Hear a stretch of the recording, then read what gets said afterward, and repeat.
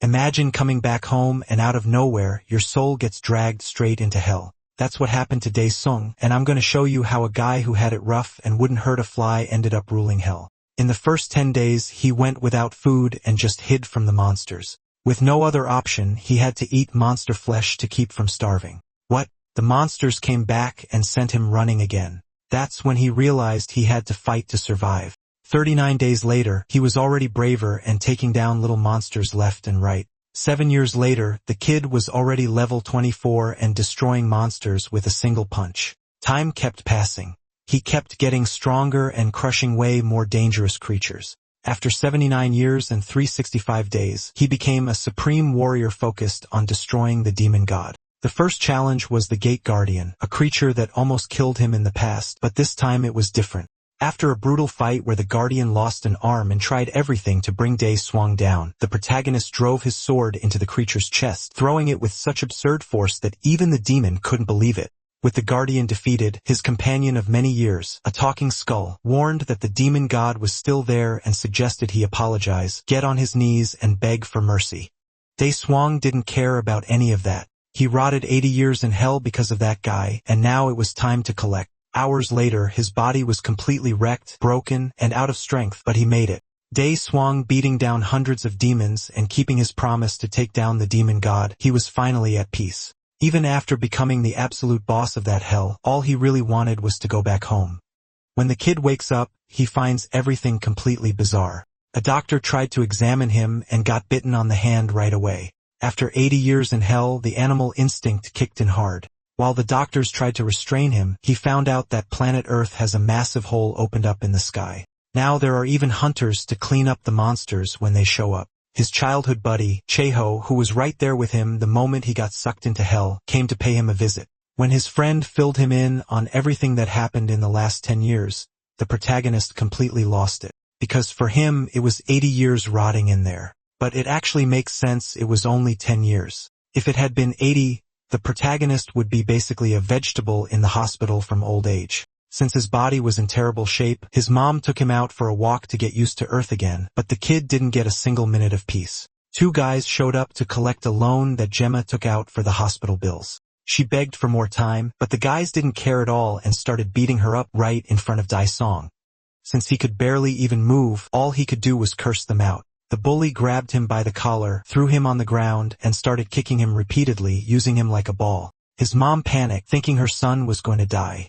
The protagonist realized he had escaped hell just to fall into the hell of Earth. A mission window appeared floating. Since he was in a really bad spot, he just accepted it. Everyone around him froze, and only he could move. The mission was to reach the marked location within 1 hour. The goal was to fix his body.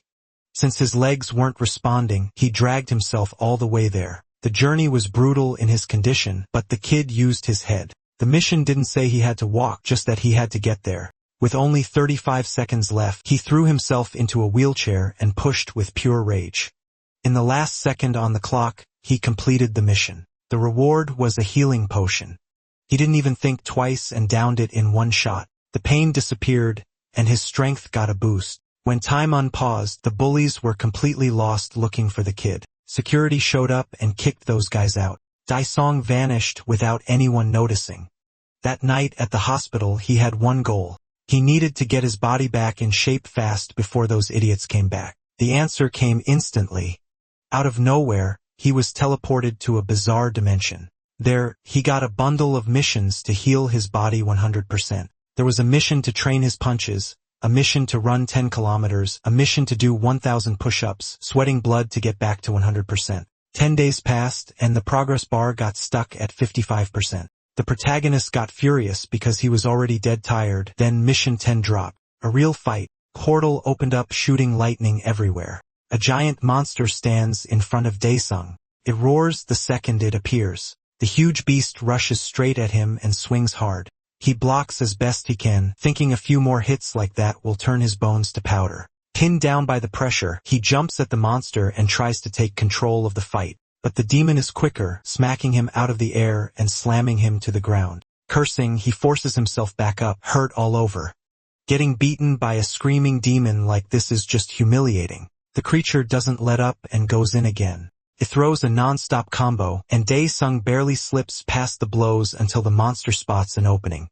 Then it switches moves and grabs him. He groans as the thing starts crushing him. Then it hits him. Now he remembers exactly how he got caught before and how he ended up getting crushed. The raging demon squeezes even harder. But all of a sudden, faster than expected, its hand gets cut and Dae-sung appears with a weapon in hand. Then he realizes he forgot he could summon swords. Annoyed, the creature charges again, but the protagonist meets it head-on, telling it to go back to hell. He rains down attacks on the monster, refusing to lose this time. On the terminal, the mission clears, and the implementation progress stays at 55. Morning starts to break in the real world, and the hospital is still quiet. Someone opens the room's window, and the light hits Gemma's eyes. She wakes up rubbing them and asks who's there. Person is standing in the room. Shocked, she asks if it's Dae-sung. Dae-sung stands in the light, looking far healthier than before. With a soft smile, he says, "Mother." A little later at the hospital, a doctor checks MC over. He has Dae-sung do a few therapy movements while both he and his mother watch. She can hardly believe it. They said after the last test he'd need over 6 months to recover. So how is he moving normally after only 15 days? The doctor says he can't explain it. Medically, it makes no sense. Gemma nervously asks if there's any chance Dae-sung could be. Still unsure, she asks if that's what this is. The doctor says no. It doesn't match the usual symptoms, so she shouldn't worry about that. Relieved, she thanks God. Annoyed, Dae-sung tells the doctor to stop fussing over him, and the man awkwardly admits he's just shocked by this impossible recovery. Gemma says this is such a relief. Dae-sung feels much better now. Walking and moving his arms and legs feels normal again. Even so, he still has to get back to his original body as fast as he can. When he reaches reception, he calls out to his mother and finds her thanking the nurse, who shyly asks what she even did. She says it's nothing compared to what a mother endured through those 10 years. His mother says it really feels like a miracle. Watching them, Dae-sung thinks he can't even imagine how much his mother suffered all those years. The nurse comforts her while she cries. That sight hits Dae-sung hard, and he promises he'll protect her. Later, in the hospital bathroom, he stands in front of the mirror and says Pantheon. A terminal pops up, entering the Pantheon. In the next second, he's back in that other space. He asks if the system can speed things up, and the terminal says he can choose mission difficulty, easiest, easy, or medium. He decides he's finishing this all in one shot, so he gives one answer, hell. The terminal confirms the setting changed to hell, and energy and light start bursting from the sphere. Cracks spread across it until it breaks apart. A man steps out holding a sword. Dae-sung scratches his ear and jokes that it's not loud at all. The man stares back with a nasty grin. Then he finally understands what's happening and blurts out, "Oh, come on. No way." This is he quickly realizes the terminal labels the target as the absolute ruler, Han Da-sung, a doppelganger, and says he has to defeat it. Da-sung now faces his opponent in another dimension. The boy says this must be something he got from the absolute ruler of hell. The copy charges with a great sword. The protagonist is caught off guard and barely blocks the strike. His eyes turn red. The original Han blocks it too. The copy pulls away, throwing up sparks that make Han shield his face. Now he's clearly getting mad. The enemy rushes again, not giving him a second to respond. It's another overhead slash, and Han is already braced for it. He blocks again, but realizes something about this fight feels wrong. The copy looks like he's enjoying it. A storm of attacks follows, forcing Han to defend every single one, but one strike finally gets through and wounds him. Frustrated, Han realizes he can't keep up with the copy's power or speed, and the longer this goes, the worse it gets for him. The copy gets ready to strike with his hand, and it looks like Han won't avoid it. With an open palm, the double unleashes a heavy blow. In the impact zone, smoke fills the air, and Han is crouched inside it. Our hero uses the sword stuck in the ground to pull himself up, coughing. Covered in wounds, he jokes that the fake feels more real than the original, and that's not exactly good news. His eyes glow red as he says this fight ends right here. Then he activates a power called naturalization, wrapping it around his body. The copy gets ready to keep going. Suddenly, a blinding flash bursts out like a tiny sun. The enemy charges once more. His downward strike cuts through what turns out to be an illusion, and when it misses, he turns to find the real target. But Han appears right where the fake image was. Closing in, he asks where the copy was looking as he plants a hand on his face. Then he drives the other Daesung's head into the ground. Keeping him pinned, he forces the copy's face to stay turned toward him.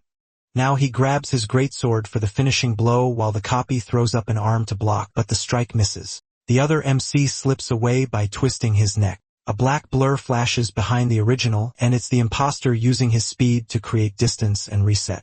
The boy gives a cruel smile, then dark waves start pouring off him as he uses a sinister power. Han is stunned. His copy can use naturalization too. Gripping the great sword with both hands, the copy charges. They trade blows again, neither able to break the deadlock. Annoyed, Daesung tells his double to stop being such a pain, but the clash keeps going. Then something changes and Han looks up. The copy uses that moment to slash him across the back. Furious, Han can't believe he got caught. The other Daesung drags the blade upward through his back, tearing open a huge wound. Cold sweat starts running down his face. The next instant, he's back in the hospital bathroom shaking, drained, and barely standing. Someone is already knocking at the door. Han can't even move properly, let alone answer. A janitor on the other side asks why the bathroom is locked. Reaching into her pocket, she mutters that this is weird. She pulls out a key to the bathroom and slides it into the lock. Back in the battle, Daesung drops to one knee clutching his wound, thinking he can't go on like this. He's hurt badly, and if he loses now, everything he's done so far will mean nothing. Pressing his shoulder to slow the bleeding, he tells himself he needs some way to beat that other him in hell. Then an answer hits him, the inventory. Back in the hospital, someone calls out, "Mrs. Kim, you were told to go to the 3rd floor," and she stops at once, saying she forgot. The person tells her to hurry, and she grabs her supplies and leaves. Daesung gets lucky. Now the bathroom stays quiet and no one bothers him. Back in the fight, Han knows how bad things are, but he's finally thought of a fix. The terminal announces. A blue portal-like circle opens beside him. He reaches inside. The copy starts dragging his sword forward to attack again, but Daesung tells him to wait and grins, saying the fight isn't over yet. He remembers this is an item he got from a mission reward and saved, and right now it's exactly what he needs. The terminal identifies it as a nutrition tonic that restores 20% of health and stamina. That means 5 of them should get him fully back in the fight. The copy clearly isn't planning to stand around and attacks while Daesung is drinking. He dodges at the last second and fires back with a punch to the enemy's face, knocking him away. Glancing at his wrist, he decides he's almost ready. He reaches into the inventory again, thinking he can't waste time and should go straight to full recovery, pulling out a whole handful of vials. As he drinks, the copy tries to kick him, but he still dodges while chugging the tonics. He figures that's the 3rd one down, and right then, the creature is already back in front of him, attacking again. This time, though, Daesung has to block with his weapon. Annoyed, he counts to himself for 5, then he goes right back to exchanging attacks with the monster. He can feel his strength returning, but it still isn't enough. All of a sudden, the enemy changes tactics. It grabs Daesung by the throat and lifts him up, wearing a cruel grin. Then it goes for a killing strike, but the protagonist summons his inventory at that exact second. In the next moment, the sword plunges into the creature's stomach. The monster freezes.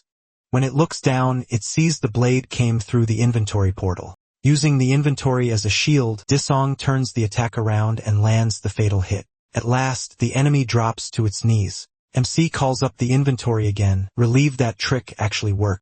He says the damn mission is finally over, and the terminal reports his body is back to normal with the jade body at 100. It also says his body has been fully restored, and now he can use the hell system in this world too. Then something starts happening around Daesung. He wonders what it is, happy to feel his power back, but the scars covering him remind him of everything he went through in hell. Finally, he tells the system to get him out. The terminal says he has unread messages and asks if he wants to check them. Daesung selects the unread messages, then hits yes. The message appears. Hell welcomes its new monarch and says the absolute ruler has returned to Earth. While the throne stood empty, the Celestials sealed this place with the stone of Earth. The demons captured by the Celestial Pantheon are waiting for their ruler to save them. Caught off guard, he asks if they're seriously asking him for help. With a grin, he reminds them he spent 80 years fighting just to live through those monsters, and after all that, he became the monarch. Then he throws out a rude hand sign and tells them all to screw off. Those bastards can go to hell. Shouting now, he orders the system to let him out. Somewhere else, thousands of demons stare at a sphere of energy. Sometime later, at the hospital, Dae-sung is working out, counting to 50. He does easy push-ups.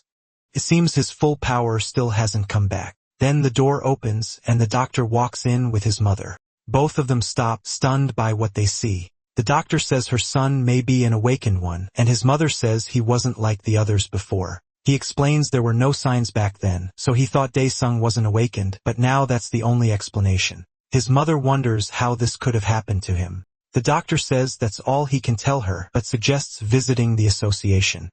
She thanks him for everything. The protagonist finally notices them by the door. Later in the city, he sits in the car thinking about awakened people and the association. He realizes he acted like he didn't notice before because he was focused on the mission, but now it's clear. His mother is hiding something. Looking at ruined parts of the city, he wonders what happened on Earth during the 10 years he was asleep. In a neighborhood farther out, she tells him to go in and wait, saying she'll be back through the next door. He agrees. Inside, someone is taking cash from a drawer. Dae-sung walks in and spots a girl crouching there, staring at her. He asks who she is. Startled, the girl can only look back in silence. His mother suddenly comes in, saying he needs to eat, then turns to the girl and asks what she's doing. She asks Jisoo where she's been, says she never answered her phone, and tells her how worried she was. Dae is shocked when he hears that name. Then he notices the empty drawer behind her, and his mother asks in disbelief if she stole again. Jisoo hides her hands in her pockets, trying to cover it up, then walks off without even looking at them.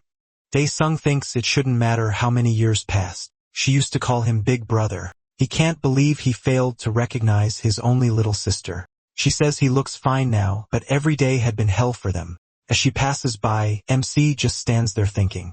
Their mother calls after her, asking where she's going now. Suddenly, someone at the front gate starts yelling for her to open up. Dae-sung turns that way, serious, while his mother tenses up in fear. The men shout that if she doesn't open in 3 seconds, they'll come in anyway. They keep kicking the door and yelling at her to open it. From inside, he quietly watches it all. Out in the neighborhood, 2 thugs are kicking the gate to Dae-sung's house, screaming for them to open up. They yell that she really thought she could disappear without a word, while his mother desperately begs her daughter to come over. Still pounding the gate, one man says he knows she's inside and orders her to open it. The other asks if this is the place, curses that she thinks she can hide again, and wonders if they should just break in. But then Jisoo steps outside. She glares at them and says they're making way too much noise. Then she turns and walks off, leaving both men confused. The older one asks who that was, and the other says she's probably the family's daughter. With the door open, they head inside, asking if she's home. One of them likes what he sees. His mother quickly apologizes and says she couldn't contact them because her son was released from the hospital today. She says this is all the money she has right now. A second later, her wallet gets slapped away, and bills scatter everywhere. Dae-sung shouts for his mother. The thug curses at her, saying they didn't come all this way for pocket change, then hits her and throws her down.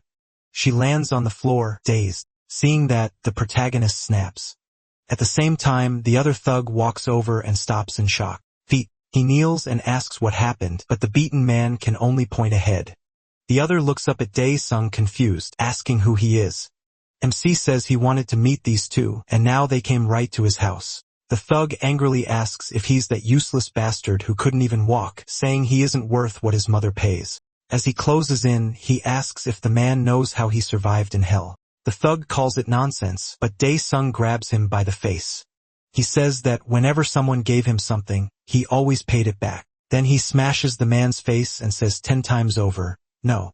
Hundreds. He keeps beating him, saying he'll repay it all for sure. The thug drops hard and the protagonist tells him to get up. They've still got a long way to go, but the man is already wrecked on the ground. Spotting a wooden box nearby, the other thug gets an idea. He grabs a chair and calls Dae an idiot. Rushing in, he asks if the boy has lost his mind. MC doesn't hesitate. He punches straight through the chair and sends the man crashing into the gate. Then the first thug pulls a knife from his waist, calling Dae-sung a brat. He shows off the blade and says he's gonna cut him. He charges in, waving the knife and yelling for him to face him. The protagonist smoothly catches his wrist and asks if this was the arm. Then he asks if this is the arm that hit his mother and twists it like it's nothing. The man screams and drops the knife. Clutching his hand, he howls while the other thug starts to stand again. Annoyed, he asks if Dae-sung really thinks this will end well for him. Smiling, MC says there's only one way to make sure they never cause trouble again. His mother screams at him to stop. She begs him to stop, and the two men use that chance to run off through the neighborhood. They jump into their expensive car and speed away. The bigger thug asks if that was really the same boy from the hospital, and the other says he may look different. But yeah, it's him. Then he asks how someone who had been unconscious for 10 years could change like that. The thinner man asks what they should do since the boss told them to handle it themselves. The other says that's not the real issue. The problem is how they're going to pull it off now. Then he spots a girl walking nearby and tells him to stop the car. Back at home, his mother explains that he collapsed and they went from hospital to hospital because no one knew what was wrong. To pay for it, she sold the house and the store. She says she kept hoping he'd wake up soon, but in the end, they lost the whole rental deposit and had to borrow money too. Even then, she says, paying the interest alone was hard enough. Forget the main debt. Dae-sung asks if Jisoo is still in school and what happened to her. His mother says Jisoo dropped out 2 years ago. Last year, she got hurt while working at a restaurant because she wanted to help. She goes on to say Jisoo worked at a gas station by day and a convenience store at night. Tense, the protagonist says she should have stopped her and sent her back to school, but his mother says she tried. Jisoo was just desperate to survive and help him. Still, nothing got better. Then something happened a few months ago, and now she just wanders around. Hurt by all this, he asks why they didn't just give up on him. His mother tells him never to say that they're family. Tae-sung falls silent, thinking about her words, then a phone starts ringing. His mother bends down to pick it up. She says it's them, and MC asks for the phone. Taking it, he says there's still something he needs to finish. Then his face hardens. What? Furious, he starts cursing. Meanwhile, the gangster's car moves through the city. One of them says they picked the wrong person to mess with and should have been more careful. He orders Dae-sung to get 100 million by today and wait for their call, figuring someone with his strength can make that much in a day. He warns him not to try anything if he wants his sister back alive. He clenches the phone in rage. His mother anxiously asks what's going on. He says he's heading out and will be back soon, but she tells him to wait. She says it's too dangerous, and if he hurts someone and ends up in jail, she wouldn't be able to take it. Dae-soo realizes he can't solve this by simply killing them. This isn't hell. Out of nowhere, a terminal pops up in front of the protagonist. He freezes while his mother watches. Totally confused, a little worried, she calls out to him. Dae-sung tells her not to worry. With a small smile, he says everything will be fine. The terminal says he's a returned adaptation and gives him a bonus basic skill. MC mutters that if they're giving him something, they should hurry, then taps the terminal. A list appears: Poison, Stealth, Hellfire, and Summon Shadow Spectre. He hesitates for a moment. None of the choices really impress him. A little later, somewhere in the city, the kidnappers keep moving, and one wonders if the boy can even make it there. The other doubts he even knows the place. Even if he does, they still have his sister. Then strange energy flashes above the elevator, and it suddenly stops. The big man looks around, asking if the power cut and why the lights are blinking. Something starts rising from the floor. He turns, confused. Then he jumps back in shock as someone comes up through the floor, asking what the hell that is. It's Dae-sung. He shows up and asks what he just said. He says they wanted money, so he came to bring it. He picks Summon Shadow Spectre. Dark energy gathers in his hand. Figuring it'll do for now, he activates the skill.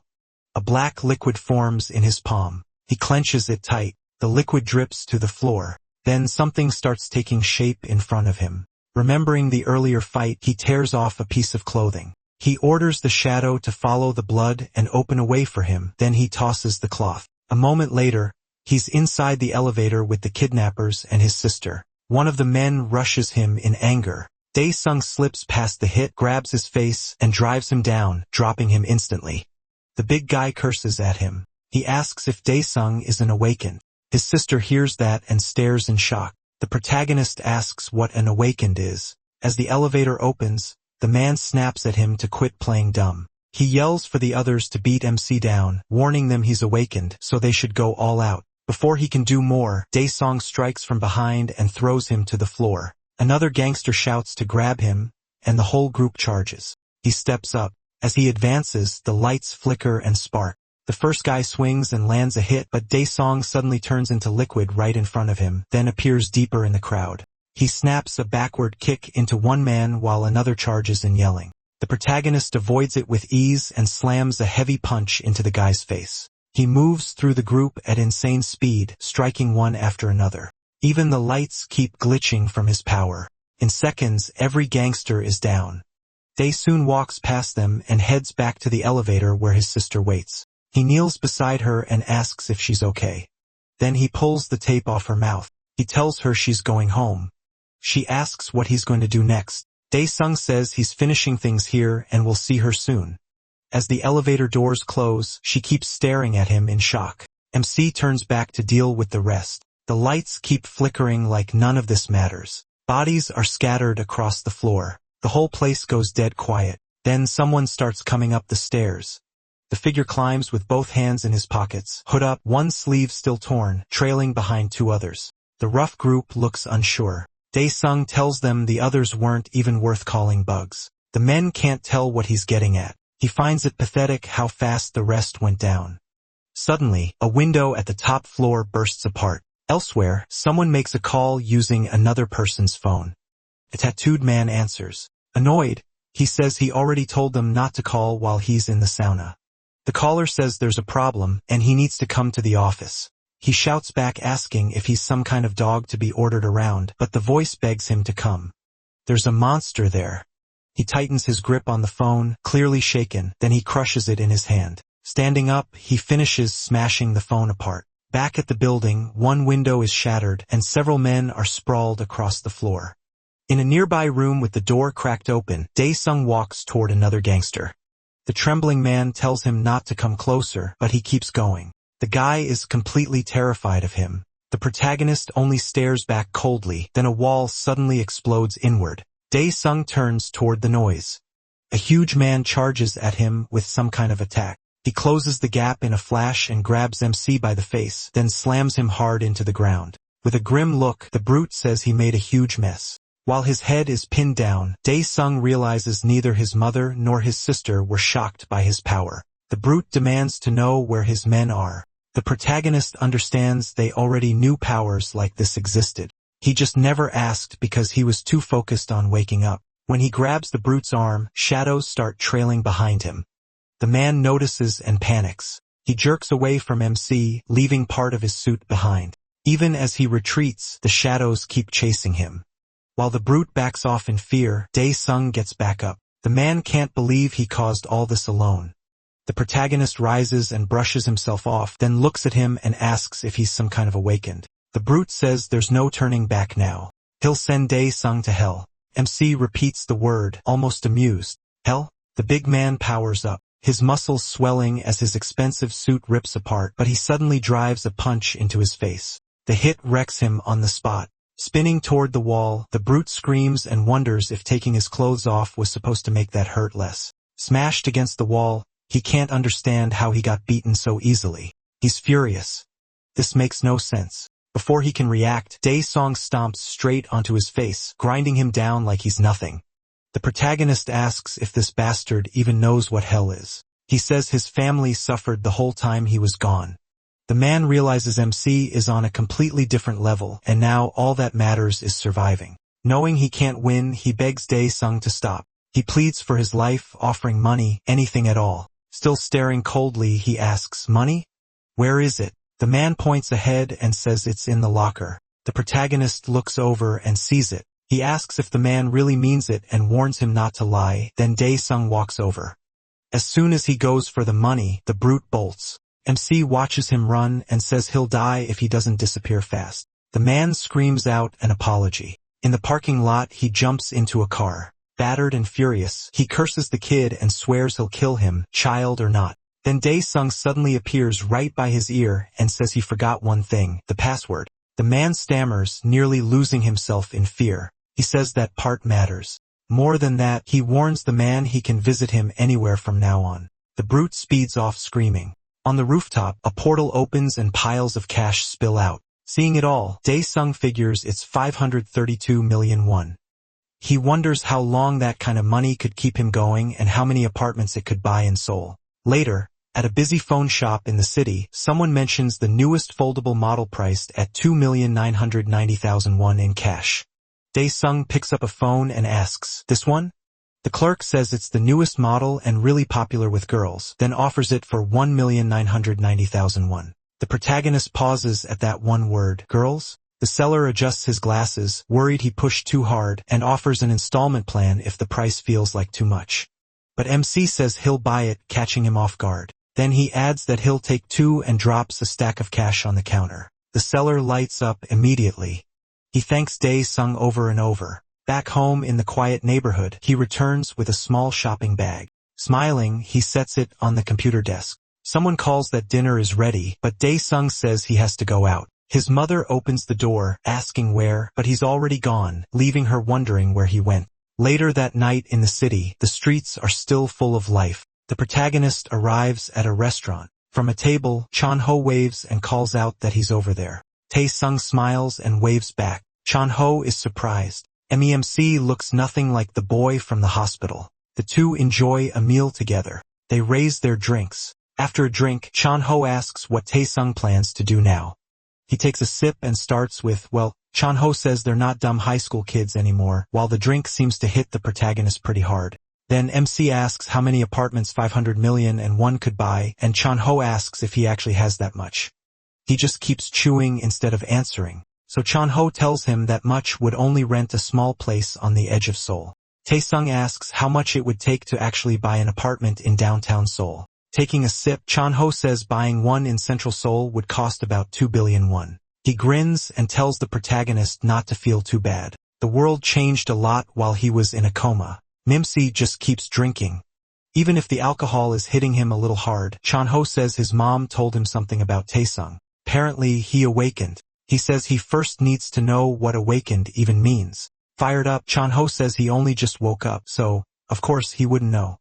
As the night goes on, Chan-ho explains that after Dae-sung fell into a coma, portals started appearing. At first, they showed up across the country and were studied and controlled. Then one day, monsters came pouring out of the portals, and those portals started the monsters attacked people. Humans fought back with every weapon they had, but normal arms did nothing, and the damage kept getting worse. Tae-sung asks if even guns and cannons were useless. Chan-ho says regular weapons basically don't work, and later they learned only aura weapons made from monster remains could hurt them. The people who can use those aura weapons are called awakened. Chan-ho says he's one too. Looking at his phone, Tae-sung says that means he's awakened just like him. Chan-ho notices the foldable phone and asks if he really bought one. The protagonist asks if it isn't cool. The seller said it was top of the line. Smiling, Chan-ho says that model was probably a recent free giveaway and asks if MC actually paid for it. He realizes he got scammed, and Chan-ho starts clowning him. Then Chan-ho gets back on track and says even without an aura weapon, an awakened can still boost their body with power. He explains that physical ability jumps way up, and he heard Dae-sung beat up the gangsters who came to his house. Annoyed, the protagonist asks if Chan-ho would lend him money if he wasn't awakened. That catches Chan-ho off guard. Irritated, he asks what MC is trying to say. He just asks how much he makes. Right then, the space near them starts cracking like glass. Both of them stare at it. Worried, a portal begins opening on the spot. Shapes of creatures can be seen inside. People nearby panic, shouting that it's a portal. A huge monster steps out, cracking the ground, and more of them follow. Different monsters march out one after another. It looks like a whole army, pounding wooden weapons in rhythm while people watch from a distance. The crowd freezes in fear. The monsters look like they hype each other up for battle. People scream for everyone to run, but Dae-sung and Chan-ho stay behind. Chan-ho warns that the portal just had a sudden fracture. Han wonders what these things are. They're not like the enemies from hell. He stomps the ground hard enough to crack it, then picks up a chunk. Tossing the rock up, Dae-sung says he wants to test something, and Chan-ho has no clue what he's doing. The protagonist lines up the throw, then launches the fragment with all his strength like a discus. Even that small piece explodes into bits when it hits the creature's arm. Chan grows curious about what kind of monster this is. From the impact, he figures out their skin isn't the problem. They're covered by some kind of barrier. The creature glares angrily at what struck near it. Panicking, Chan-ho repeats that even guns and cannons can't hurt them.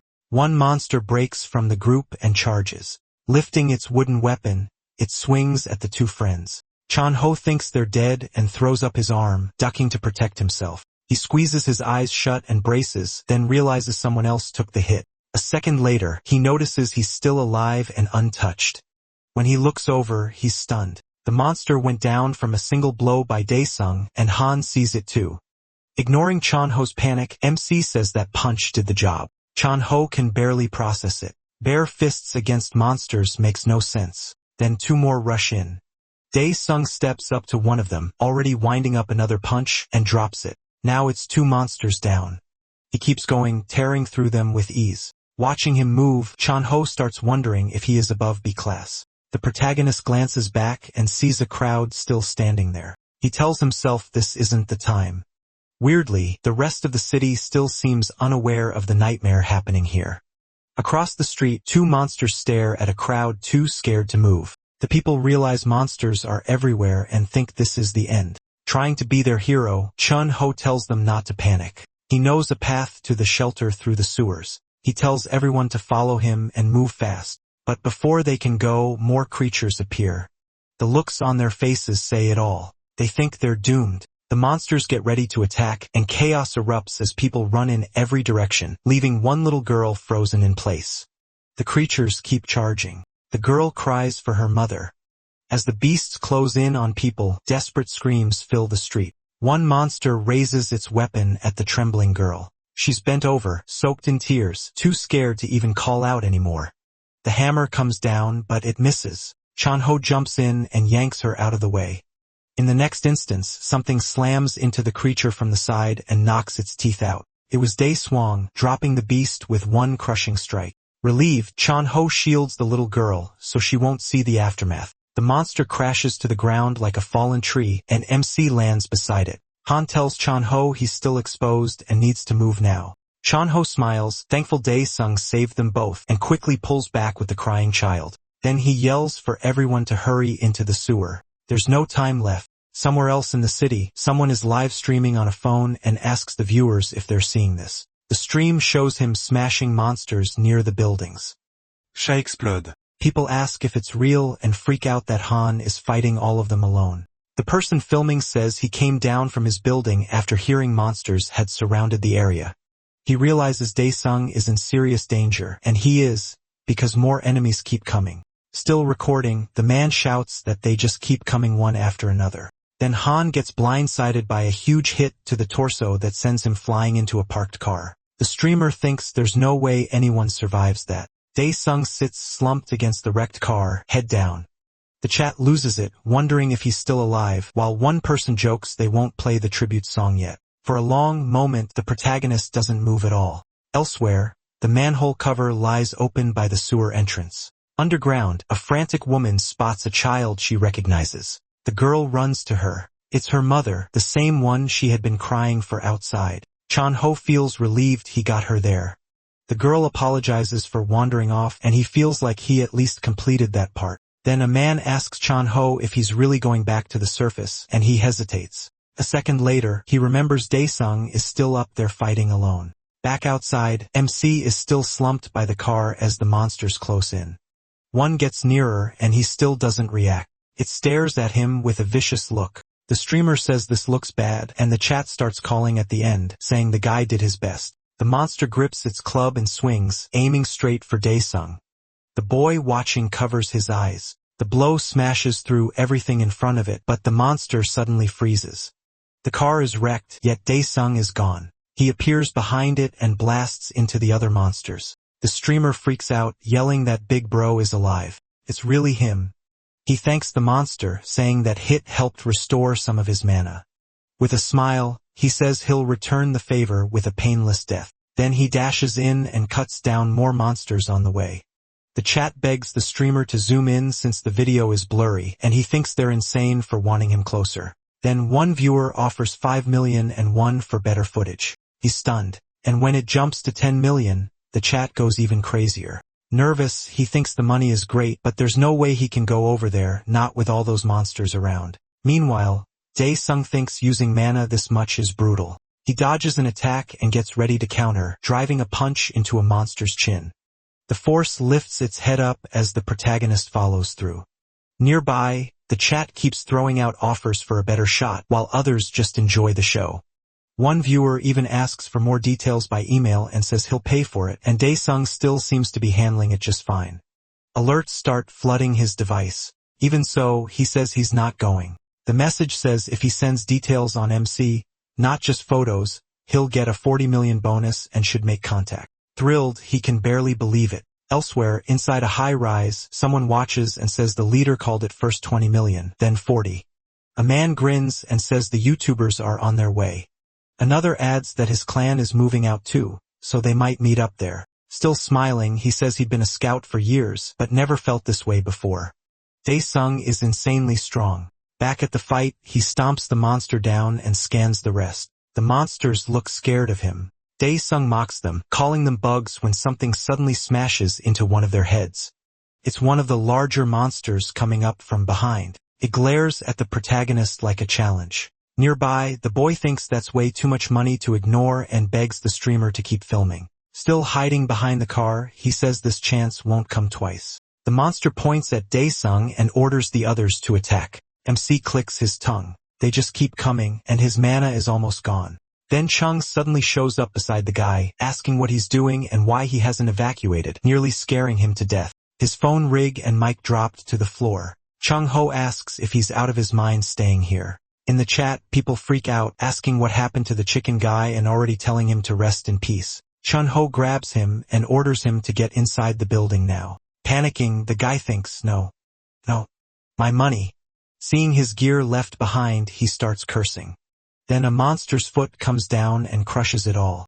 The chicken guy and Chun Ho freeze as the creature gets closer, and the streamer looks like he's completely shut down. Desperate, Chun Ho yells for him to snap out of it and asks what's wrong. The monster doesn't care and gets ready to strike, but before it can, its head is cut off too. Something flew past and cleanly took it off. Chong Ho stares in shock, then he sees his friend standing atop a heap of monster bodies. Fired up, he asks why Chong Ho came back, and Chong Ho says he returned because he was worried. He says he needs to go somewhere for 20 minutes. Chong Ho tells him that's fine. The clans should be here soon. Noticing the protagonist's look, he adds that anything he wants to know can wait until he gets back. The terminal says implementation is 100% complete. Because of the massacre, Pantheon items can now be used in the real world, and it asks if he wants to enter. Daesung accept. A portal opens in front of him, leaving Chon Ho stunned. He can't believe MC can open portals and wonders what happened to him. He steps through it and arrives on the other side, where he says he can't believe his body ended up like this because of those fries, then asks for his mana status. The terminal says the absolute ruler's mana is implemented at under 10%. He mutters that this sucks, so it wasn't the weapon's fault, and asks how to raise his mana fast. The terminal answers, organize the absolute ruler's diary. After that, the time and place tied to it will become a quest with rewards based on completion. Daesung asks if that means the diary he wrote every day just to stay sane. The terminal asks if he wants to organize the diary. He says yes. A book suddenly appears in front of him. The terminal shows the process has started. Energy begins pouring out of the diary. The organizing continues, and the terminal says recording has begun.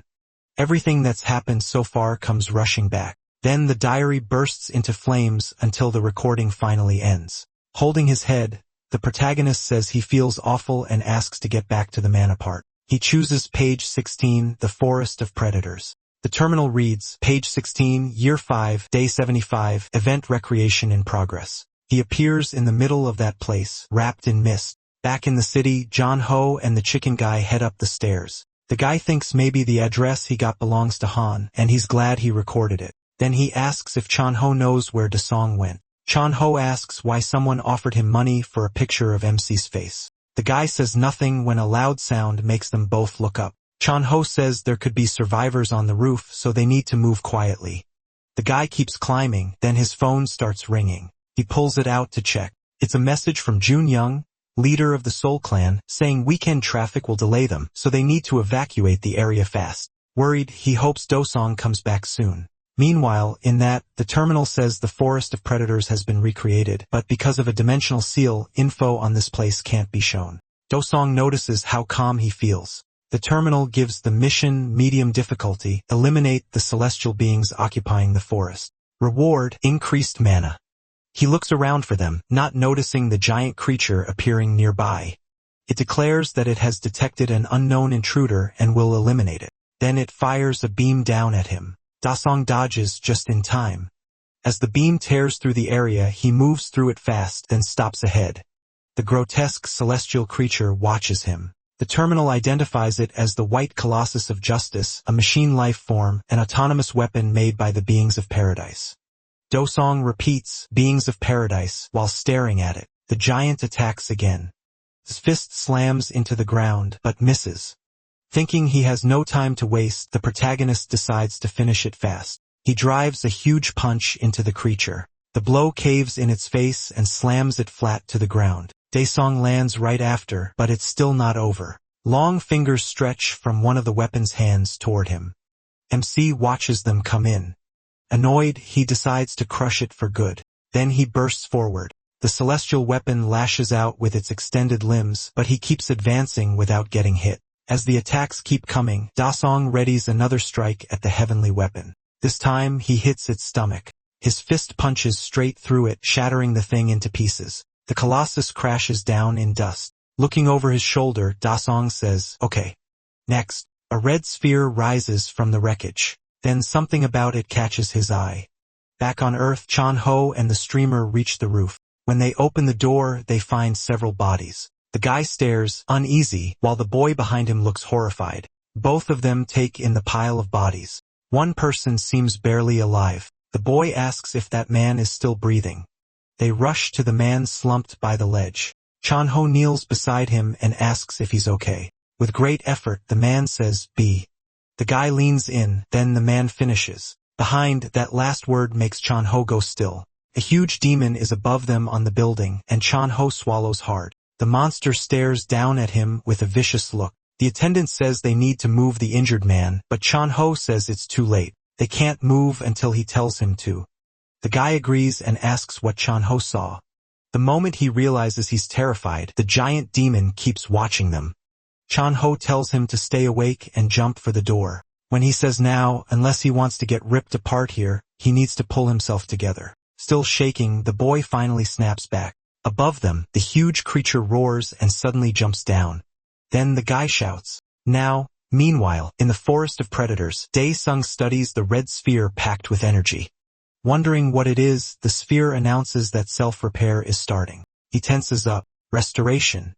It says restoration is at 10% and that analysis of the intruder's attack pattern is complete. The main body's performance will now improve. Daesung sprints forward. Once he's close, he winds up and smashes the red sphere head-on. The punch tears a hole through it, then he leaps, landing right on top of it. The terminal shows restoration at 3%. With a cold look, he scoffs that it's annoying and starts pounding it again. He doesn't stop attacking. The terminal jumps to 40%. Daesung keeps punching until cracks spread across it, but the terminal still reads 55%. The sphere keeps splitting apart, yet restoration keeps rising. Now 65%. Error messages flash as energy beams start blasting everywhere. Restoration drops to 30%, while Dae soon keeps hammering it without pause. Furious, he throws another punch and yells for it to go to hell. Then an energy beam shoots at him, and he barely dodges in time. Turning toward where it came from, he sees 3 more celestial weapons closing in. They lock onto him, and there are even more on the far side. Several beams slice through the air. Daesung jumps off the sphere and dodges cleanly. With a sharp leap, he avoids the barrage. He lands and steadies himself. Looking at the new enemies, he curses. The terminal warns that restoration has reached 95%. Daesung bursts forward again. The divine machines fire beam after beam at him, but he speeds up so much they can't lock on. He rushes the machine that's almost restored, eyes burning with fury as the terminal shows 98% recovery. Daesung slams it with a massive blow, blasting a huge hole through it. The celestial machines surround the area and watch. Bracing himself on the ground, the protagonist steadies his body after that burst of power. He realizes this fight will never end if he keeps going like this, so he needs another plan. Then it hits him. Those recorded memories might show a way to stop all of it. He puts a hand to his head. Right away, a sharp tingling runs through his brain, and nausea hits him. Then suddenly, something clicks in his mind. A memory comes back, and he mutters that maybe this can work. Chango shouts for the boy to run to the door, and the terrified kid does it. At the same time, the creature drops down near the entrance with its weapon raised. As the two boys sprint away, they barely escape. This giant club slams into the floor and misses. The monster pauses, confused, looking around for them, then it roars in anger and charges after the boys. Once they get inside, Xiao Hao quickly tries to hide as the monster closes in. The beast jams its huge hand inside, trying to snatch them. Panicking, they scramble backward as far as they can. His claws scrape the ground as the hand pulls back. The boys stay completely still, hoping not to be found. Breathing hard, John Ho whispers that they have to go down now. Elsewhere, something massive crashes onto the ground. The celestial machines keep pressing Daesung. They attack non-stop, but he pushes ahead, dodging every strike. The creatures keep coming, yet none of them can touch him. MC keeps moving, thinking he only needs a little more. He uses the trees to build speed. After stepping off one last tree, he bursts forward and spins through the air. Still airborne, he stays locked in on his target. When he reaches the right spot, he thinks that's it. Then he runs from the creatures and stops at a chosen point. He steadies his breathing and gets ready. From farther back, he watches the celestial creatures closing in. A heavy one cracks the ground with each step. Soon they spread out and surround him in an arc. One announces that it's at a safe distance and will begin the attack. Dae Swang sneers that they sure took their sweet time. The celestial being shakes the ground, and all of them start letting out strange sounds together. Grinning, he says this is exactly why it's called the Forest of Predators. A huge thing suddenly bursts up, then it crashes right onto the celestial creatures. Daesung laughs and calls it a swamp whale, saying those idiots eat anything they see. He adds that they'll be stuck in its belly for a while, and it digests really well. The terminal reports that the absolute ruler has met every condition, and its physical power has been restored. Daesung stands still, feeling his strength come back. Checking himself, he says his mana has clearly grown. The terminal then says the mission is complete and gives him a bonus reward, the Dagger of Judgment. The protagonist watches in surprise as the weapon forms in front of him. The terminal explains it's a sacred blade once used by the celestial judge made from white golem remains. It's powerful and can be controlled from a distance. He repeats the part about remote control and decides to test it, so he throws the dagger ahead. It sweeps through the space in front of him, then flies back into his hand. Pleased, he says this thing is going to be really useful. When he lowers it, the weapon fades away just like it appeared. After that, Daesung decides it's time to head back. A portal opens in front of him. On the news, reporters talk about the sudden portal and the chaos it caused, then ask a professor for his opinion. He says the real problem is the hunters. He complains that hunters act like public workers, slow, always taking breaks, and asks how people are supposed to trust them. Since portal breaks can happen anytime, not just on workdays, the reporter says the association should answer for it. Meanwhile, a car speeds through the city. Someone inside watches the interview on a phone. Annoyed, a man says those people are insane. Association hunters don't make as much as clan hunters. He goes on, saying they're not fortune tellers and can't predict disasters, then calls to his brother beside him. The well-dressed man tells him to quit complaining. If they can't handle this, they won't even have a team, and he's supposed to be the leader. He keeps glaring at the phone until a breaking report says a mysterious hunter showed up and solved everything there. The car keeps moving through the city. Somewhere else, the chicken boy shakily says the rooftop was covered in bodies. Chow says he knows it's awful, but for now they just have to wait for rescue.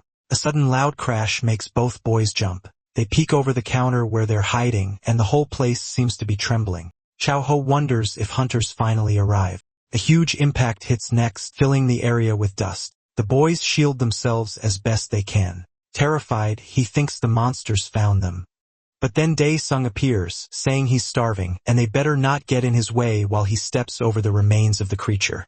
The boy lights up with relief and calls out to his friend. Smiling, MC asks if he's late. Still stunned, the boy asks what is wrong with him. Daesung hugs himself and groans, and Chan Ho quickly asks if he's hurt. He asks if he's really seeing them, and the chicken boy says yes. Then the protagonist tells them to get some meat ready because he's starving. That leaves the two boys who just survived hell staring at him in shock. Scared out of their minds, they ask if he seriously wants to eat meat here.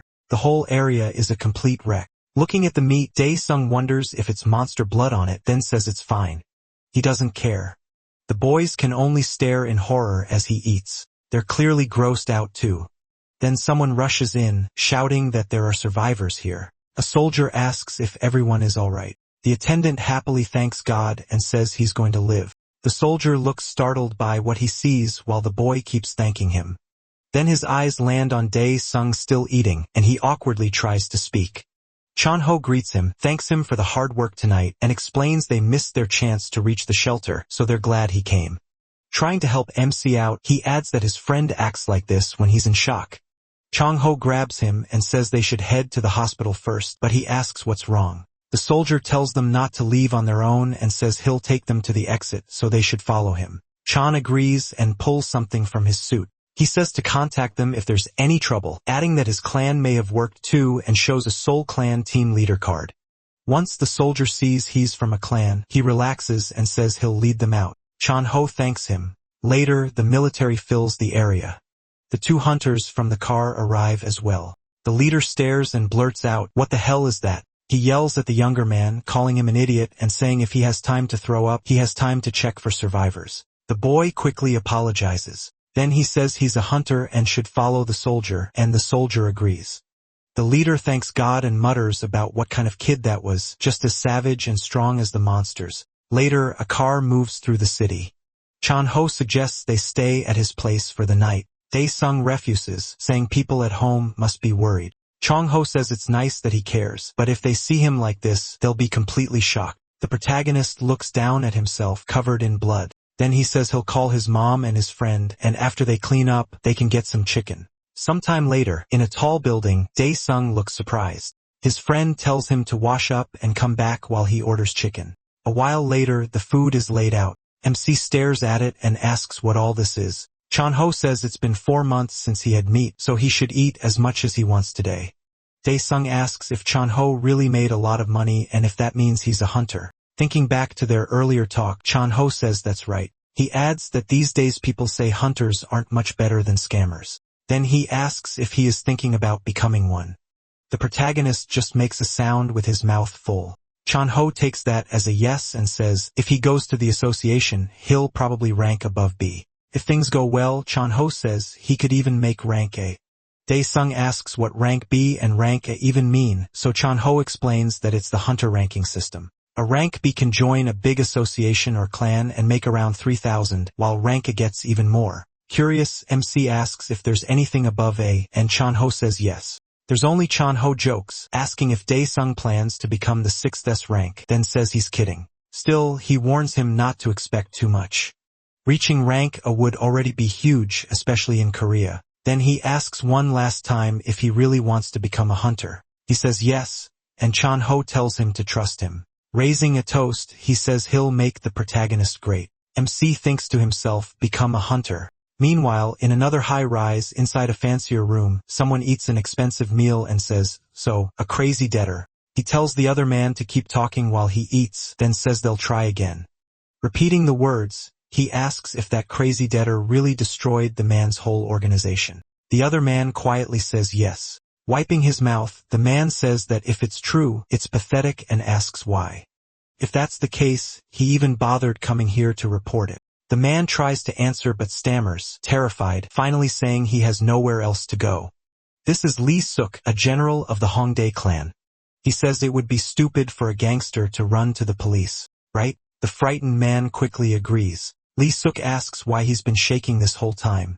Then he asks if it's because of the gangster lying dead on the floor. That man is dead and pieces of his body are gone. The gangster shakes even harder at the sight. Lee keeps a hand on his shoulder and calmly watches. Terrified, the gangster begs him not to kill him. Lee says that's fine. They only need the money they came to collect. The man can only stammer. Lee says the robbed office doesn't matter since they must have hidden cash somewhere, but the man swears he doesn't know because he was in the back. Panicking, he insists that's the truth and begs to be believed. Lee just studies him in silence. Then he smiles and says he believes him, making the gangster light up. Sweating and stumbling over his words, the man thanks him. Lee says he's thankful too and suddenly crushes the man's head with his energy. He does it without any emotion. Blood bursts out from the body. Soaked in it, Lee steps back, then he looks at a paper on his desk. Picking it up, he tells someone to deal with that guy. The photo on the document is Dae-soon. Lee adds that it should be handled properly. A person waiting in the corner answers yes. Sometime later, he reaches the Korean Hunter Association. The building carries the KSH initials. He's just arriving there for his awakening test, and Chon-ho tells him the staff will guide him from there. Dae-sung says okay. Chon-ho reminds him to speak politely or people will think he's nuts, and the protagonist agrees while getting another warning not to mess anything up. Chon-ho says he's heading back to work and tells him to text once the results are out. Seeing how proud his friend looks, MC admits he's nervous. Still, he heads into the building with confidence. Outside, he notices a few staff members smoking and having drinks. There are also other people who seem to be here for testing. On the way in, he passes a man grumbling that this is humiliating. Dae-sung thinks Chon-ho was right. This could make good money, but it's a pain. Inside, he makes it to Lab Room 3. Quite a few people are waiting there. He checks his slip and sees he's number 9. Hunters really are popular, but being 9th means the wait shouldn't be too bad. Then his phone rings. It's a text from his mom asking if he's still with Chon-ho. And when he's coming home since her back hurts and she needs to rest, he decides not to tell her the truth. Instead, he says he's still at his friend's place and will shower before heading home. His mom asks if he ate, then tells him to come back and eat since his sister went out to buy lunch. Glad to hear that. He plans to head home as soon as he can. Then the door opens and a woman in heels steps out. She calls for the next person, number 9. Inside, an old man is yelling that he's not crazy and that he's obviously awakened. A staff member apologizes, saying the meter gave no value, and the old man snaps. What? He rants that he said over and over the meter is garbage, asking if this is really how the association works. Now people at the front complain that he's hurting their ears and tell him to leave because others are waiting. The old man keeps arguing that all his hair fell out overnight. If that's not an awakening side effect, then what is? He's sure he awakened. At the doorway, people try not to laugh. Dae-sung wonders why this had to happen right when it's his turn. Everyone's waiting on him. The miserable old man says he won't leave and will complain straight to the branch manager. Then someone suddenly grabs him by the head and growls, "Hey you." Pulling the hand away, the man asks who thinks they can do that. Dae-sung glares at him and asks if he can't see all the people waiting behind him. The man nearly wets himself from fear. Shaking, he says the meter has to be broken because he's sure he awakened. He asks if he's really that sure. A man in a suit says they can test it with him since he's awakened. He walks over to the machine and places his hand on the sphere. Energy starts to gather. He holds it there as the machine activates. Soon, the sphere glows green. The man says green means rank C, so the machine is clearly working fine. The old man goes stiff and can only mutter, though the woman tells him other people are waiting and orders him to leave. Even as he walks out, he keeps shouting that the meter is wrong. The receptionist apologizes for the trouble and says Dae-sung can come in now. Already fed up, the protagonist answers yes. After he enters, the woman asks her senior if that guy will score high. He jokes that she should stop guessing and get back to work, but she still thinks that with the pressure he gave off, if he's awakened at all, he's at least rank B or higher. That morning at the KHA, inside the branch manager's office, everything outside is quiet, but inside the mood shifts fast. The manager asks what's going on, and someone urgently tells him to get to exam room 3 on the 6th floor right away. Startled, he asks what happened, but the reply is that he should see it himself. A few minutes later, he's in the elevator heading down. On the way, he tries to guess the problem. Could some S-rank level specimen have shown up in the exam room? He calms himself, thinking that if it's really that serious, they'll have to fight to keep other branches from taking the specimen. The elevator stops and announces his floor, snapping him out of it. A crowd is gathered there, whispering that they've never seen anything like this before. The manager steps into the hall, confused by everyone just standing around. He pushes through the crowd, asking them to move, then he gets close enough and is stunned. One glass measuring orb is shattered and still smoking. Looking around, he sees 2 more are broken too. The suited man can only mutter, "What the hell?" A nervous employee rushes over fixing his tie, and the manager demands to know what happened. Both of them look toward Dae-sung as the younger worker starts explaining.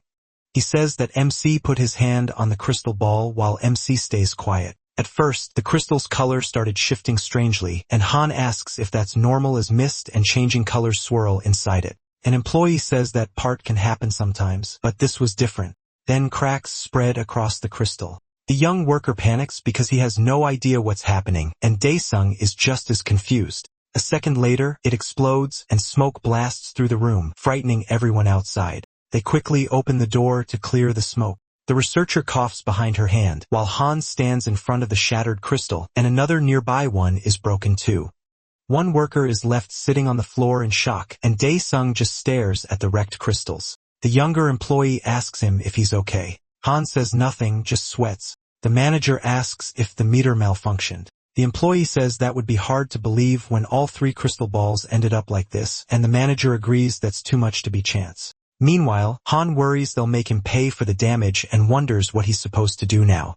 Just wait for the results. The young employee says yes. They should wait for further information. The manager is troubled because if this keeps happening, every golden crystal ball would be destroyed. Then he turns to Daesung, clearly about to make a decision, and the others wait for his words. Carefully, the manager begins to explain. He says they should use a judgment limit test, though the protagonist has no idea what that means. Since the crystal balls can't measure him, the branch will judge him through a license test which will decide his final rank. Daesung asks if that method is reliable. The young employee says the system is based on clear standards, so he shouldn't worry. Han realizes there's no other choice and says he understands. The chief politely sees him off, and MC leaves the room and quietly walks down the hall. The manager grabs his head and groans that he can't deal with this. A researcher says the crystal meter reacted to energy from another world, and the manager asks why. Adjusting her glasses, she says maybe the issue is that his energy works differently.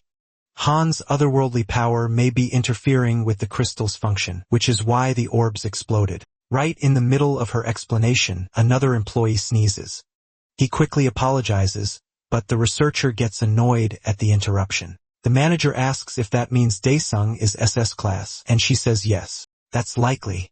The young employee agrees, saying the world really does feel unreal these days, but the woman corrects him. He isn't SS class. He's beyond that. At the same time, the crystal shards crackle with lightning. Later, out on the street, the protagonist tells someone about the test result, and the reply is just limits. The person on the call thinks that's weird and asks if the meter froze, but Han says no. He explains that the meter broke. The caller asks if he messed with it, then quickly takes it back, saying it shouldn't break that easily. Daesung says he didn't, and when he's asked if he just put his hand on it like they told him to, he says yes. The thing still broke. The caller says they should have realized that 5 minutes ago, then adds that if MC wants a high rank, the only path now is doing well on the test. He pauses and flatly says he doesn't care about getting a high rank. The person says they get it, tells him to get home safe, and hangs up after promising to send the exam date later. He stays there for a second, thinking over everything he just heard. It's been a long day, and somehow it still isn't over. Then something makes him turn. A bright flash appears near the top of a building under construction. A sniper has locked onto him and fires. Watching from above, the assassin thinks he doesn't look that tough. To her, strength means nothing. One bullet is enough to bring down any awakened person. Her finger tightens on the trigger as she keeps him in her scope. Then she suddenly freezes. She realizes she might be in trouble and wonders if he spotted her. That shouldn't be possible. No active hunter has ever found her before, so there's no way someone this pathetic looking could staring right at her. Daesung tells her to look over there. Annoyed, he corrects himself. No. Right here. She can't believe it. Not only did he notice her, he's speaking to her from the street. Her first thought is to run, but a voice suddenly echoes in her head, ordering her to shoot, and it scares her. Shaken, she pulls the trigger. The shot flies straight at Daesung while he keeps looking her way. Then an explosion erupts where he stands, kicking up a cloud of dust. The assassin lights up, thinking she got him. But the next second, she sees something impossible. Daesung is still standing there with a crater around him. She panics. That wasn't a normal round. It was an aura bullet. Below, the protagonist keeps staring at her. Terrified, she wonders what he is and decides she has to escape now. She drops everything and runs. Then something suddenly flies at her and smashes into her legs. She cries out and crashes to the ground, unable to move. In the next instant, Daesung is already up there, looking down at her. The assassin stares at him in fear. He apologizes but points out that her bullet hit him right there, just not hard enough to kill him. The weapon stuck in her starts fading as she reaches for another hidden one. She scrambles up with the gun already drawn. Trembling, she asks if he really said he's fine after taking an aura bullet. Then she asks where he even came from. Dae-sung answers that he came from hell, and she blurts out, "What?" He repeats it. His name is Han, the 1001, and he came from hell. Calling him a monster, she screams that he's insane and opens fire. Several shots hit him as she keeps yelling for him to die. Her voice echoes from the rooftop, screaming for him to drop dead. She doesn't stop until the gun is empty. Smoke covers the spot where Dae-sam was standing. Heart racing, she wonders if that finally killed him, but he suddenly appears behind her and asks, "Die from that?" She's stunned. She was sure he was finished. Then a mass of shadows spills out around them. Horrified, she asks what the hell that thing is. In one quick move, Dae-sam grabs her and slams her into the wall. He pins her there while she feels just how strong he is. And behind her, a terrifying shadow creature covered in hands and eyes rises behind her. It mutters broken words, play, hate, disgust, and other twisted fragments. Desperate, she asks again what that thing is. The creature grabs her, and her body starts going into shock. Dae-sung asks if she's really about to pass out without saying anything. Then he notices some items on the ground. As he bends down, he says he doesn't want to kill her. He checks inside the guitar case and finds more evidence. There's a file along with photos of him, his sister, and his mother. He lets the bullets fall to the ground and flicks one at the girl's head, forcing her awake. As reality hits her again, she screams in despair. Dae-sung tells her to answer him, warning that if she screams or talks nonsense again, he'll kill her. He looks down at the photos of his family, then he asks who sent her. She thinks she can't mention the Habma clan, so her mind jumps to that gangster instead. Since he was reported missing, she figures he wouldn't know, so she says Kim Song-hwan, and he asks who that is. She claims he's from the private loan group the protagonist wrecked and says he stole 500 million from that guy's vault. MC asks if she means the 500 million, and she thinks she can use that lie if she gets out alive. So she tells him to let her go, and she'll tell him where that man is. Instead, he throws a bullet at her so hard it punches through her shoulder and leaves a huge hole. She screams, cursing and asking why. Barely able to speak, she insists she already told him. Dae-sung says no assassin gives up real information that easily, and if she lied even once, he'll kill her. She panics, thinking that attack was way too fast, and she has no idea what to do now. At last, the protagonist asks one final time who ordered this. She thinks the mission already failed, and even if she survives this, she remembers that man blowing up his own subordinate's head. The Habma clan psycho will kill her either way, so no matter where she goes, she's dead. If death is coming anyway, she tells him he can ask 1,000 times, but her answer won't change. Dae wonders if she's trying some kind of self-destruction move. She screams at the bizarre monster to go to hell, but suddenly a hole is blasted through her, and her hand is destroyed too. She jerks in shock, then starts coughing, badly wounded. Dae-sung tells her to stay away from him because he's already sick of hell. The woman drops to the ground. MC walks toward her, saying that in the end, he still didn't learn who was behind it. Now he just has to get rid of the body. He says he hates using this item because it leaves a bad feeling. Checking his journal, he reads the keyword memory of death. He flips through page after page until he finds what he wants. That should handle it. He calls on the Pantheon, and a portal opens in front of him. He recalls hearing that most of this area is shut down because of the portal fracture, but this should still be the better way to deal with it. Outside, it's just another unfinished building. Inside, Dae-sung leaves what's left of the assassin covered up. The one hand still sticks out from under the tarp. He steps through the portal and returns to the Pantheon. At the terminal, a message says the demons of Pandemonium celebrate the Absolute Ruler's second return. Then it asks what date and place he wants to recreate. Dae-sung answers page 134, where the Prison of Souls was recorded. The Prison of Souls was the main weapon of the Ghost King, one of the 15 rulers allied with the demon god. He defeated that being once, and this artifact can pull from death because it carries his blood. When he first reached the Prison of Souls, he thought the fights would get easier, but his summon was too weak to use it right. The terminal shows page 134, year 37, day 98, and asks if he wants to recreate it in the Pantheon. Unlike on Earth, this can be used here to dispose of bodies, so he orders the recreation. Dusun confirms the command. The terminal marks the location as the River of Death and begins the process. Everything around him starts shifting. A moment later, he stands in a barren land. That place is the souls. Drift all through the area. He remembers that the Ghost King's land lies across the river, and there used to be a boat to cross it, but now there's nothing. Not even planks, and swimming is impossible. The moment your body touches the water, death would eat it away. The terminal shows the mission goal: defeat the celestial beings occupying the river. Reward 50 implementation of the prison of souls. Suddenly, a voice announces they have found an unknown intruder and are waiting for approval to remove him. Daesang watches them and asks what they are. Up close, they look like white insects.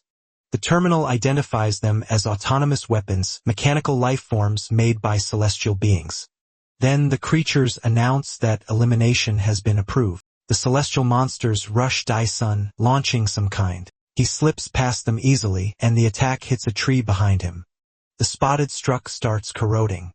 The protagonist wonders if killing them might earn him a boat. He summons his savage dagger and waits for the huge insect to rush him. Then he bursts forward, charging the giant creature to strike. His blade punches through its shell, cutting down through its body. One of them is split clean in two. Crashes to the ground as Daesung resets his stance. Then several purple shots come at him from every side, leaving almost no easy escape. Daesung thinks they're like poison bullets, and dodging them won't help much. So he gathers his energy as the barrage closes in. The spheres slam into a shield around him, and he stands there without a scratch. He says picking them off one by one is a pain. Since one of them doesn't want to come down, he tells it to get down here. Then he unleashes a heavy attack that shatters everything around him. The creature tries to hold on, but the whole area shakes, and the next moment it starts falling.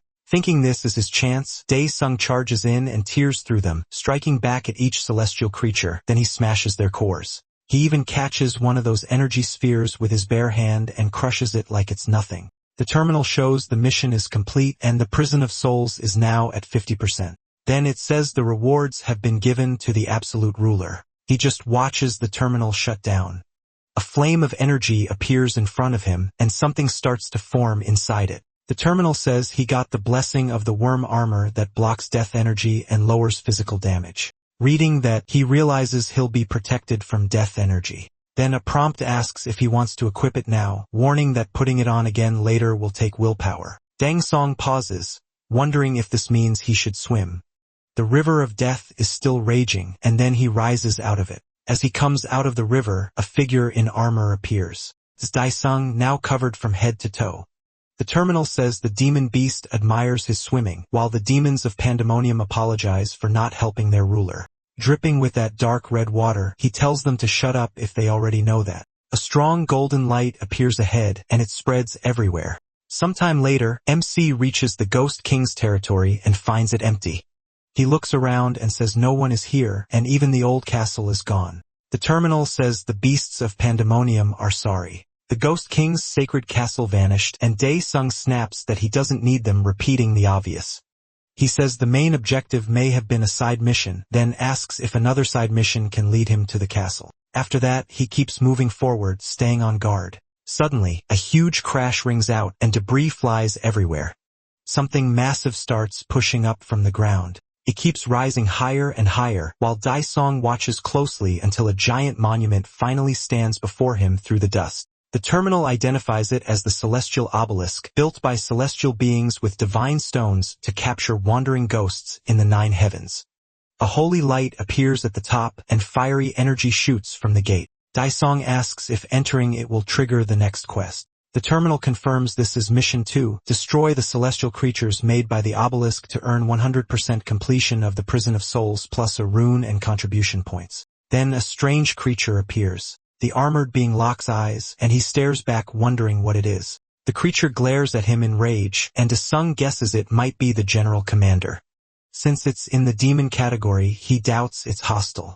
At the same time, a whole group of those creatures rushes at him. The protagonist yells for the bastards to stop and releases his power on the spot. The demons freeze and watch him, while the terminal says the demon beasts beg forgiveness for betraying their comrades. The creatures roar back and challenge, then charge the King of Hell again. Daesung attacks first, striking 2 of them head-on. He notices they don't seem to have cores inside and wonders if the pillar is the reason. More and more creatures keep pouring out from the base of the obelisk, so Daesung uses blood naturalization while focusing on that pillar. The terminal explains that this turns him into half-human, half-demon, boosting all stats by 30% but draining energy over time. Even so, he decides to end this here. MC charges in without hesitation. With that power, he tears through one group after another, dropping the creatures without slowing down. One heavy strike takes out several at once. The terminal count jumps to 50 out of 10,000, then climbs to 130 out of 10,000. In the middle of the fight, he watches more creatures appear and realizes destroying the place from the inside might work better. Since the creatures are coming out of the obelisk, he pushes toward the entrance and attacks again. At last, he breaks into the structure. From there, he starts tearing it apart from within and keeps wrecking the whole obelisk until it cracks into pieces. As it collapses, the creatures begin turning to dust, leaving only their armor behind. Daesung walks through the ashes, and soon he's the only one left standing. The terminal says he cleared the mission and met all conditions, bringing the prison of souls to 100% and granting the other rewards too. 2 glowing spheres appear before him.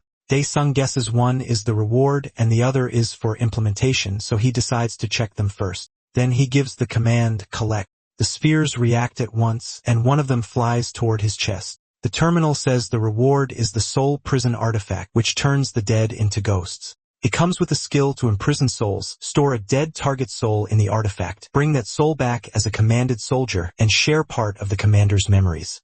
Right now, he has 0 out of 20 souls. Daesung says the main point was to gather bodies and information, but there aren't many slots, so that must be why he got another reward too. He gives the command again, collect, and the red sphere reacts. A message appears asking if he wants to carve the expansion rune onto the soul prison. He orders it to collect and the 2 spheres merge. The soul limit jumps to 100. He keeps holding the artifact for a moment, then tightens his grip and it disappears.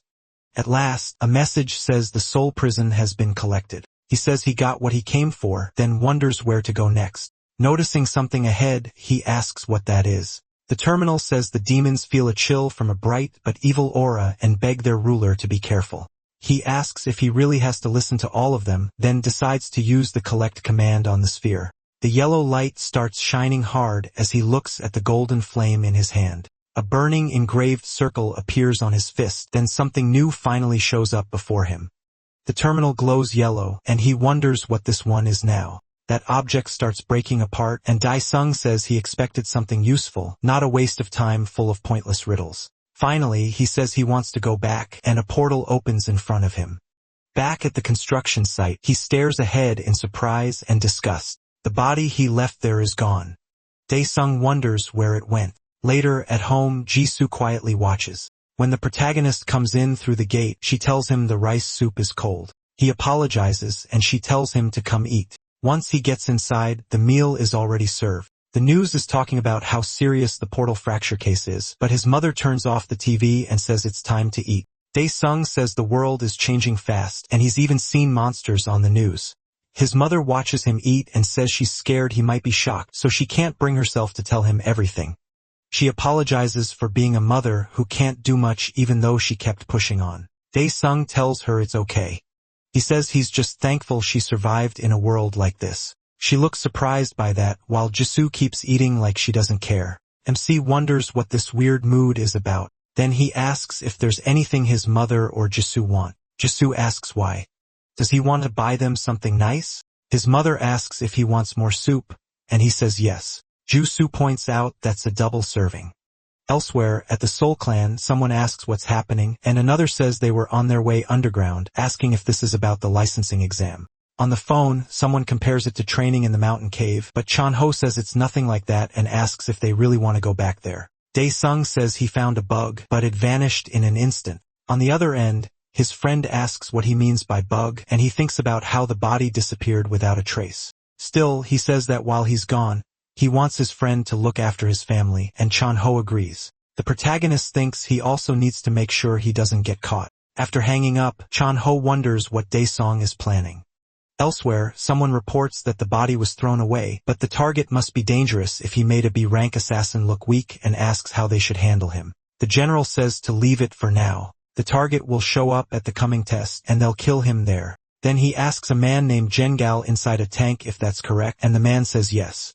He tells Zengel to start at once, saying he's waited a long time for this day. A doctor reports that Zengel's rank heart is stable and asks if they should begin the serum injection. The general warns that the pain will be intense and tells him to be ready. Zengel says he made up his mind the day he joined them.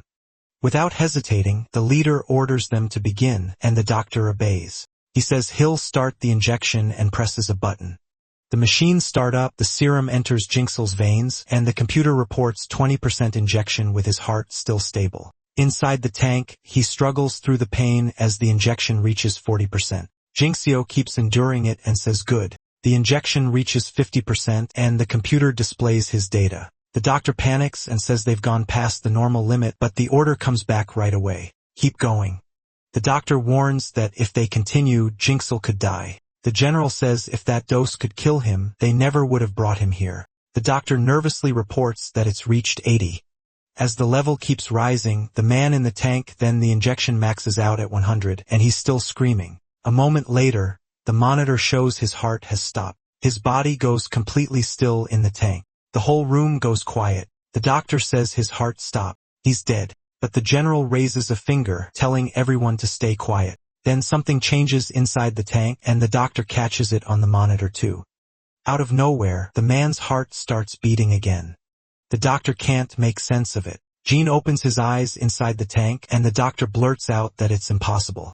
With one punch, Gene shatters the thick glass and forces his way out on his own. Once outside, he roars. His boss looks very pleased. Standing in the middle of the room with power pouring off him, Gene gets told he almost let them down but still did well, and the general says he's already looking about 10 days ahead. Meanwhile, Daesung gets a message from Chun-Ho asking if he's still only using the test gear. Mo Xiao thinks he can handle weak equipment with his body, but there's something he wants to test first, so he picks up a twig. He swings it a few times and taps his arm with it, then realizes he was right. Armor doesn't show up in the real world, unlike weapons. Since armor wears down all the time, he decides to test weapons instead. Dogu hompa his inventory and searches through it. He figures weapons can be overwritten too, and the twig counts as a weapon. The terminal asks if he wants to overwrite Judgment Dagger with a weapon recognized by the Absolute Ruler, and he agrees. The dagger starts to change, and so does the twig he grabbed. Then the terminal says the loading is complete. Now he knows it works. His dagger has taken the twig's form. Daesung wonders if he should go get it, then calls Pantheon. Sometime later, in the Flame King's territory, he moves through the area and says he never thought he'd come back here. Soon, several creatures head toward him. He watches them closely. They're wolf-like monsters and they keep coming. The terminal marks the mission as high difficulty. Destroy Orkil's minions for the Hellfire Sword. It also says they're beast-type soldiers tamed by Orkil, the fifth celestial apostle. Daesum says he didn't expect to use this so soon. Sliding the weapon across his hand, he calls on Soul Prison. At once, a huge armored creature appears before him. The protagonist mocks it, asking if it came looking for food. The creature gets ready to strike, but Daesung rushes in first and batters it with a fast combo before it can fight back. As it drops, he throws his dagger ahead. One of the beasts glares at him with furious energy. Then something tears through the monsters, hitting them one after another. One of them clearly feels the impact, and the dagger keeps moving, cutting through as many of them as it can. The terminal says 33 soldiers were absorbed. After that, the weapon flies back to him. Day looks over the battlefield and orders the fallen soldiers to rise. His enemies still charge in without caring until a shadowy hand suddenly grabs one by the face. One of the dead soldiers rises under Daesum's command, and more start appearing behind it. With a clenched hand, he crushes the creature's head, making the rest even angrier. Meanwhile, more of he tells them to move. At once, they rush the enemy, and just like that, a full-scale battle breaks out. While it starts, Daesung flicks a lighter, then lights a cigarette and watches the fight. Caught off guard, he spits and wonders how Chun-Ho even knew about this stuff. Up ahead, the battle turns chaotic. The clash goes on, and one of Daesung's soldiers seems to be losing badly. He smiles and says they're fresh bugs, but that still doesn't mean he can relax. An enemy charges at him in a rage, but something comes after it. Right before it reaches him, it gets seized. Then he explains that as long as the stigma stays on the body, they can keep regenerating forever. His soldier yanks the creature back and closes in to attack. Daesung says the undead don't feel fear or hesitate because of death. The terminal shows he's collected 12 soul stones out of 1,000. The protagonist says this won't do if he leaves it all to them. He'll be here all night. Mission progress is only at 50, so he thinks maybe it needs one or more unfinished missions. He slams the ground to build momentum and launches into the sky with huge force, thinking wiping out thousands of them in 2 hours isn't even that hard.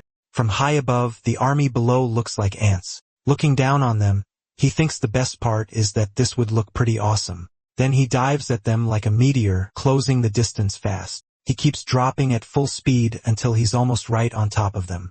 He crashes into the middle of the army like a blazing comet and slams down with all that stored power. The creatures snarl at him just as white light floods the area. A massive explosion erupts from the impact point. Back in the human world, at the Soul Clan headquarters, a monster gets stabbed through the stomach. It howls from the hit as someone pivots and slices upward from bottom to top. The terminal announces that all targets have been eliminated. The creature starts fading away while the woman finishes with her sword raised. This is Shin Cho-young from The Disappearing. The terminal says she is leaving the hunting simulation and thanks her for her work. A man in a suit, the head of the Soul Clan department, asks the captain how she can enjoy this. Clan leader Huang Zhang says it's not bad. He explains that she gets nervous in real fights and acts before thinking, so this training is good for her, especially with 10 left. He says they should raise the training by 2 levels because if they want to beat the Mad Dogs, they first have to beat. The department head cuts in, asking if he means John Jean of the Habma clan. The leader says yes. Without him, no one would likely beat Shin Cho's score. She's rank B, while Jun Jean is rank A. Jun, annoyed, says no. It's more about what the Habma clan is planning. The man says, come on, and asks if that clan wasn't banned from the rookie test for a year after that incident. The chief says that's exactly why they've gotten dirtier. They're desperate to make up for this year's gap.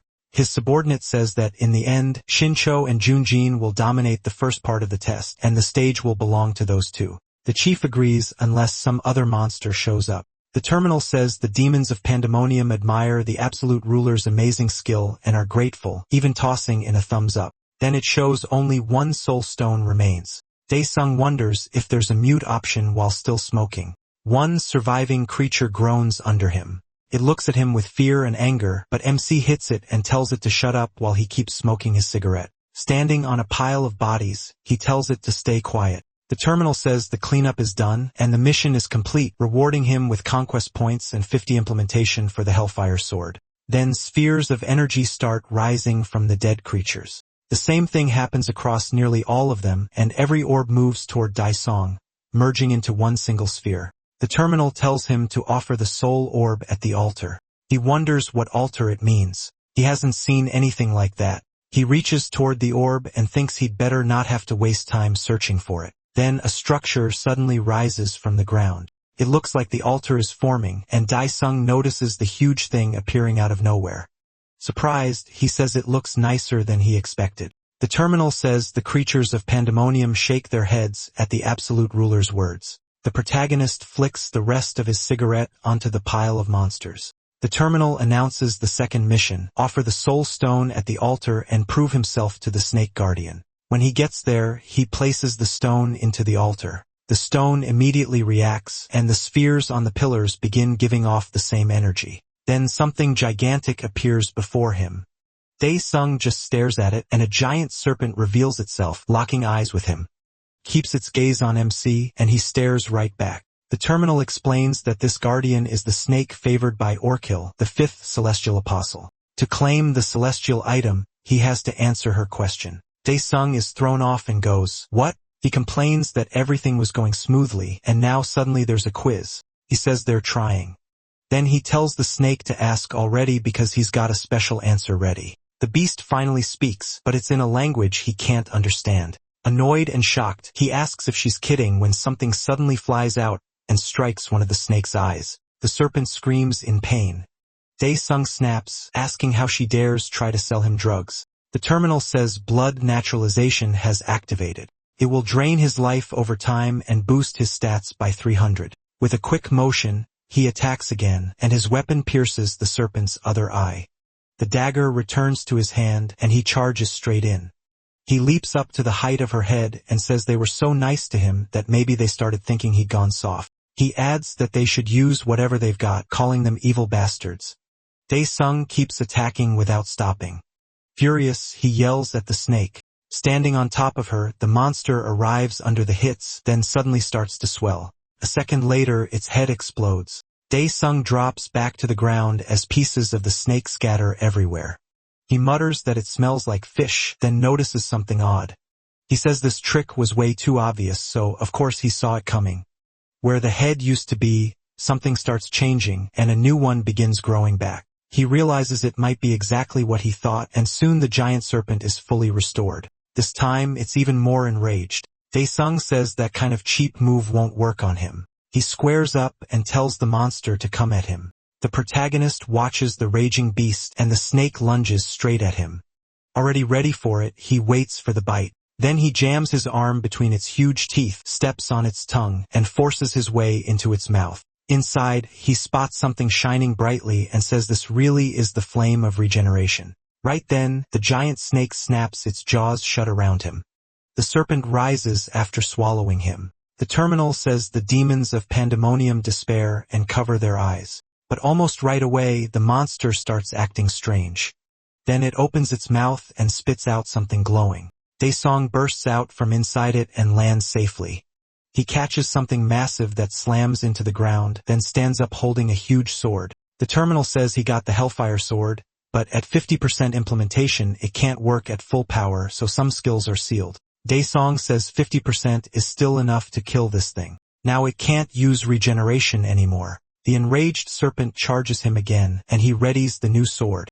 Set on ending this, he says this has gone far enough and lifts the weapon as power surges through it. Then he brings it down in one brutal clean strike. The blade tears a hole through the monster, and the blow is so strong it cuts the creature clean in half. Dae-sung looks over what he did while the terminal announces the mission is complete. He gets the serpent's blood, 20,000 conquest points, and the Hellfire sword reaches 100%. Suddenly, the chains wrapped around the sword snap apart, and MC looks at the completed weapon with satisfaction. The terminal explains, this is the Hellfire sword, and the trials were meant to prove he truly wanted it by enduring the burning pain for a set time. He figures that means one last step is needed to fully understand the blade, the trial of scorching hell. Then the terminal shows 239 left, adding that it won't kill him, but the pain will continue. Dae-sung realizes he'd have to endure the burning for almost 240 more hours, 10 days. As flames swallow everything around him, he thinks for a moment, then decides he doesn't need to suffer through this trial at all. He asks if Flame King has become a dog that can't even recognize its master. The terminal still shows 239 hours and 54 minutes left, but Dae-sung tells it to get that countdown out of his face before he slices it up and burns it to ash. At once, the terminal changes the remaining time to 0. The flames begin to die down, and a voice calls out to its lord. It begs forgiveness for not knowing who he was until hearing his voice. He tells him it's fine. It has been a long time. King of Flames. A bright light shines through the smoke, and Dae-sung says he made sure not to go to Pandemonium. Pandemonium is where souls that die in hell end up. It's an endless void like sinking into a dark sea with no bottom. The terminal says the demons cried, pounded on the walls of darkness, and begged their ruler to free them. The King of Flames says that after his lord disappeared, he kept waiting for him through the storms of time. Dae-sung asks if he resents him, but the king says no. If it was his lord's choice, he accepts it gladly. What truly angered him was everything that happened after his lord vanished. Confused, the protagonist asks what happened. The king explains that one day, a strange enemy came from the edge of the dimension. They attacked when the demonic beasts were weakened by the gap left behind by their monarch and overran hell. On top of that, they sealed hell's time and space. Then they banished the demons to Pandemonium. He says all he could do was watch them get crushed, and in the end, he was forced to be swallowed by a giant white snake. His pride was stripped away, and since then, he's wasted his time on meaningless things. Still, his lord has finally freed him. He adds that, with respect, he doesn't understand why Dae-sung came back there. MC says he needs his help, and he'll explain the rest when the time comes. The King of Flames says he's thankful his lord came for him, and he asks if he knows what that thing is. The king says he doesn't know, but it gives off a strange energy, the same kind he felt from the outsiders. He warns the protagonist to be careful since he has no idea what it really is, but the protagonist barely listens. He says the system has never betrayed him after all his hard work, and he can be careful later once he's done collecting everything. Then he grabs the object. A golden terminal appears, saying he has obtained 2 out of 3 required entries. MC says it looks like he now has permission to enter somewhere. The terminal asks if he wants to leave the Pantheon, but he says no. He thinks that, until now, leaving the Pantheon just meant going back to the real world. Then the terminal asks if he wants to leave this area and return to the Pantheon, and Daesung remembers there are still more items to get besides the sword, so he orders it to send him back to the Pantheon. Back in the human world, one person says the massacre video is blowing up, and another says that was bound to happen. It was no joke. They ask if the manager saw it too, and he says of course he did. Chan-ho thinks there's no way he can admit Daesung is his friend. That would be way too embarrassing. Then a man walks over and asks if he can speak with team leader Chan-ho for a moment. Chan-ho asks what brought the director there. The director tells him to take a break and come smoke. A little later, out on the terrace, the director says Chan-ho never mentioned he was at the scene and asks if he found anything. Tensing up, Chan-ho wonders what answer the man wants. If he says Daesung is his friend, the director will do anything to recruit him. So he says that if he knew anything, he would have reported it, and the director asks if that's really all. What a waste. He says if Chan-ho had known something, they could have brought him into the clan. Chan-ho decides to keep acting clueless. He agrees, then says it's only been 7 days since the license test and asks how Cho is doing. The director goes quiet for a moment, and Chan-ho asks if something's wrong. The man says no. He's just worried she's pushing herself too hard. Elsewhere, with 7 days left before the test, Chao Bei keeps training hard. A voice announces there are 10 minutes left in the simulation program, and 10 targets still remain when a stone slab appears. Chao brushes toward it and swings her sword, cutting it clean in 2.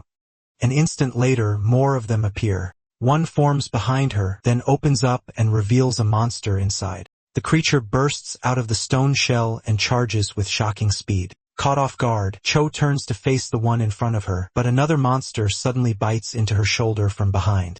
At the same time, the first one keeps coming, rushing straight for her face until a voice cuts in and says that's enough. It announces that the training program is over. She turns around. The chief is standing behind the glass watching her. In a serious tone, he tells her to come upstairs because they need to talk. Still frustrated in the medical room, she says she could have kept going easily.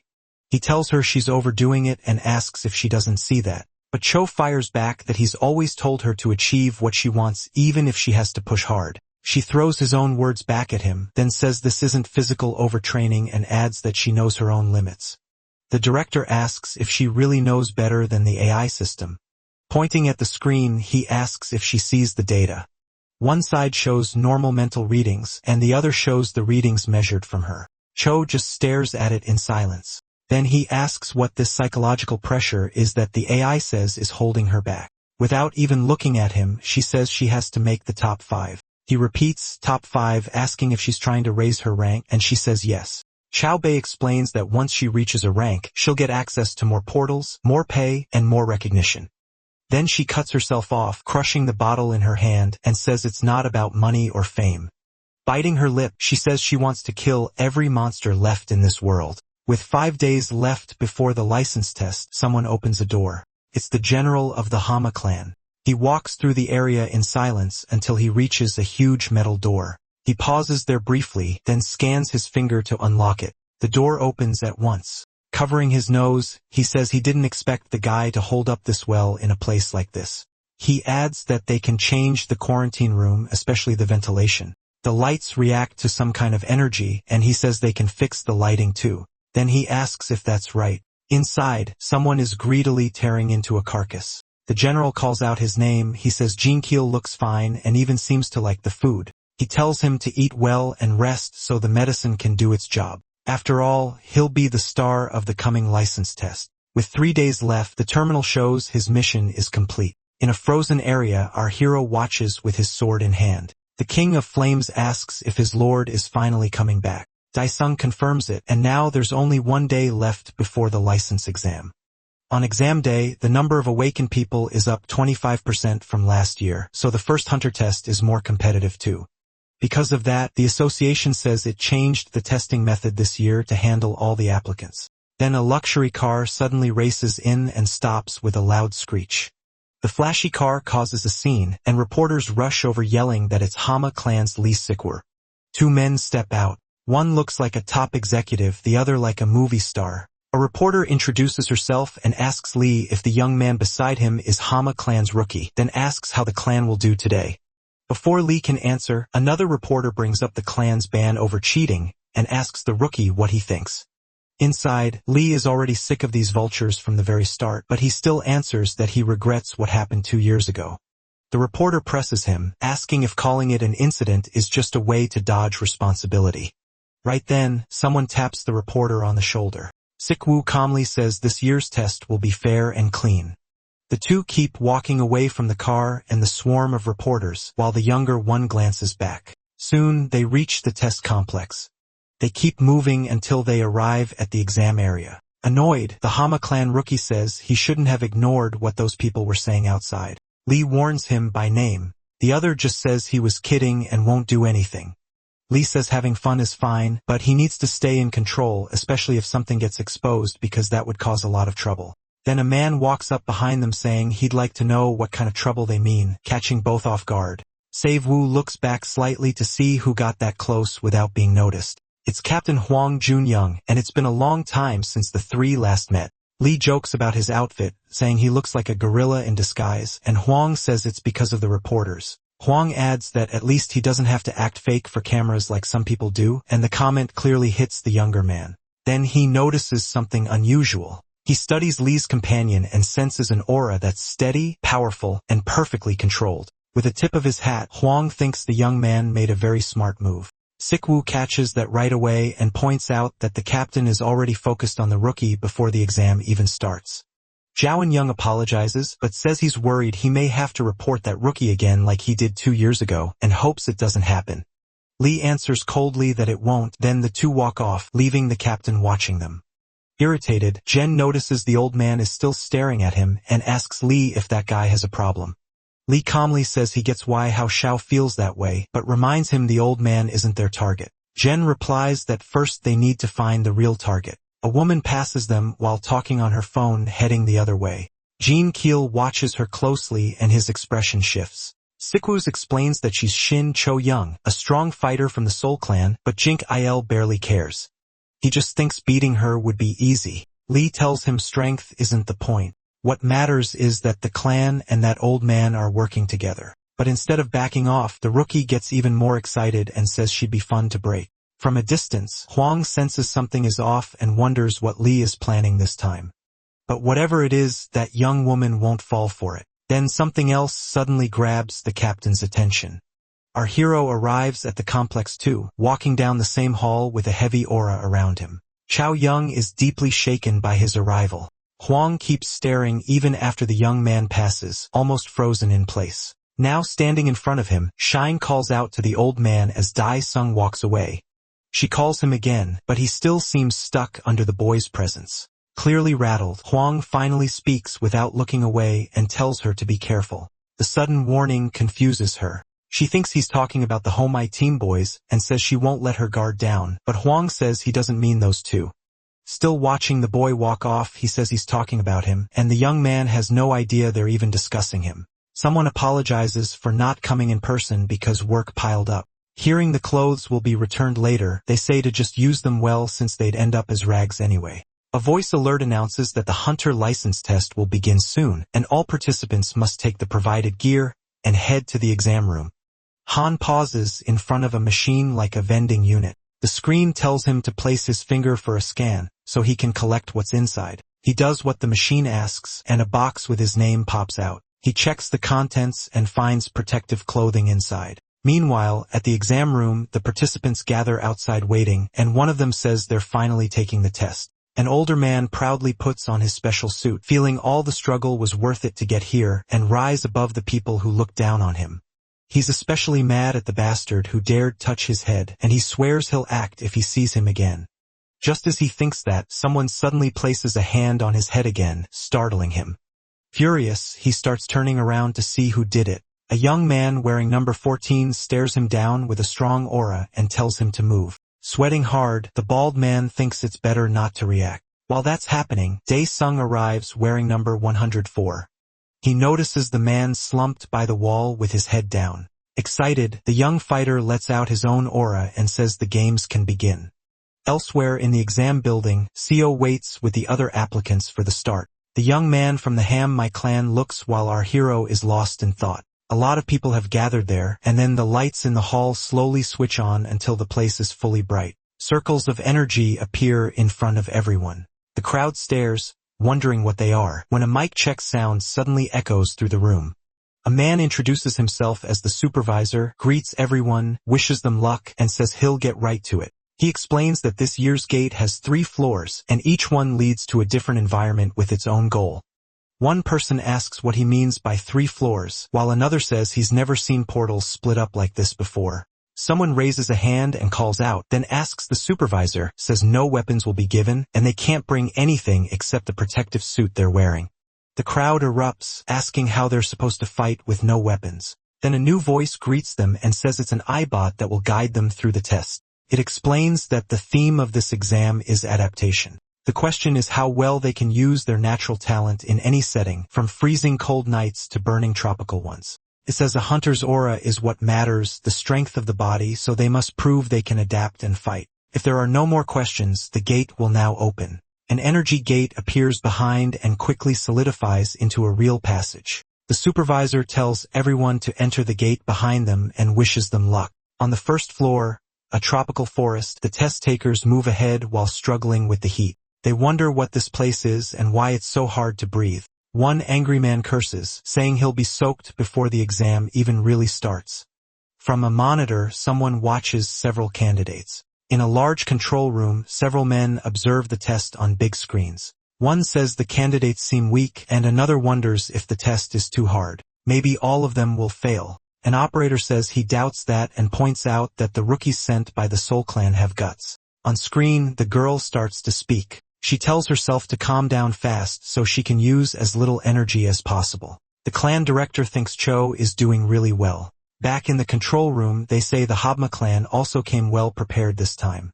Jim is impressed and thinks this is insane. The clan general hears people praising how ready the Habma clan looks and gets interested. That makes him excited, thinking the old man got fired up just from seeing it. Then he notices the Soul Clan director staring at something behind him in surprise and thinks he shouldn't be that amazed. Captain Huang is impressed, wondering who this calm guy is. He quietly watches the screen, then something catches his eye, and he focuses on that boy. On the monitor, Arthur General is shocked. He hasn't even broken a sweat. He also can't sense his aura and wonders how he's hiding it. Our hero thinks he wanted a drink, but good thing he already drank back at the terminal. His status shows no abnormal effects from the environment. By the exam rules, getting caught means instant elimination. But if nobody notices, then there's no issue. Around him, people complain, asking when this will start because they're dying out here. Then the bracelets on their wrists light up, and a voice announces that all candidates have been confirmed. Now it will reveal the first stage conditions for those selected. They need to kill 20 swamp orcs. The moment he hears that, our hero takes off. One candidate curses and says he won't lose. He charges ahead, breathing hard, until a rock trips him up. He slams face first into the ground. Spotting water ahead, he mutters that it's a swamp. Still, he's thrilled and asks if that's really water. Maybe he can finally survive. He crawls toward it on his knees and reaches in to scoop some up, but instantly realizes it isn't water. The sticky worm grabs him. It uses slime that looks like swamp water to lure prey. The bot announces that candidate 94 has been eliminated and emergency protection is starting. The creature suddenly swells, and its head bursts, sending the man out into a forest clearing. He's lowered safely to the ground as the bot says protection will stay active until the recovery team arrives. Elsewhere, another candidate keeps moving. Our hero keeps making his way through the forest. He glances aside and thinks it still doesn't seem to be there, so he picks up the pace. The rescue team reaches the eliminated candidate and starts recovery. Then their communicator beeps. He checks it and sees that candidate 104, Han-sun, is being tracked. The rescuer is surprised, wondering about number 104. At last he finds a swamp orc and it spots him too. He says that's a shame. He wanted to smash its skull with a rock. The orc glares at him. Looking at the huge rock overhead, he asks if the monster agrees, calling it a pig. The creature roars in rage and rushes him, but then that giant rock drops above it. Dae-sun punches it to send it flying. The boulder breaks apart and every piece slams into the orc. A huge crash echoes through the forest, blasting debris everywhere. As our hero stands there, someone watches him from hiding. The man thinks this is Candidate 104. When he was told to track him, he thought whoever gave that order was crazy. Looking at the corpse, our hero counts this as his 6th kill, while the hidden watcher admits he's no weaker than a rookie from a major clan. Dae-sung says hunting them one by one is too slow. He didn't want to spend mana this early, but he has no choice, so he summons the shadow specters and gives them an Ariner.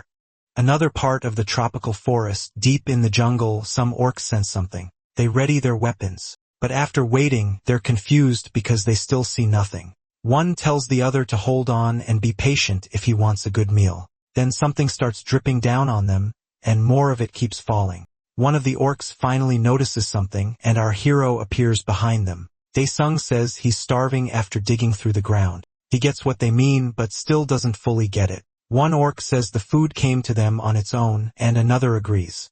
The protagonist counts them and realizes there are probably more than 20, then he asks what exactly they're trying to say. The Flame King tells his lord they see him as food and asks for the command. Looking at the group, Dae-sim says they're hilarious. Then he finally gives the order, burn them all. Elsewhere, someone moves through the forest. Xiaobei uses her aura opening skill and forms a protective field around herself. As she advances, she casts Expand Search and spreads her aura to find targets. The next second, she finds one. She quickly changes direction, rushes toward a tree, and kicks off it hard. An orc is launched into the air, and the girl appears with aura and sword ready. She figures that at this rate, she can clear the first floor in an hour. The orc gets back up and tries to run. Seeing that, she moves in to finish it and charges, calling out forth. But someone beats her to it and cuts the monster's head off first. She turns back in shock and sees that guy from the Habma clan wearing a scary look. The orc drops dead. As June stares at her, she realizes it really is the guy from Habma. With a satisfied look, he says, 5. Annoyed, she says that's just like the Habma clan stealing other people's prey. He fires back that they're in a competition, so nothing belongs to her. Then he calls her dumber than an orc. Xiaobei snaps that if all he can do is steal kills, he'll only be good for cheap entertainment, and asks if having a filthy mouth is some clan tradition. Jim shoots back, asking if her clan started a tradition of being idiots 2 years ago. The two glare at each other. He wonders if he should kill her. She's even worse than he thought, but he decides to wait until at least the second part on the second floor. Jim keeps staring her down while she mocks him, then she turns and walks off. As she leaves, she flips him off and tells him to go play by himself. Idiot. Furious, he thinks he's going to kill her. Overflowing with rage and power, he rushes at her, then a huge crash erupts nearby.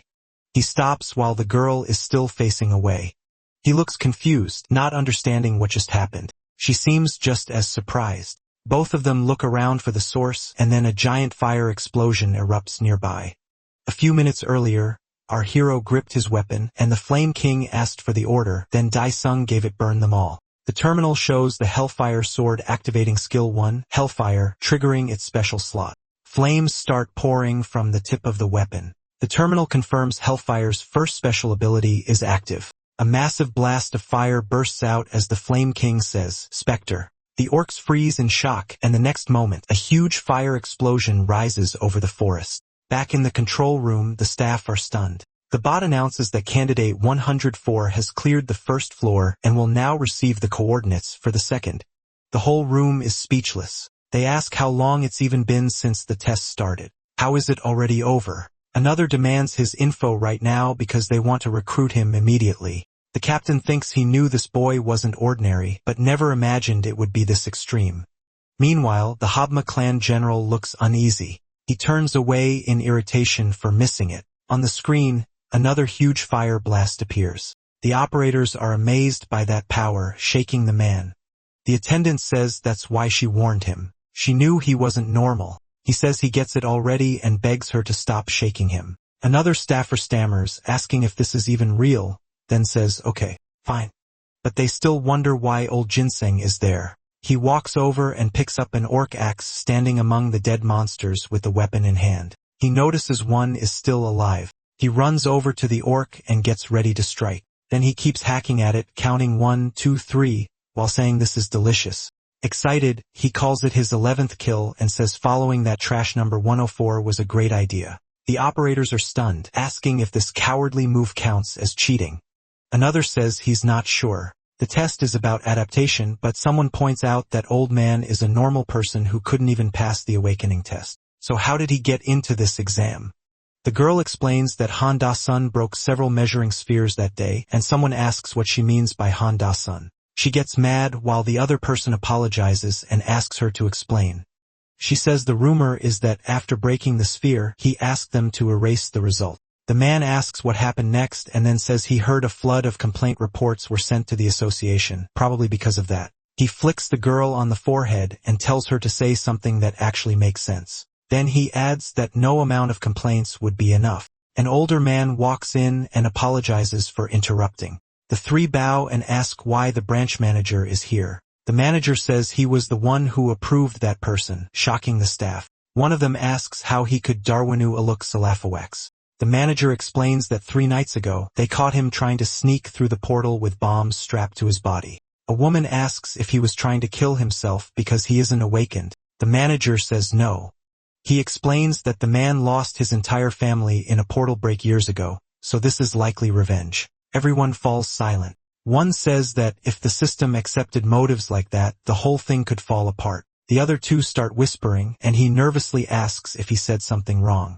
The manager cuts it off. Either way, this should have been absolutely impossible, but he caused that incident the other day. He got his pay cut for 3 months, yet he doesn't mind. He feels like he found a real gem. The operators wonder why the monitors are glitching and try to contact support. Then our hero appears on the main screen. A little later at the test site, 2 men in suits show up. A communication device suddenly flies off. The general says the control room must be in chaos by now, while the other man picks up the communicator. He asks if candidate 104 was supposed to be taken out on the 2nd or 3rd floor. The general answers that was before Jin's opponent moved ahead of him. The man asks what he means by taken out, saying that sounds pretty sinister. The general brushes it off, saying he only wanted to test his potential with a little challenge. To that guy, a little challenge sounds insane. Somewhere else, another person gets a message. It orders him to inject mutation pools into the monsters on the floor. The lackey sighs, saying it's a shame. Number 104 really had talent, but he pushed too hard against what the Habma clan director arranged. So the man fires his weapon. The shot hits a creature directly. A massive roar echoes through the forest. That sound grabs he figures the portal to the 2nd floor must be close. The Habma clan general thinks it would be better if he died during this challenge. The creature starts mutating and goes wild. Rock shards burst everywhere, and the monster ends up wrapped in stone. It turns into a floating swamp ghoul that can make mist. The creature roars and uses its power. Thick fog starts spreading. The soldier thinks he needs to report this fast and ask for a lot more money. He pulls out a hidden communicator from behind the tree, but it suddenly blows up in his hand, releasing smoke. He realizes it's a paralyzing gas. His weapon drops to the ground. He crouches there, coughing in the smoke, then the giant creature appears right behind him. Our hero keeps moving through the forest. He realizes he's going in circles, passing the same place again and again. He checks his gear and notices a dead body. He wonders if that death was really an accident. He can't believe the test organizers would set this up. Suddenly, he senses something behind him and realizes he let his guard down. A swarm of rocks shoots toward him. He spins and blocks the attack with skill.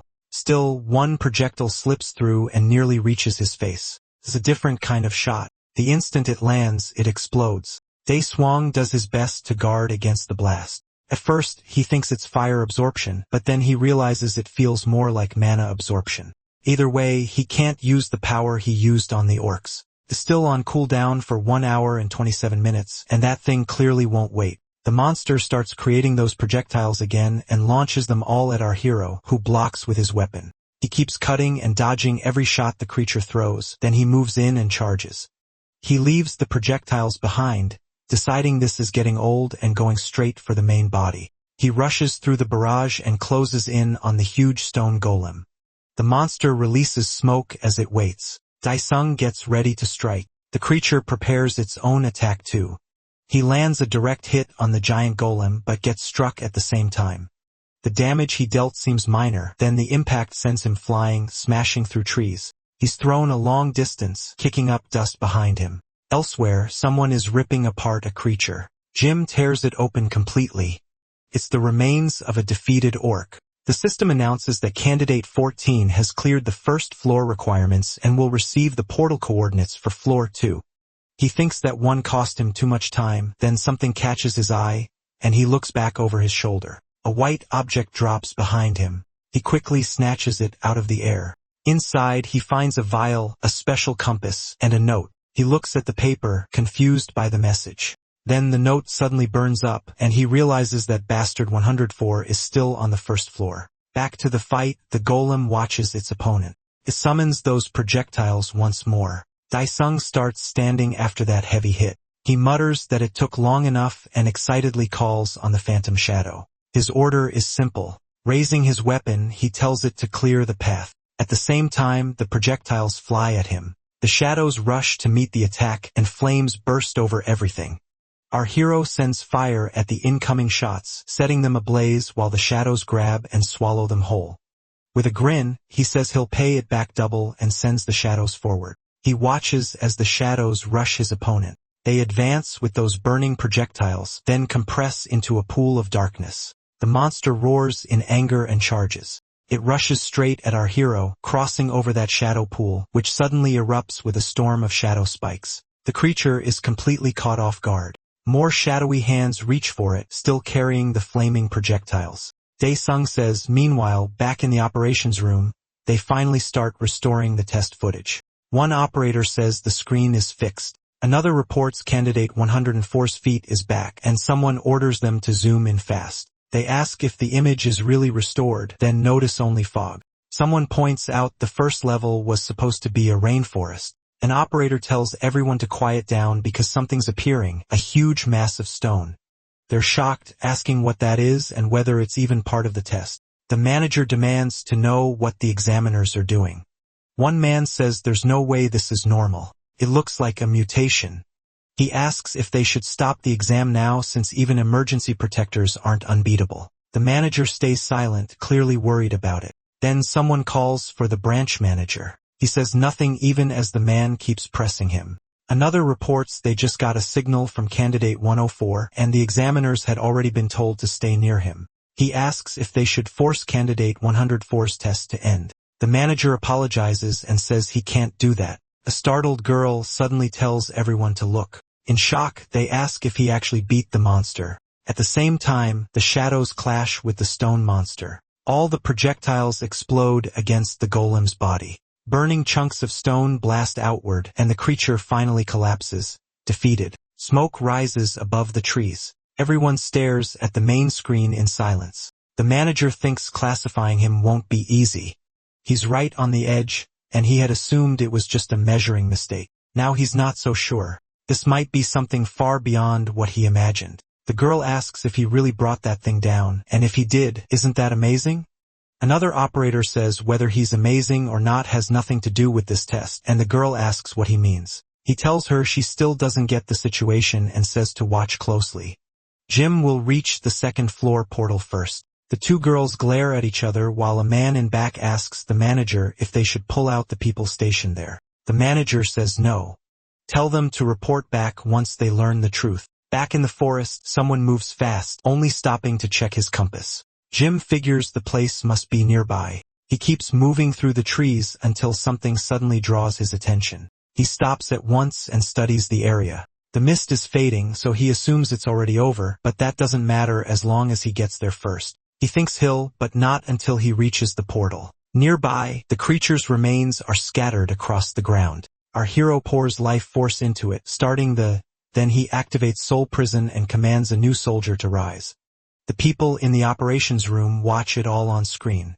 Stunned, they ask what else he's doing and what that thing could be. Then a stone golem appears. Now under our hero's control, one man blurts out, "What the hell is that?" The creature lets out an intimidating roar. Dae Swang says there's no time, so it should stop showing off and lower its head. The creature actually looks embarrassed and bows to him. He plants his boot on the monster's head and says, "Run, rock." Nearby, Jim seems to have found something.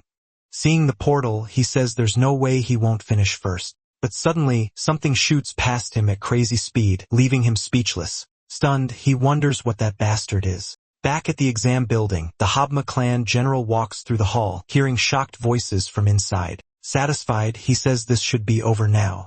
The door to the room begins to open, and the big screen shows his candidate frozen in shock, staring at something. The boy looks completely stuck. The boss angrily thinks he's an idiot. And now our hero appears, sitting comfortably on the head of his. He tells it to follow this route because it's the fastest one. Dae Song says he'll make the road, tells it to go straight, and names it Rocket. Then he orders the flame cane to blow, and fire bursts from the weapon.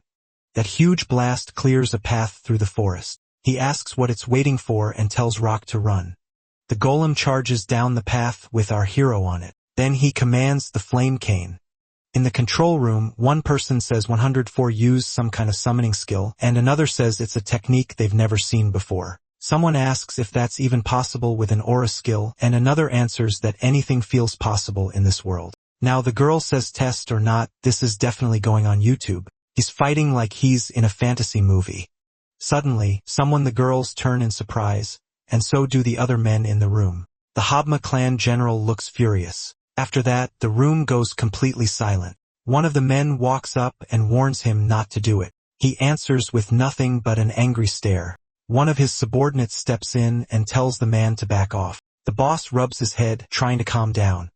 Then he apologizes, saying he just got carried away by that amazing performance. The captain finds it sickening that he failed to see this coming, no matter how careful he was. Still, he believes Xiaobei will make it there too. Back in the forest, Jean curses Dae Song. Then he glances back and spots someone else rushing his way. Caught off guard, he turns for a better look. It's Cho coming straight at him. She's moving so fast that he starts running too. Meanwhile, our hero arrives in a freezing zone. He grumbles that the first floor was hot and the second is cold. So much for creativity. Then he looks at the golem and says, "Nice work, Rockhead." After that, he dismisses his soldier. A second later, his bracelet starts to glow. The bot appears and congratulates candidate 104 for reaching the second floor. He checks the portal, sees no one else, and asks if he can begin. The bot explains that the top 5 start from different portals, then begins laying out the second floor's rules. Excited, it points to the mountain and says he has to reach the top of the snowy peak. Dae Swang starts forward as the little bot wishes him luck. He figures the distance is about 5 kilometers. Then Umizi begins climbing the huge mountain. As he climbs with drones following him, he thinks this is getting boring. Watching them rise beside him, he thinks he can't use those anymore. The sound from below makes him look down, and he spots someone at the bottom of the mountain. He remembers hearing that even C or D ranks can make money as carriers, but they're still awakened. Jim curses the test for dropping everyone in different starting spots. He's so annoyed he can barely stand it, and until he cuts that bastard down, he won't be satisfied. Then something grabs his attention. From a distance, he asks who else is there. He spots an old man struggling through the cold, complaining that he can't even feel his fingertips. Jim stares at him seriously. His first thought is that this pest showed up too. The desperate old man slaps his own face. He says he can't give up. He has to think about his family, who died without even getting to scream. Then he yells that it's not even that cold. Right after that, an avalanche slams into him. He starts screaming for someone to save him. With a cruel grin, Zhang tells him to go die and curses him as he sends the old man to hell. Suddenly, screen cuts to disconnected. The operators panic, asking what happened. Another says the drone feed is dead, and a third says everything seems to be down. Lee Suk-jae takes it all in quietly. He thinks it's finally started and hopes Jin Cheol won't fail him again. The snow keeps pouring down on the mountain. More people show up, and one of them asks if they really have to climb all the way up. His partner stays confident and says, "What's the problem? They're the strongest combo here." Out of nowhere, someone drops in and stomps the guy who was giving a thumbs up. His partner freezes in shock, but before he can react, the attacker grabs him by the head too. With a furious roar, he overwhelms both of them. Wild with excitement, Jean says the orc champion vial works great and now anyone in his way dies. Meanwhile, Xiaobei keeps climbing. She thinks the hunter network is unstable. Then she wonders if all electronics just stopped working. Nearby, a drone starts shorting out. Daisong notices and decides it's broken. He says great, now he can take it slow. Then he suddenly lets go of the mountain. At the same time, he calls up another skill, the armor of the destroyer dragon Valar. He starts dropping and he keeps falling fast. Nearby, Xiaobei notices something strange. She wonders what that huge surge is. In the next moment, our hero appears in the air with wings. Stunned, she wonders if candidate 104 is flying with aura. Daesong shoots past her at high speed. Far below, Jean is still tearing through the other candidates. The guy on the ground is already a mess, then something catches Jin's eye. He looks up and sees our hero flying overhead with his wings spread. Jean curses and wonders if that bastard used some kind of harpy ampoule. He drops his victim right away, then he runs after Daesung, yelling for number 104 to wait. Back in the operations room, someone orders the test to stop immediately. The captain glares at the local manager. He demands to know if the awakened candidate's safety isn't the top priority. The manager tells Captain Huang Jun to wait a little longer. They'll investigate as soon as they can. Lee Suk laughs and mocks that, saying if people who want to be hunters can't handle this much risk, can they really be called hunters? Then he turns to the branch manager and asks if he's wrong. Under all that pressure, the manager can only cough. Furious, Huang asks the young man if he caused this. Smiling, the boy says maybe weak hunters just shouldn't become hunters at all. The manager and the rest of the staff can only watch in tense silence. Huang explodes in anger, calling him a little snake. The young man just says the old man should retire. Back in the test, our hero reaches the mountain peak. Seeing the gate, he asks if he can finish now. Then he heads straight for the door. Xiaobei keeps climbing, still pushing forward. Jim is climbing too. Then from under a pile of snow, a hand sticks out. Someone starts dragging himself free. Exhausted, the old man crawls out and collapses on the snow. Panting, he thinks he won. He shouts that he won because he's still alive. Then reality hits. It's freezing and he decides to head back down.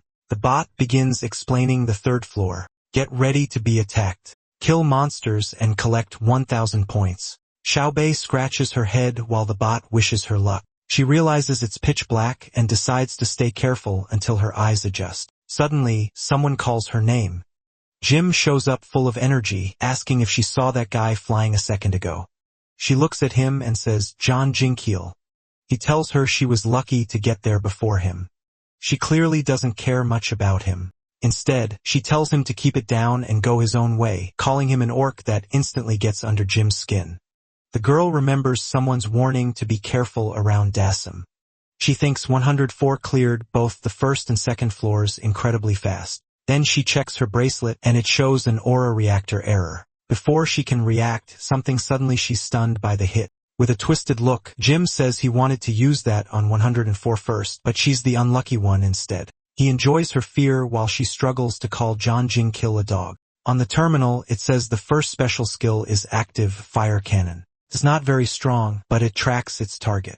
He fires at several creatures, then he orders the Fire King to finish them fast, and it obeys. He keeps shooting, taking the monsters down one after another. Looking at the pile of bodies, our hero says the Fire King was too slow with those idiots. Then he asks why his points still aren't going up. He turns and leaves it behind. Before anything else, he says they need to wipe out everything in sight. In the operations room, the manager asks over the phone if the network is still down.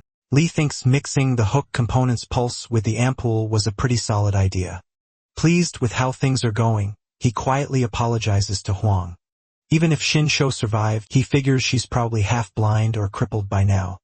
Back in the test area, someone's life force drips onto the ground. Feeling the hit, Shou demands to know what he's doing in the middle of the test. He mocks her, saying she's softer than he expected, and asks if she even used her aura shield. But in the middle of his taunting, things change.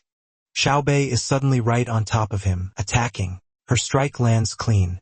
He scrambles to steady himself. Angry, he starts shouting what the hell, but when he looks up, she's gone. He laughs and sneers that Captain Huang must have taught her hide and seek. Hidden nearby, Xiaobei tries to treat her wounds. As she uses her power, she thinks she has to heal fast. Then Jim suddenly appears like a monster and says he found her. She instantly takes off her coat and throws it in his face, catching him off guard. Before he can react, she drives a kick into his groin. Covered by the coat, he screams in pain. Then, without stopping, with a knee to the face, sending him staggering back and knocking the coat off. Dazed, he struggles to recover. Getting ready to fight again, she says her name is not bitch. The Shinzo, champion of the Soul Clam. Then she drives a heavy punch into his stomach. This time, Jim really feels it. He goes flying backward, spinning through the air, then he crashes hard onto the ground. Furious, she calls him filthy, rude, and beast-like, then says her leader was right. She spits at him in disgust and turns to leave. In the operations room, Huang thinks he didn't raise her to be weak. Our hero says this is ridiculous. The thing really broke. Half panicking, he wonders what he's supposed to do now and even calls out to the organizers asking if he can just leave. In the end, he keeps moving while cursing the whole mess. Xiaozhou wonders why she still hasn't seen any other candidates. Then something suddenly rushes past her at high speed. A candidate drops right in front of her, and behind her, Jean shows up again. Looking fully healed and raged, he shouts for Shinshou. She doesn't hesitate. She turns and runs. As she escapes, she wonders what he did to that guy and whether he killed the other candidate. Then something suddenly jumps out in front of Shou. It's Jim, staring at her like he's lost his mind. Then he drops down and starts pounding her while she does everything she can to block the blows. He grabs her by the hair and tells her to scream. After that, he says he'll make her die slowly. Jim keeps beating her without stopping.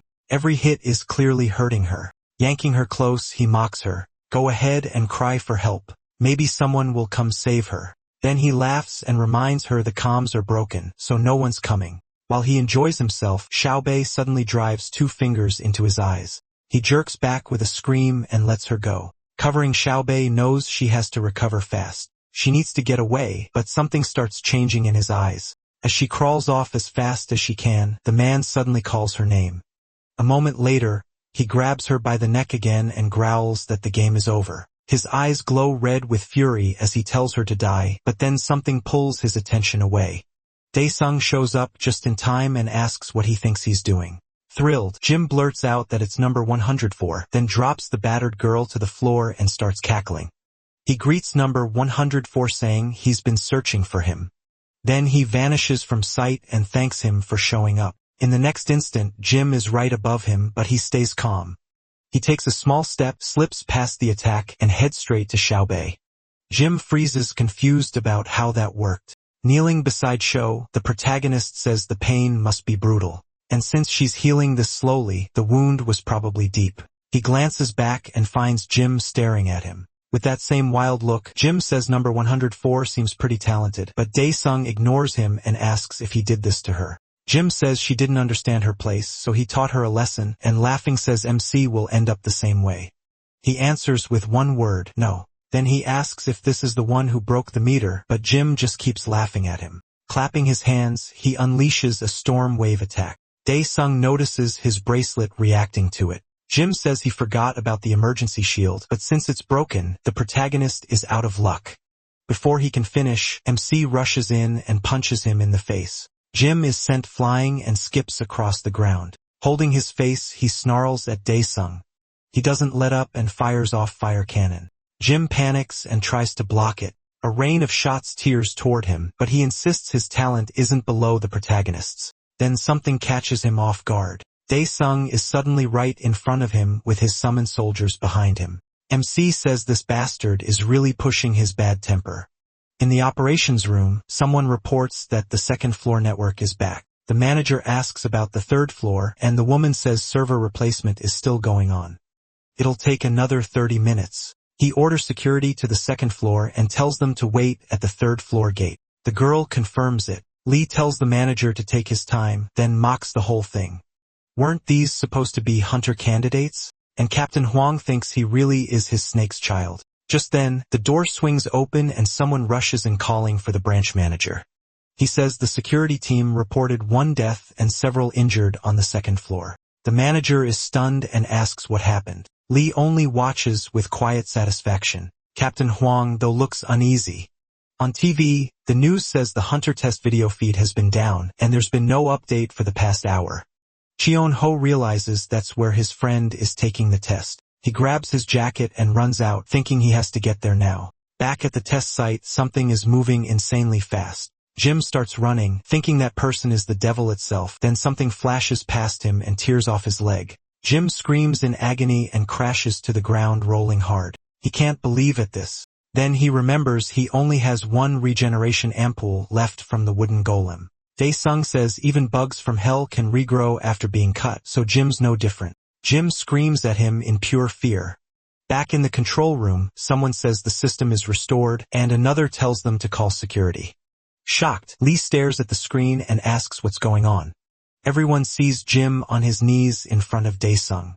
He begs for his life, saying he has no regeneration ampoules left and asking to be forgiven. The protagonist repeats regeneration ampoules, then says that's a problem. He'll have to cut him in half and see if he multiplies. Jim panics, realizing an ampoule won't save him if he split in two. MC also notices the camera is working again. Seeing that, he decides he'll let Jim go if he answers 3 questions honestly. Jim looks shocked and asks if he means it. Then Dao-sang flicks his weapon up and holds it over his head. He warns that one lie means getting cut in half. Jim is terrified of him. Dao-sang starts with the first question. Did you do all of this at the test site? The general of the Habma clan grows nervous, and Captain Huang tenses up too. On the screen, Jim is frozen, not sure what to say. He presses him. Was he the one who ruined the test? Jim stammers, trying to think fast. Dao-song mocks him for thinking so hard and asks if he should just slice him in half first. Maybe that'd be more fun.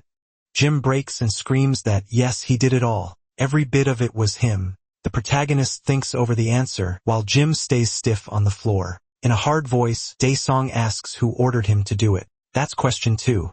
Jim thinks he might live through this. So he says the leader of the Habma clan ordered him to weaken the other clans, and he only followed orders. MC asks, Habma. In the operations room, people turn to General Lee and ask if what John Jean said is true. They ask if he's really the leader of the Habma clan, and someone calls him Lee Suk-woo. Annoyed, Lee thinks John Jean is a dog. He shouts that the bastard caused all this and is trying to pin it on him, then orders everyone to grab him now. But someone calls out to leader Lee Suk-woo. The manager says they'll hear his explanation through the Hunter Inspection Agency. Lee curses, knowing he can't fix this from here.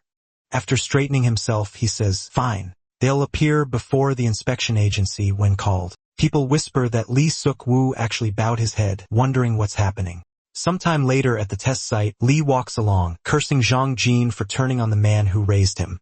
He says he'll grind him up like rat meat. One of his men calls out to him and asks if he really had to bow that low.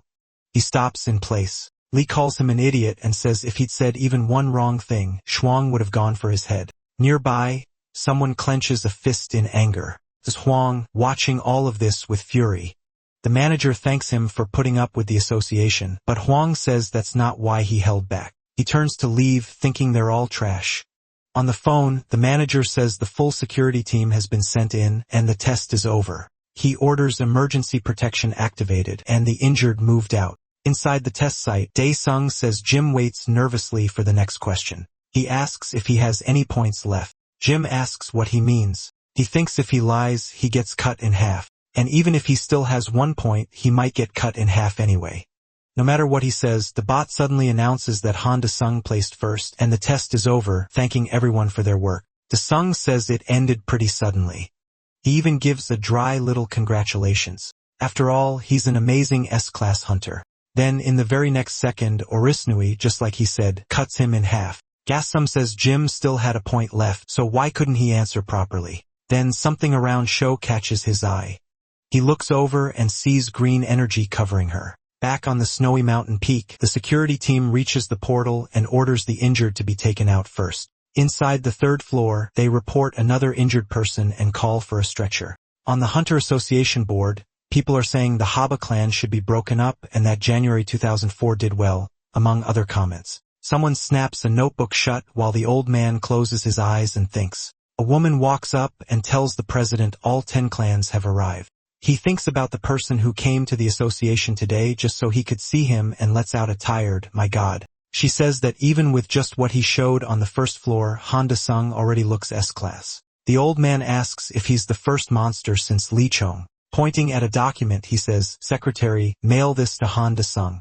Then he adds that no matter what, they have to bring him into their association. The woman answers, "Yes, sir." Outside the building, several cars are lined up. Inside, the place is packed and noisy. One man asks how the test ended, and another says the video came back. The Havma clan is finished, and no one knows if Jim acted alone. Then the bot announces the passing rules changed because of the incident. Admission will be based on the order candidates cleared the first floor. Beyond the screen, Honda Song is listed as rank A. Chung Ho calls the song and asks where he is, then he freezes and repeats, S-rank Hunter's bathroom, asking why he's in a place like that. Somewhere luxurious, someone takes a drink while the song relaxes in a massage chair. The doors swing open, and someone shouts his name. Chung Ho looks confused and asks how this even happened. The song says he has no idea. The president's secretary told him to rest there. Chung Ho is stunned. The president's secretary, he says this is completely insane. Da Song says the secretary told him he's a rank now with a shot at reaching S rank. Chung Ho is thrilled. He says this is huge, and with that kind of money, the protagonist could even buy a whole building. MC looks pretty pleased with that. Then Shankaho says there's chaos outside since everyone thinks he could become Shrank. In the lobby, people argue over him. One says to bring him into their clan, another wants the contract ready, and someone else wonders if he's world-class already. Then the elevator reaches the first floor. People notice someone coming and realize it's from the association. Everyone rushes over. A bunch of cameras start flashing at the old man. He loudly says he passed the hunter license test. The crowd keeps snapping pictures, congratulating him, pushing for interviews, and asking his name. He introduces himself as Da. That makes everyone freeze. They ask if he's Han Da-sung. Questions start flying. They ask about the incident, the fire on the first floor, and what caused the broadcast problem. Then someone says Dae-seong looks different. On the big screen, the old man is listed as Han Dae-seong with a rank shown at the borderline. Elsewhere, the rescued candidates are losing it. One says he's done and would rather become a farmer, while others curse Jim. A guard reports they searched all the way to the third floor, but still couldn't find Jim. He answers a call and says, yes, they'll close the portal for now. Annoyed, he wonders if that bastard really got out alive. The news reports an accident during the hunter test, while most of the candidates were still fighting. At home, Ajima says Dae-seong needs at least one more set of clothes, since he always wears the same thing, and she wonders if she should get a job. On TV, they say Dae-seong got a rank with a rare skill, and experts think he could become the 6th awakened S-class. His mother is stunned, then she yells for her daughter from inside the house. The girl runs over and asks what happened. Her mother points at the news and asks if she heard what they said. She stares at the screen in shock and blurts out that her brother being a rank is insane. Just then, the door opens. Ding Song walks in and says he's home. Both of them just stare at him. Feeling the tension, the protagonist asks what's going on. Meanwhile, at the Habma clan headquarters, an inspector announces that all activity tied to the Habma clan is now completely banned. Every hunter there, no exceptions, will be pulled out through official action. Lee says his name is Lee Suk-woo and calls it ridiculous that the man with the potential to be number 6 ended up like this. Thinking about him, Lee says he trusted him too much. He should have doubted himself, but didn't. Jim won't be the one to bring him down. Only he can do that. The inspector tells the clan leader to come with him to the investigation office. Lee starts laughing, then he slams his hand onto the table. He says this kind of thing happens when you take on dangerous work, then asks if they're dragging him in just because he was connected to Jim. As his aura starts rising, the inspector asks if he plans to come quietly. Lee turns to manager Kim Song-soo and asks if he knows how he got that position. He says the promising 6th-ranked Lee Suk became clan leader after the old leader died mysteriously, and there's proof he was tied to that death. Lee asks what they expected, sending 2 rabbits into a snake pit. He adds that Park lost his judgment the moment he got old. The inspector shouts for Jong-woo to get ready. The other inspector tells the manager he never said any of that. Then he warns that if they don't want to die to that bastard, they need to kill him first. Lee says his position was never something he got for free. Both sides get ready to fight, but out of nowhere, the other inspector drives a sword into his own manager. Stunned, the manager calls out to Jong-woo. The man struggles to answer, insisting it wasn't him. Lee mocks them, saying the inspector side has plenty of problems too if they're killing each other. The inspector asks Lee if this is his ability. Instead of answering, the man tells Inspector Kim Song-soo good luck and activates puppet aura. Threads of energy whip across the room. One man screams. He watches his boss collapse, dead, shaking. He apologizes and keeps saying he didn't do it. Sometime later, the double doors swing open. The clan leader walks through the hall with his men lined up behind him. Lee says maybe he should let the association president know what happens when someone dares touch him. Elsewhere, Cho is being treated. Huang stands over her hospital bed. The doctor says her aura is shattered, so she can never work as a hunter again. He goes silent, his eyes filling with rage. Furious, he thinks the time has come to judge Lee Suk-woo. Back home, Dae-sung's mother says no. She can't watch him do something that dangerous. Ju Suk-woo agrees with her. She says the news proves he's become someone important, but dangerous is still dangerous. MC remembers Chan-ho joking that if someone wants to be a hunter, 99% of families will fight it and the other 1% will throw them out. He smiles, thinking Chan-ho was right. His mother says that as his mom, if he gets hurt again or something goes wrong like last time, she won't be able to bear it. Dae-sung cuts in and says he already signed with Chan-ho's clan. Jisoo asks if he means Chan-ho's clan, then realizes he signed with the Seoul clan. Suddenly, opens his inventory and reaches inside. His mother is stunned, and Jisoo asks why he's suddenly doing magic. Then he drops a bundle of cash onto the table. Dae-sung says it's the advance from the Seoul clan. He tells his mother to pay off every debt and use the rest for living costs. It's a huge amount of money. Still shocked, his mother asks when he got paid already. While Jisoo gets excited that they even gave it in cash, the protagonist asks why they're so surprised. He says he'll make even more later, tells Jisoo to focus on school, and promises his mother he'll handle the house. From now on, he says he'll protect both of them. The two are moved, but neither says a word. Awkwardly, he asks what kind of reaction that is. Wasn't this supposed to make them happy? Ajuma wipes her tears and says it's fine. Jisoo admits she's still worried, but the money is changing her mind. Dae-sung thinks that if this is what you get for returning from hell, then maybe it's not so bad. Somewhere else, a terrifying monster appears. With a roar, it gets ready to attack. A man. Then another man rushes in, slams his knee into the monster, and tells it to get lost. The hit sends the creature flying. After that, he asks the rookie if he's exhausted. The rookie, desperate, tries to call him agent, but the man just turns and walks off, leaving him on the ground. He tells the other man to keep today a secret, then he glances back at the rookie and tells him not to give up. Later, that man is found dead. His partner cries over the body. The association manager and the president arrive at the scene. The inspector blames himself, saying he never thought Lee could be this insane, and through tears, he begs them not to let that bastard go. Crying and furious, he swears he'll cut off that bastard's head. The president calls for the branch manager, and the man answers right away.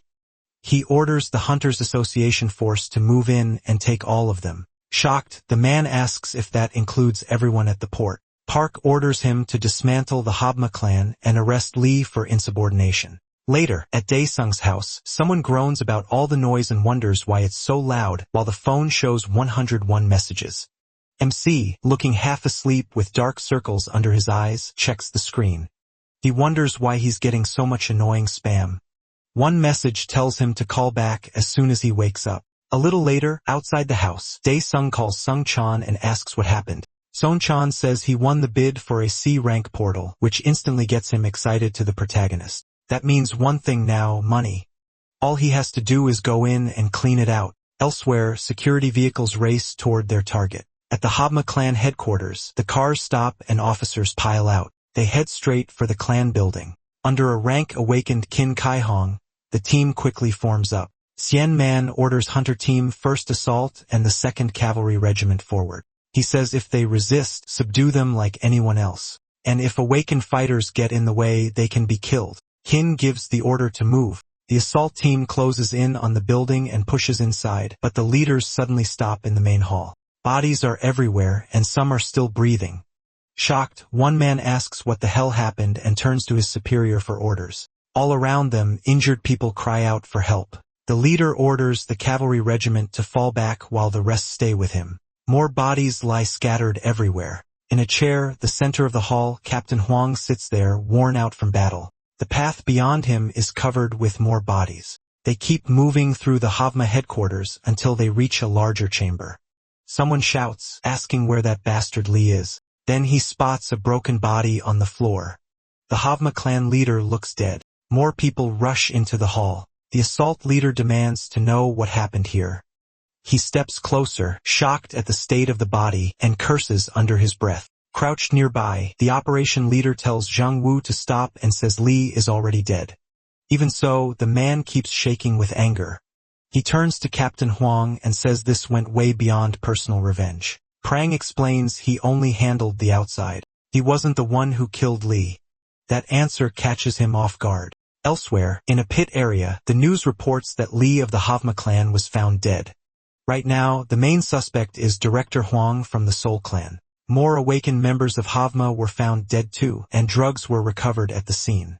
The old man swears, asking why nobody is answering him.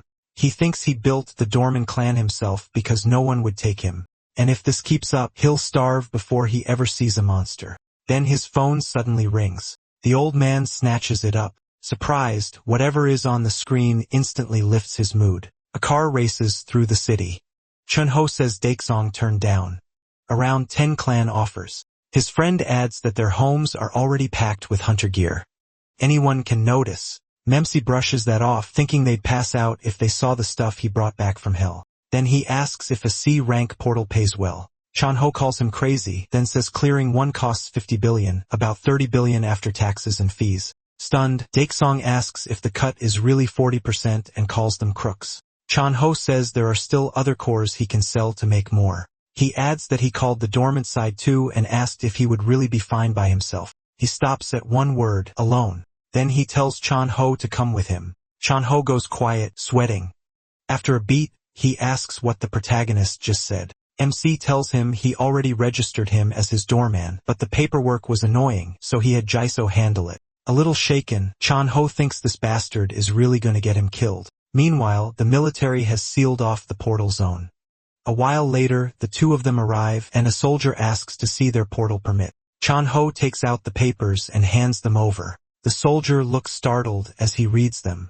The form lists just one hunter, Daesong, and one operator. Chun-Ho. Caught off guard, the soldier says this is a group portal and asks if they're serious. Usually, a C-rank team needs about 100 hunters. Chun-Ho says that's exactly what he told him. He asks if a rank like him still can't go in, but the soldier says rules are rules. In the end, the soldier orders the barricade opened, muttering that these guys are insane, and he wants no part of it. Chun-Ho still asks if the protagonist can rethink this. He warns that even with S-rank potential, this is still a C-rank team portal, and the top 10 clan members won't risk themselves if it weakens the rest. Daesong grabs him and tells him to trust him. Panicking, Chun-Ho begs for 1 second so he can get away. He says they should just go home. If anyone has to jump, it'll be him first. So MC better not call him disloyal. MC ignores that and drags him in. Elsewhere, Lee lies on the ground, worn out and terrified. Dark energy wraps around him, and he cries out, begging to be saved. He starts to rise into the air, screaming. Still pleading for help, he sees something like a black eye open in front of him. Then an arm pushes out of it. It reaches straight for the Havma leader. A second later, that hand tears out his heart. Lee feels the deadly blow hit. As the arm slips back into the portal like space, the Havma boss drops to the floor. Later, agents and the association director review the footage in a meeting room. The director brings up Suk and asks if they still can't tell who gave the order. The inspector says there was only one camera, so there's no solid confirmation. An autopsy was done, but they still couldn't identify any aura-based skill. Park can only mutter while shaken. He says that means it really was a ghost. Back at the portal site, the military keeps moving around. The old man arrives, thanks them for their work, and introduces himself as GA, the hunter handling today's byproducts. The soldier looks confused and asks why processing is here so early when the portal only started 30 minutes ago. He asks if Daesung is the one inside today, then says to wait a second. After checking the paper, he confirms it. The old man lights up and says, "Great." He thinks this is a team portal, so he got lucky nobody else answered the doorman call. If this works out, the hunter inside could become a huge star, like winning the lottery. Back on test day, inside a cave on the snowy mountain, something strange happened there. Jim keeps healing and thinks he wants to live. He wants to survive and get revenge. Then something appears in front of him. It asks if he wants revenge and if he'll allow it. The giant eye stares at him and laughs. Meanwhile, back in the portal, someone has just gone in. Dae Swang studies the area while Chan-ho looks nervous. Chan-ho hates this already. It's his first time inside a portal, and he's never seen anything like it. He says they called it a team portal, but the number here is huge. Chan-ho asks, "Where?" Then he sees it. An army ahead. Chan-ho asks what those giant things are. Dae Swang says this is abandoned land, and those are Class 3 lizards, a protected species. The creatures rush them, screaming for food. The protagonist pulls out his massive sword from his inventory. He says a pack this big is perfect. Then he tells Chan-ho to watch carefully. He bursts forward at full speed. Chan-ho can only stare in shock. Dae Swang jumps over the swarm and crashes down on them like a meteor. The terminal shows Hellfire's third skill has activated. Dae uses Volcano, driving his weapon down and setting off a huge blast. The lizards catch fire before they can fight back. Some try to flee while others only scream. A few seconds later, the whole army is gone. Dae Sung stands alone in the burned-out mess, and Chang-ho wonders if that's really his friend. He looks over the heap of dead lizards. He thinks it smells like roasted seaweed. Chang-ho calls him a bastard. He says Dae Sung could have warned him. What a jerk. Hiding power like that and acting fearless. The protagonist says, fine. He'll show him now. Then Chang-ho suddenly says he's made up his mind. They're doing this. MC has no clue what he means and asks, doing what? Chang-ho says they're making a new clan, one that goes beyond Korea, a clan with global power. Outside, people are shocked because the portal seems to be cleared in less than an hour. The soldier panics, says it might be a portal fracture, and orders headquarters to be contacted at once. Another confirms it. The old man points ahead in surprise and tells them to look, someone's coming out. Right then, Dae Sung walks out casually with an overexcited Chan-ho right behind him. Chan-ho proudly announces that the portal is cleared, so they can start handling the byproducts. The soldier is stunned. It's already cleared. How is that even possible? The old man hands over a Dorman clan card and says he's the hunter who took the test with him last time. He explains that he's handling the byproducts today, and Dae Sung notices the man has the same name as him. Chenko asks what kind of Dorman clan this is, if he's the only one here. The old man says he started the Dorman clan himself, so this won't take long. Chenko gets curious when he hears the man's name is also the protagonist. The old man says he'll change his name later, so it won't be a problem. He says he'll reinvent himself, so the name MC won't matter. From now on, call him Lee the 1100th and come visit again. Zhang visit again. Changvo then tells MC to go with him. Later, in a high-rise building, a man shows them an apartment, praising the view, the interior, and the materials.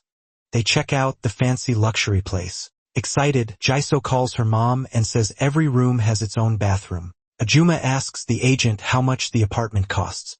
He says the property is valued at 17 billion and the current asking price is 18 billion and won. She freezes at 18 billion and the realtor says yes. Prices jumped because a Hunter Association office is nearby. He adds that safety matters more than anything now, and he heard her son recently became a successful hunter. Jisoo proudly says her brother is in a rank, almost at S-class. Hajima says she's bragging again, and the agent says he thought Dae Sung looked familiar. He says he likes the place and asks if paying in full gets a discount. The man says an A rank can get a special contract, and because hunters help protect people, he can knock off about 2 million. It's pricey because an S rank lives there too. The protagonist asks how low it would go if he were S-class. The man laughs and says if he were S-class, it'd be around 10 million as a deposit. Both women are left speechless. Dae Sung figures that means he could buy the place for 8 billion. Later that night in the city, everything seems normal. A woman glances back, worried that someone is following her. She starts walking faster, then she bumps into someone. Startled, she asks who he is. The strange figure tells. He says she was chosen, so she should be thankful. The woman is horrified when she sees him clearly. Sometime later, at the National Police Agency, inside the autopsy unit, someone says this woman died the same way as Suk, only this one was in Seoul. She's the 10th victim. One officer says they can't delay a public investigation any longer. Another thinks only an awakened person could have done this. He says just when portal disasters seem to calm down, now they have a serial killer. One investigator asks the boss to let him take the case, promising he'll catch the killer. For now, the boss says they have no choice but to assume it's the same one who killed Suk. Still, he refuses and says their main focus should remain tracking portals for headquarters. He adds that they'll release the case to the public and get full support from the investigation agency. Somewhere in a lab, someone begins waking from a deep sleep. Now the person Jean, the rookie who used to work with Lee, wakes up covered in signs of surgery. He scans the room, trying to figure out where he is. Nearby, someone is focused on work in another part of the lab. At the panel, the scientist notices he's awake and lights up. Walking over, he jokes that Jean is yelling and flailing like a newborn. Still panicked, Jean asks where he is. The young man doesn't answer right away. He asks if this place looks like the lab in the Manhwa building. Then Jean realizes it's the awakening infusion room with the ampoule. The scientist says the ampoule from Lisuku worked very well, and he made a special request to the high priest to save Jean. At last, he introduces himself as Roman, the eldest of the Hungsi. Remembering those eyes from earlier, Jen asks how he's still alive. The man answers that he was reborn as one of the Hungsi. Jen stares at him, confused by what that means. With a smile, the scientist promises him even more power and asks if he'll help them rule the world. Meanwhile, at the Soul Clan building, with a resignation letter on the desk, someone says she had no choice but to become an S-rank hunter. On the phone, John Ho says the top priority is clearing the portal, then he cuts himself off. The caller wants an S-rank promotion before buying a new house and now asks if he can bid on every portal. Caught off guard, John Ho wonders when he started caring about houses, then agreed. He says there's still a lot to handle and tells Han to pick up the gear he needs from the market, which makes the young man remember something. Out on the street, he realizes he forgot the equipment. A terminal asks if he wants to complete the ruler's field implementation. He tells it to begin. The terminal lists 6 field types: Predator Forest, Ghost King's Territory, Flame King's Territory, Exterminator's Nest, and 2 more. Daisong picks field number 5, Balark's Iron Fortress. The terminal explains that each field ruler had their mind erased by heavenly transcendent beings, and the mission is to defeat them.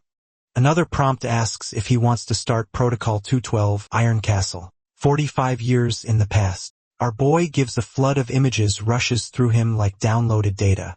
Daesung watches it all and gets ready. He already knows this fight won't be easy. A portal opens before the fortress. He carries a wooden shield marked with a sun. In his other hand is a strong curved blade like a scimitar. Daesung enters the map, clearly unhappy with this gear. Frustrated, he mutters that they made him weaker for this mission. Back at the Hunters Association, newspapers are full of alarming reports about someone who caused major trouble there.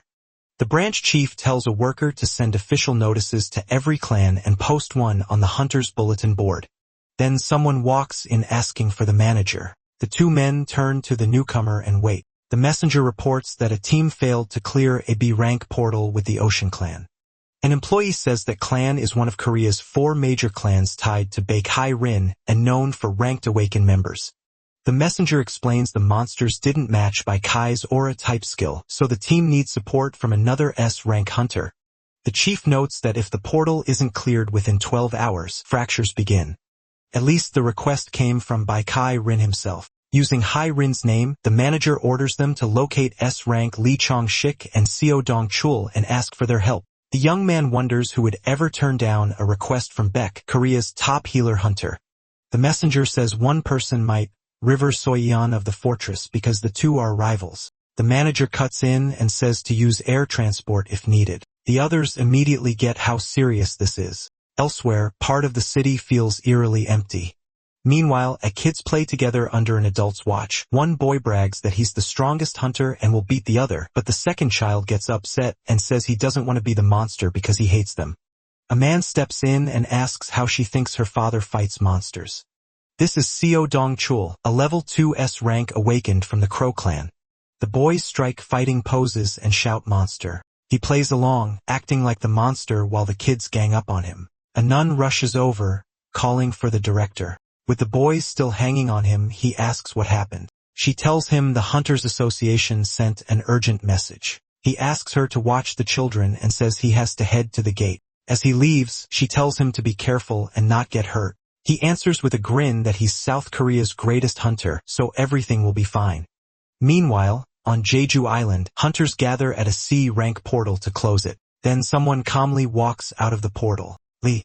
It's Lee Chong-sik, an S-rank awakened from the chosen group and Korea's #1 hunter, looking bored by how easy it was. The gathered hunters line up in 2 rows and bow in thanks. His apprentice tells him the association sent an official request in Baek Hai-rin's name, asking for help with another portal. He wonders why a hunter that strong would need backup. As a helicopter passes overhead, Lee remembers that the young woman was very beautiful. Elsewhere, someone stands over an active portal. He has no idea what's about to come out. A horned creature slowly begins to emerge. Once it's fully out, the beast kneels on its weapon, and Dae-sung spots it from below the stairs. The enemy then releases a power that covers its whole body. Difficulty, unknown. Description, defeat the gatekeeper. Time limit, none. Objective, eliminate the enemy. Reward, conquest points and tank implementation. Han knows that in his current state, a direct fight means certain defeat. For this mission, he only has Priest Odi's sword and the Great Ice Giant's shield. So he sits down and starts thinking of any way to win with that setup. He tries to remember the creature's weakness, but nothing comes back. Then he stares at his weapons, searching for an answer. Suddenly, an idea hits him, the ice shield. He looks back at the warrior dragon still waiting for him. In the next second, he quietly says, Eureka! Somewhere else in the city, guards seal off the entrance to a B-rank portal and keep reporters behind the tape.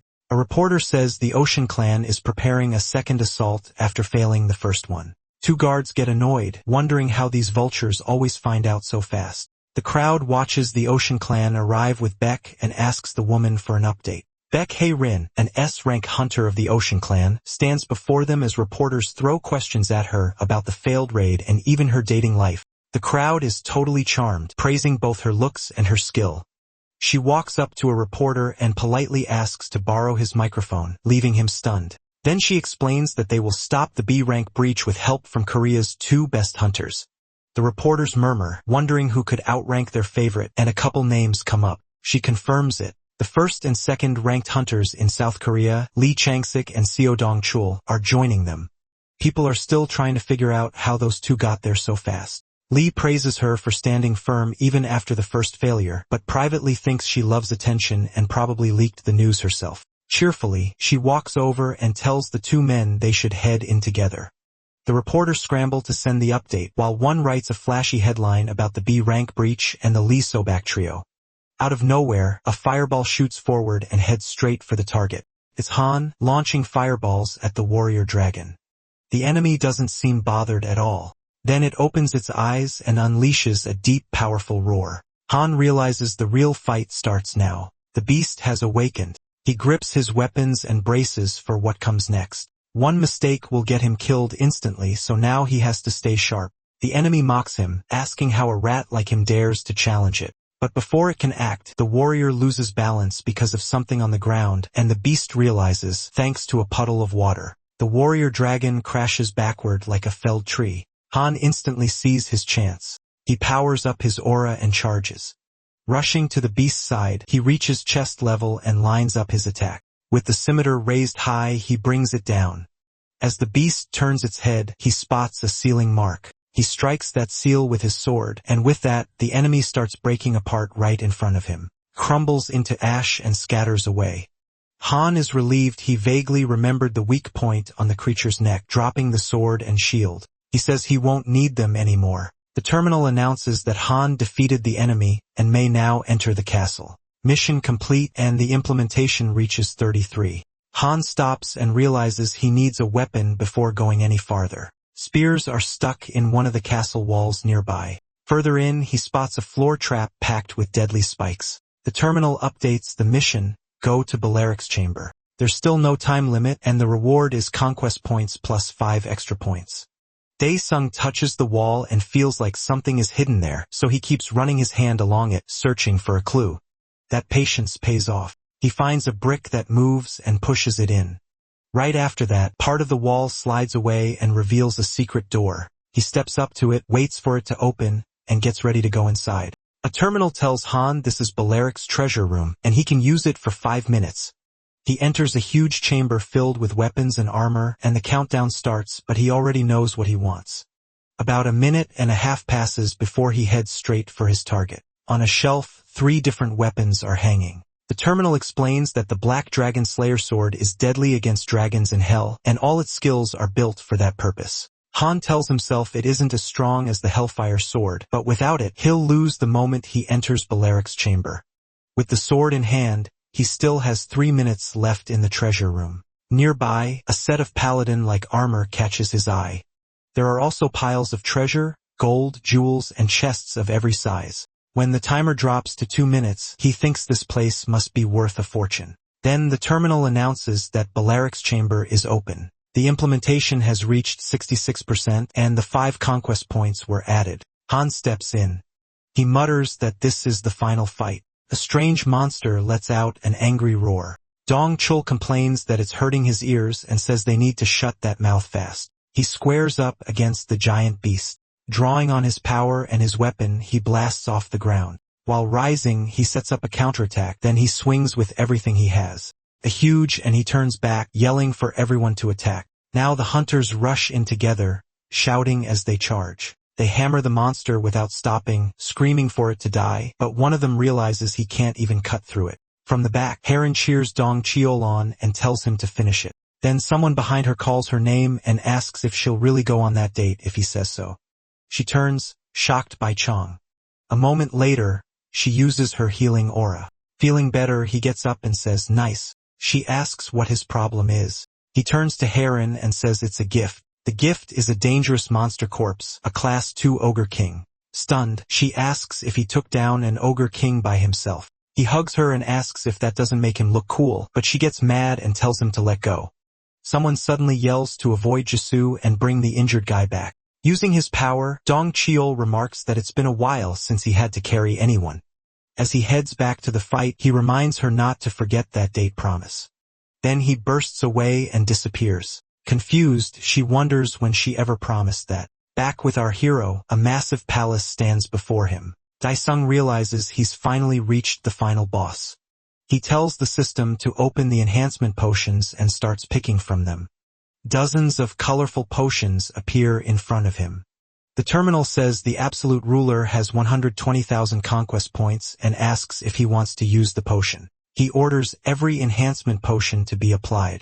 At once, they react to his command and boost his strength, agility, power, defense, critical hit, and resilience. Satisfied, he calls them amazing potions and says it's time to go. The giant double doors open, revealing a huge hall. Inside waits a creature in powerful armor, holding a deadly weapon. Smiling, he says it's been a long time. Balark. The creature just stares back in silence. Then a loud crash comes from the side, and a huge red dragon appears at the boss's feet. It moves toward Han, who readies himself for the battle. The terminal confirms that he resists the red dragon's fear effect. So Han gets ready and activates blood naturalization. Elsewhere, a streamer appears and greets everyone on this YouTube channel, introducing himself as Dragon7. He tells viewers they're kicking off the weekly hunter rankings. First place, he says, is Immovable, the youngest son of the Chibel family, who hunts as a hobby and leads the chosen clan as its president. He also mentions the director of the Hope Orphanage, a man who calls himself the father of the orphans. Then he moves on, saying the hunting grounds have bloomed again, this time with Baccarin. He reports that this week's B-rank portal crisis was solved in just 6 hours by the Lee Su-Beck pair. Then something catches his attention. Sitting at his computer, he mutters that he's seen this guy before. A solo clear on a team-type portal sounds impossible, but he still feels like he knows him. Excited, he wonders if it's that older guy from the other day. Sometime later, at the Habma clan, word spreads that the Soul clan leader was arrested, and Dae-sun cleared a Type C portal alone. Someone notes that portals are being cleared faster and faster. One guy calls out to Jai-sien, asks him to go drinking, and he'll need to change the mood. Elsewhere, the huge red dragon breathes flames as it watches our hero. Without warning, it fires a blast at Daesung. He reacts right away and answers with a simple strike that lands cleanly on the dragon. The monster roars, raging and spitting fire, but our hero Daesung says it feels like the old days. It's been a long time since he's been covered in an enemy's life force like this. At last, the huge boss rises and joins the fight. Our hero slips past that heavy attack with ease and barely even has to move. Calmly, he says that was nothing. The giant creature growls back at him. Then the giant starts attacking the black-haired fighter again and again, but he knocks every strike aside with ease. After forcing the knight back, he decides it's his turn. He releases the power he built up and pushes forward with fierce blows. But the fortress ruler doesn't slow down, and Han Dae-sung starts getting pushed back. Glancing at Balark, he asks how this thing can be so strong. Suddenly, the monster lets out a scream that shakes the whole iron fortress, then wings spread from its back. Balark unleashes the Brontosaurus cannon skill and charges at the intruder, declaring one attack, one death. In the end, the massive monster is decapitated. Han Dae-sung looks back with a grin, amused that the lizard became a dragon. Then a white liquid starts pouring from the dead monster's head, and a new creature begins to take shape. Even the ruler of hell has never seen anything like this. The snow-white being appears furious and demands to know who disturbed the rest of the holy apostles. Red blood keeps dripping near its feet. Elsewhere, a fanatic squeezes the last blood from his heart and prays to his lord that the sacrifice works. Then something starts rising from the red puddle, and a portal opens in front of the man in the raincoat. Meanwhile, at the Hunters Association, a scientist gets a call at work. He introduces himself as Jake, director of portal search engines. The fanatic reports to his master that the sacrifice with the hearts he collected was a success, and that he used the ones gathered earlier. Hearing that, the man smiles. The scientist says he'll notify the Hunters Association. After that, his underling asks when the ritual should be finished, and the man in red replies that once they have enough scapegoats, he'll end it. Several alerts pop up before Han Dae-sung, warning that an unknown creature entered the system. The system identifies it as a powerful celestial, then starts glitching. He can tell right away that this thing is insanely strong. Another message appears saying he can now use his own power because the terrain implementation is complete, and it asks if he wants to activate it.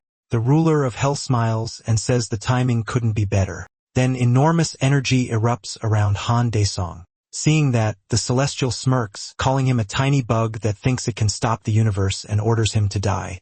A violent explosion tears through Balark's iron tower. The celestial assumes nothing is left of him, but out of the smoke, a black-haired boy bursts forward with sword in hand. In the next instant, drives the blade into the snow-white monster. Then the battlefield goes still for a moment. With a red-eyed grin, the celestial asks if he really thought that weak attack could hurt him, but the ruler of hell was never counting on that. Han Dae-sung uses hell's final skill, one that only works in hell, and whose power depends on his realization level. The monster is dragged into a vast echoing space. It looks around in confusion as a glow forms behind it. Anda sung skill pon, eternal suffering. As the celestial faded away, he couldn't believe a mere bug had pushed him this far. He tried to warn the other celestials, but the black hole swallowed him whole. Then the system popped up for the ruler of hell. The elite celestial was dead. The system was restored, and the mission would end once he took the ruler's throne. He moved toward the place he had earned. Then Han Dae-sung broke into a run for the golden throne. The moment he touched the base of the throne, it started to change, and a staircase rose up in front of him, leading straight to the seat. As he climbed, messages from the imprisoned demons appeared before him. They were thrilled to see this happen. Soon another notice appeared. The Balark mission was cleared. Han Dae soon gained 2 S-class skills, Terrain Exchange and Balark Celestial. He could now summon defeated enemies into his shadow army. The monsters bowed to their new master and swore eternal loyalty. Han told them to be quiet. They were too noisy, and he'd call them when he actually needed them. Once seated on the throne, he decided the plan was simple. Close these portals and make some money. At the same time, the Hunters Association issued a first-level alert. A level 8 portal had been found in Gangnam's Dojyeokdong. Before ordering a full evacuation, they chose to send in an operation team first. Chief Leader Park Chung-ho entered the observation room and asked if this was the same portal that caused the disaster 5 years ago. The chairman confirmed his fear. What stood before them was definitely an 11 portal. Park Chung-ho rested a hand on his chin and thought it over. Then he quickly ordered them to call every hunter they could and request backup from the World Hunter Organization. The dark-haired subordinate bowed and said it would be done. Meanwhile, the system showed the ruler of hell his updated stats. Han Daesung's physical realization had reached 48 and his magical realization was 41. He also got a new skill, terrain exchange. It let him swap part of the real world with terrain from hell. Right now, the only area he could use was Balork's Ethio Iron Fortress. Reading the notices, Han realized his realization level was still too low, so he decided to pick up a few more skills. Standing alone on an empty platform, he activated terrain exchange. This was recorded on page 124 of his diary 3 years ago. Then the Colosseum before Han Daesung slowly began to change. Back at the Hunters Association, the top leaders gathered around a round table. Several other important figures joined the meeting online. After checking that everyone was present, the chairman began the meeting on how to deal with the level portal in Gangnam. A police bus moved through a crowded street in Korea. Hwang Jun-hyun sat inside surrounded by escorts. He kept wondering who the killer could be. Lee Sakubo wasn't someone who could be killed easily. Even a skilled mercenary would have struggled, so the bearded man knew a powerful person had to be involved. More than anything, Hwang Jin-hyun hoped his student was safe. Then the hospital room door opened and a nurse walked in with a fresh meal cart. She noticed the patient hadn't touched the last tray either.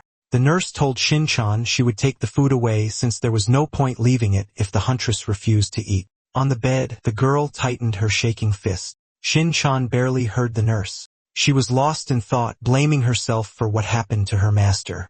Meanwhile, the meeting continued. An old man named Ryu Jones, head of the Fortress clan, said their huntress son had been missing for a month after going out to investigate. Then Cha Hung-kyu, deputy head of the Marble clan and brother of Cho Hun-ho, the 5th-ranked S-class hunter, explained that his brother had been in Silicon Valley developing aura weapons. But after hearing what was happening in Korea, he was rushing back home.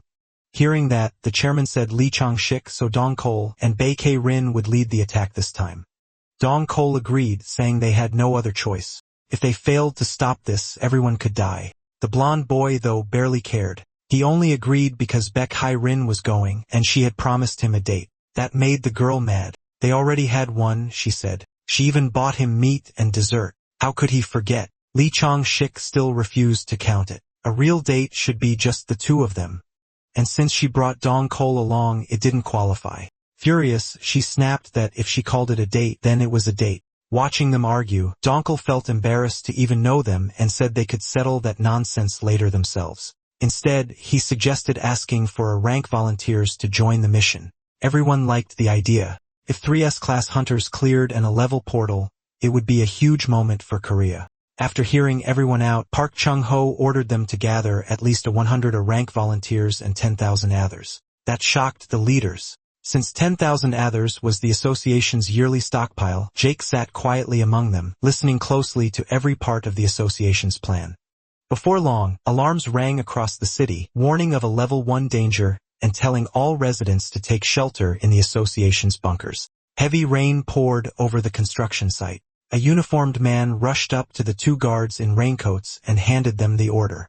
With that, the assembled hunters got ready to begin the operation. Not everyone in the crowd was pleased. It had all happened too fast, and some had only come to watch the top hunters throwing his bat over his shoulder. So Donkel said they should finish this fast so the 2 could go on their date. Hearing that, Lee Chang-shik told the older man to stop showing up. The black-haired man said he had no interest in getting between them. He just told everyone to calm down and wish each other luck. The place inside spread out before them.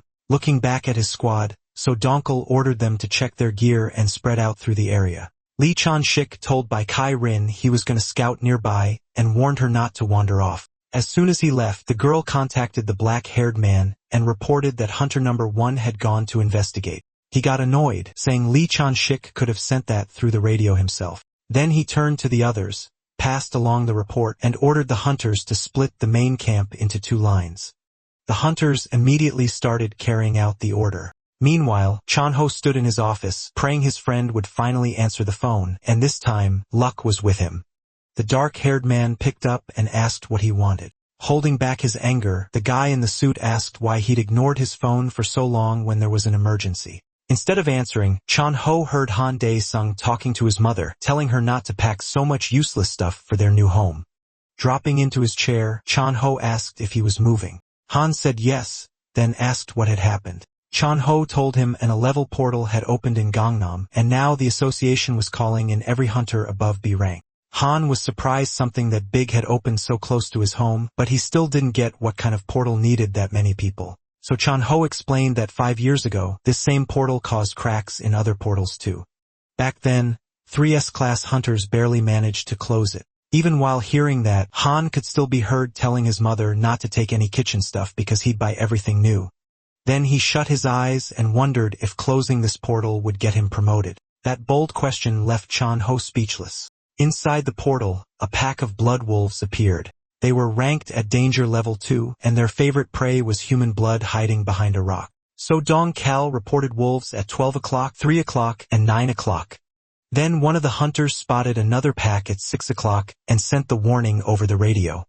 The black-haired man's eyes narrowed when he realized their squad was surrounded by blood wolves. Ethers are created when monsters inside a portal are defeated. Right now, they range from E-class to S-class. Humanity was heading toward collapse because of uneven growth, environmental damage, and reckless use of natural resources. Then ethers appeared. Their special energy helped humanity avoid that destruction. More importantly, if aura weapons are charged with ether and that power is infused into an awakened person, their abilities improve by a huge amount. Aura weapons matter for attacking portals, and others matter just as much for strengthening hunters. So Dongkao grabbed a bottle and told the senior hunters to load up on a feather. At once, the assault team injected themselves with ampoules filled with some unknown drug. Their aura spiked hard, and they were ready to fight. The blood wolves charged. Then something like a meteor slammed down in front of them and sent the beasts flying. The hunters realized that Blur was Li Changshik, the top-ranked hunter. As he ran across the battlefield, he hated having to use this power, but he had no choice. In the next second, he unleashed his aura at full range, and a massive wave burst out from his body.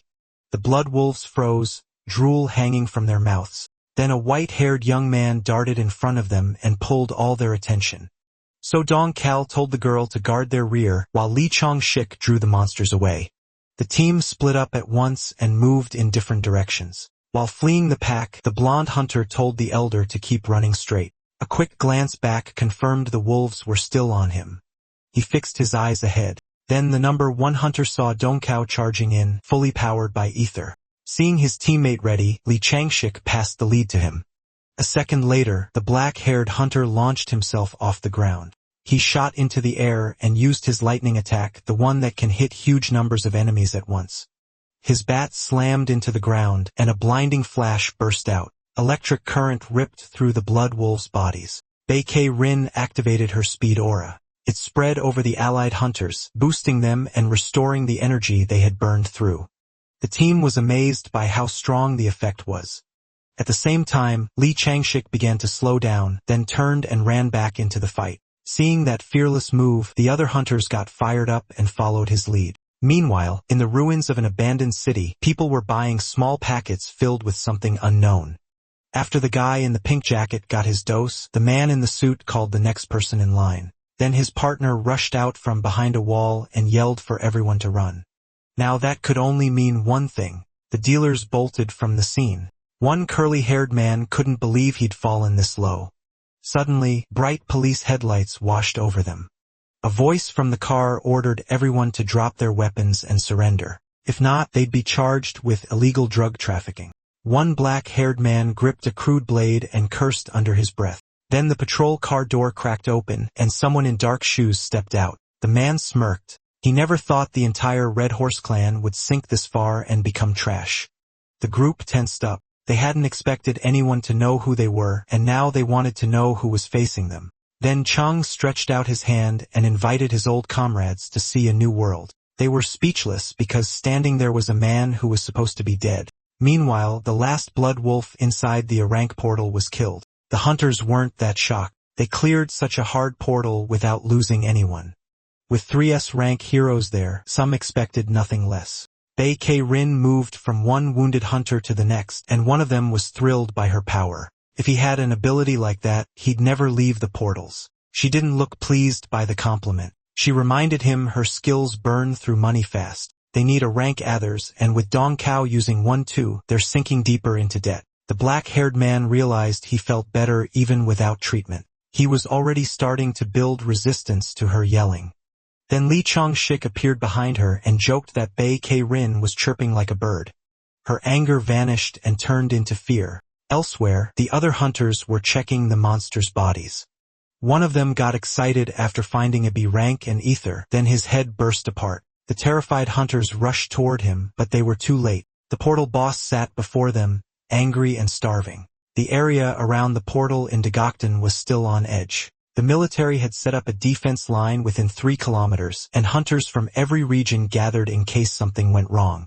The news reported that the legendary trio of S-rank hunters was still fighting inside the portal. They also mentioned how quickly they had cleared a B-rank portal before, and a girl asked if that was true.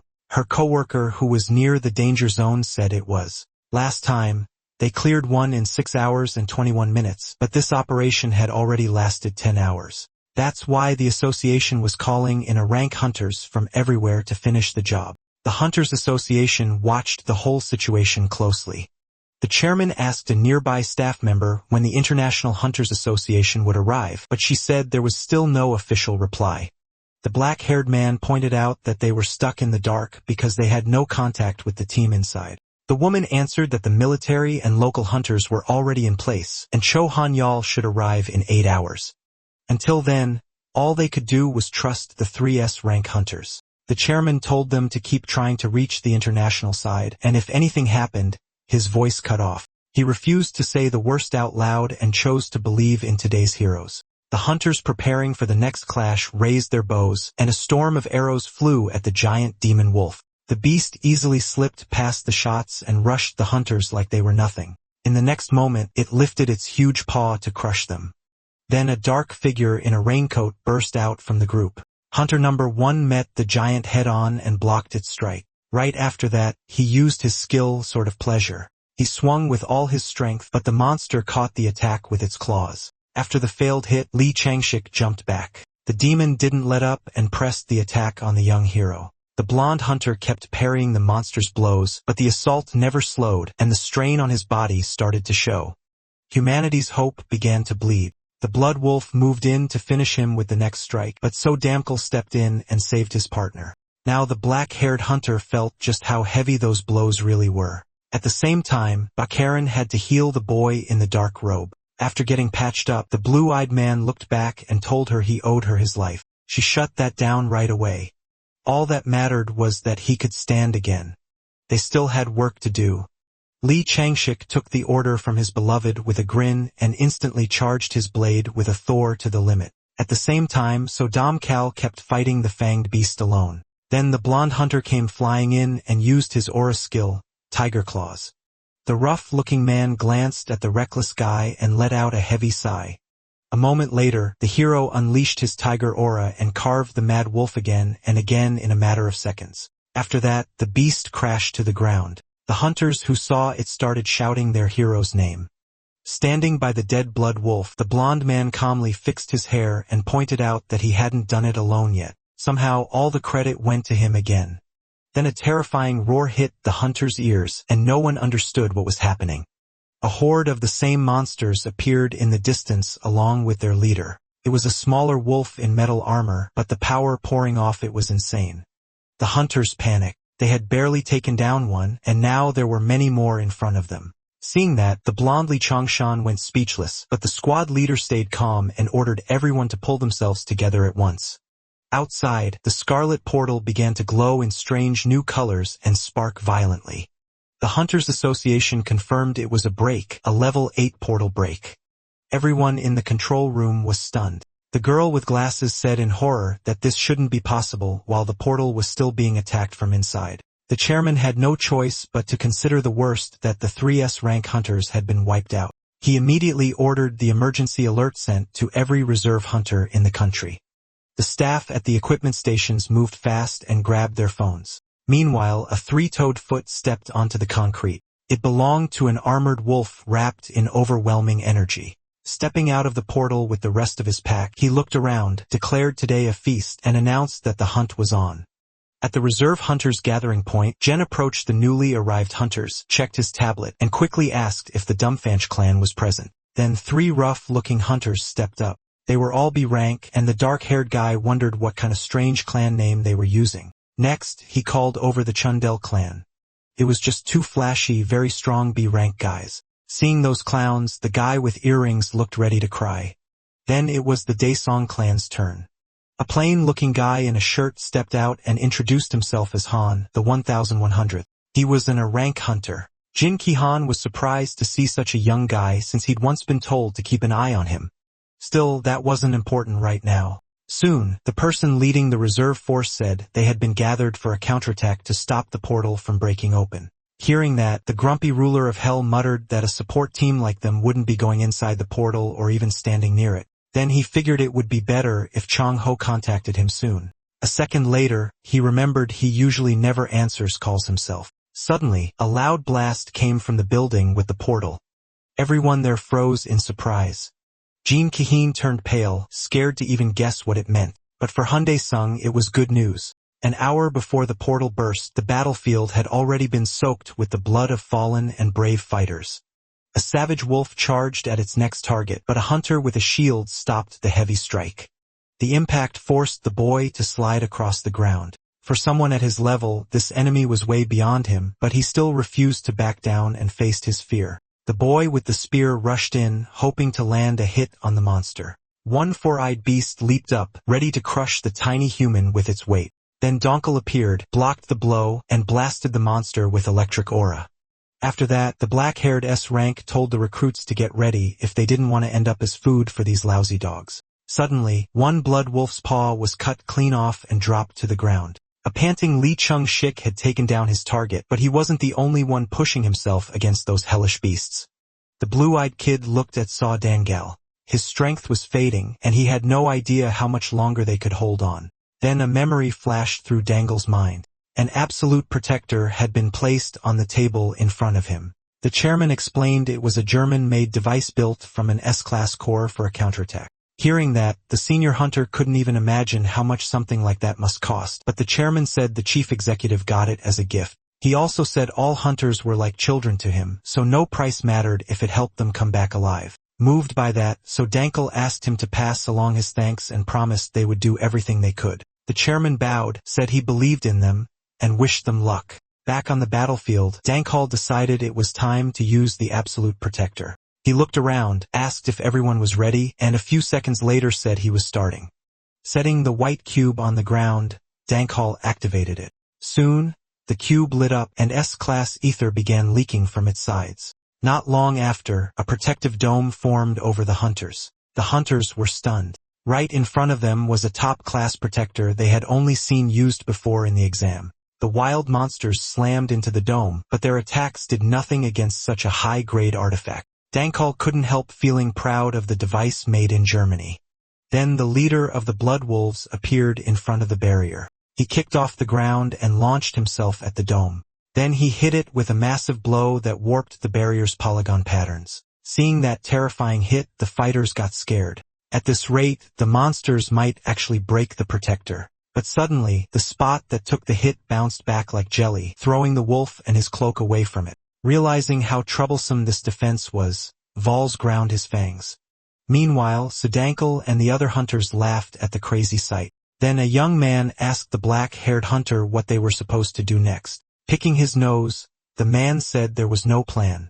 They just had to hold out. Sudankel told the others that when nothing works, the first thing is to stay alive. The ideas can come later. He added that the other S-ranks should understand exactly what he meant. Lee Changshik and Bei Karen, however, had no clue. The other hunters started talking among themselves, worried because they still had no plan. While they talked, a hooded stranger hid among them. The madman who created the portal was watching everything from inside the group, and he didn't like that things had stalled. So he pulled out a strange artifact and decided to change the plan a little. In the next moment, the portal flashed and cracks spread all across it. People were shaken and couldn't understand how that was even possible. Through the torn portal, the real world and an abandoned building could be seen. At that sight, the armored wolf smiled and said they still had some sense left. He decided that place would be perfect for his feast. Near the portal, military forces were trying to keep the demonic creatures away from Korea's crowded streets. But suddenly, the blood wolves broke through the line of fire and tore into the soldiers with their claws. Then the armored monster rose above the others and landed on the road. The soldiers opened fire at once, but the metal bullets only buzzed around him like flies. With one swing of his huge weapon, the monster sent the helpless bugs flying in every direction. A moment later, drones began circling above the armored beast. The wolf studied the strange little machines, then decided to wipe them out with his breath. His powerful roar made the flying electronics start failing, and the video feed on the screens cut out. Furious, the chairman slammed his fist on the control panel. Then he turned to the nearest worker and asked where the monster squad was. The shaken employee answered that they were now near Building H. The dark-haired man ordered a high-level satellite screen connected and told them to send reserve units to the portal. Night covered Korea under a bright moon. A quadcopter moved through the dark sky. A kid called 7th Dragon Young-Sol greeted his viewers. He was streaming right from the scene, risking his life for the video. From a rooftop, he took control of the drone to capture the best footage and chase his dream of becoming the biggest streamer. After calming himself, he asked the chat to type 1 if they could see the drone feed and 2 if they couldn't. The chat flooded with 1s when people suddenly started warning him that something was behind him. The blonde thought they were just joking around while he was risking his life until he turned around. The giant wolf was sitting right in front of the streamer. It licked dried blood from its beard, and part of its last victim was still hanging from its mouth. The boy went pale and started sweating, then a severed limb dropped onto the rooftop. Terrified, the streamer jumped back and fell to the ground. The blood wolf opened its jaws wide and lunged at the helpless kid, and he started screaming for his mom. Then the monster's huge head suddenly flew off and shot past the streamer. In the next instant, the ruler of hell stood before the boy in armor, holding his legendary sword. The blonde kid couldn't say a word. His whole body was in shock. At the same time, the dead monster's head was flying off the skyscraper, and the drone caught everything on camera. Staring at the fierce dark-haired man, he realized it was his old savior, Han Dae-sung. The next second, the ruler of hell vanished from the roof. At once, the streamer scrambled back to his drone controls. The guy who grew up in the ghetto now stood on the marked ground, and in front of him was a strange wolf in a red cloak. And not just one, all of its brothers were there too. But the dark-haired man wasn't bothered at all. Smiling, he asked when so many stinking dogs had started roaming this area, and where their pathetic owner was. Hearing that, the monster in armor bared its fangs in fury. With an axe in hand, it charged at the careless bastard. A bright flash burst out from the clash of the two strongest fighters, but somehow, the road stayed intact. The great Han Dae-sung casually blocked the attack and asked if it was his turn to hit back. Elsewhere, citizens crowded the entrance to a bomb shelter near the Fells building, demanding the doors be opened. Some of them found a live stream showing the battle, so everyone there ended up watching the idle stream. When he saw the viewer count had passed to 100,000, the guy swallowed hard. What shocked the blonde even more was that the kid who had saved him still hadn't died and was still fighting. Glancing back, the streamer wondered if he should finally run for shelter. Ion, who was in the control room, saw the live stream too and told the chairman to watch it. The chairman looked at the phone, recognized the figure, and ordered them to put it on the main screen right away. At the same time, Han Dae-sung appeared before the hunting association leaders. The staff recognized him right away. He was the boy who had just ranked first on the exam. But like everyone else, the chairman couldn't understand why he was out there alone in the middle of this. A pack of blood wolves rushed the armored young man. In the next second, they seemed to swallow him whole. But Han Dae-sung had already slipped away. Standing off to the side, he mocked them and asked what they were looking for. The wolves turned on the Lord of Hell with killing intent in their eyes. Then they charged again without a thought. Han Dae-sung drove his storm blade into the ground and said one word, rage. A wild blaze instantly swallowed the charging wolves. Their screams filled the air as the monsters burned alive. Soon, the weakened beasts collapsed onto the asphalt, but the pack leader didn't stay still. Seeing his brother suffer, he swung his huge axe. The force of the strike blew the flames away. Before long, the wolves got back up and thanked their master. The armored wolf told them to finish clearing the other areas while he handled this insolent human himself. Not only made the ruler of hell smile wider, he liked seeing a dog act so sure of itself. So he decided to show who really ruled this land and began calling up his demons from hell. the space around the Devil King started to twist and a terrifying power poured out of him. Once again, the ground was covered in strange light. Even the bloodthirsty wolf flinched at that foul energy. The nearby streamer was just as confused and had no idea what was happening. Then a figure appeared in the sky, crouched on top of his beast. The guy started stuttering when he realized it was a real dragon. But Han Dae-song wasn't done. He kept summoning more troops. Watching from the control room, the chairman could only stand there with his mouth open. That night, Korea witnessed something no human should have been able to see. Faced with that sight, some hunters even started begging their lord for mercy. Soon, Han Dae-song stood surrounded by his powerful servants. Even the dumb wolves lowered their heads in fear at that overwhelming power. Han Dae-song then declared that the big dog was his, while his summoned demons cleaned up the rest of the trash. Baylor, riding his dragon, faced the helpless monsters, while Jin Ki-han and a reserve squad watched from the side. Without warning, the winged beast bit into one of the wolves. His jaws snapped shut, tearing the monster apart. Seeing this, Jin Ki-han couldn't make sense of anything.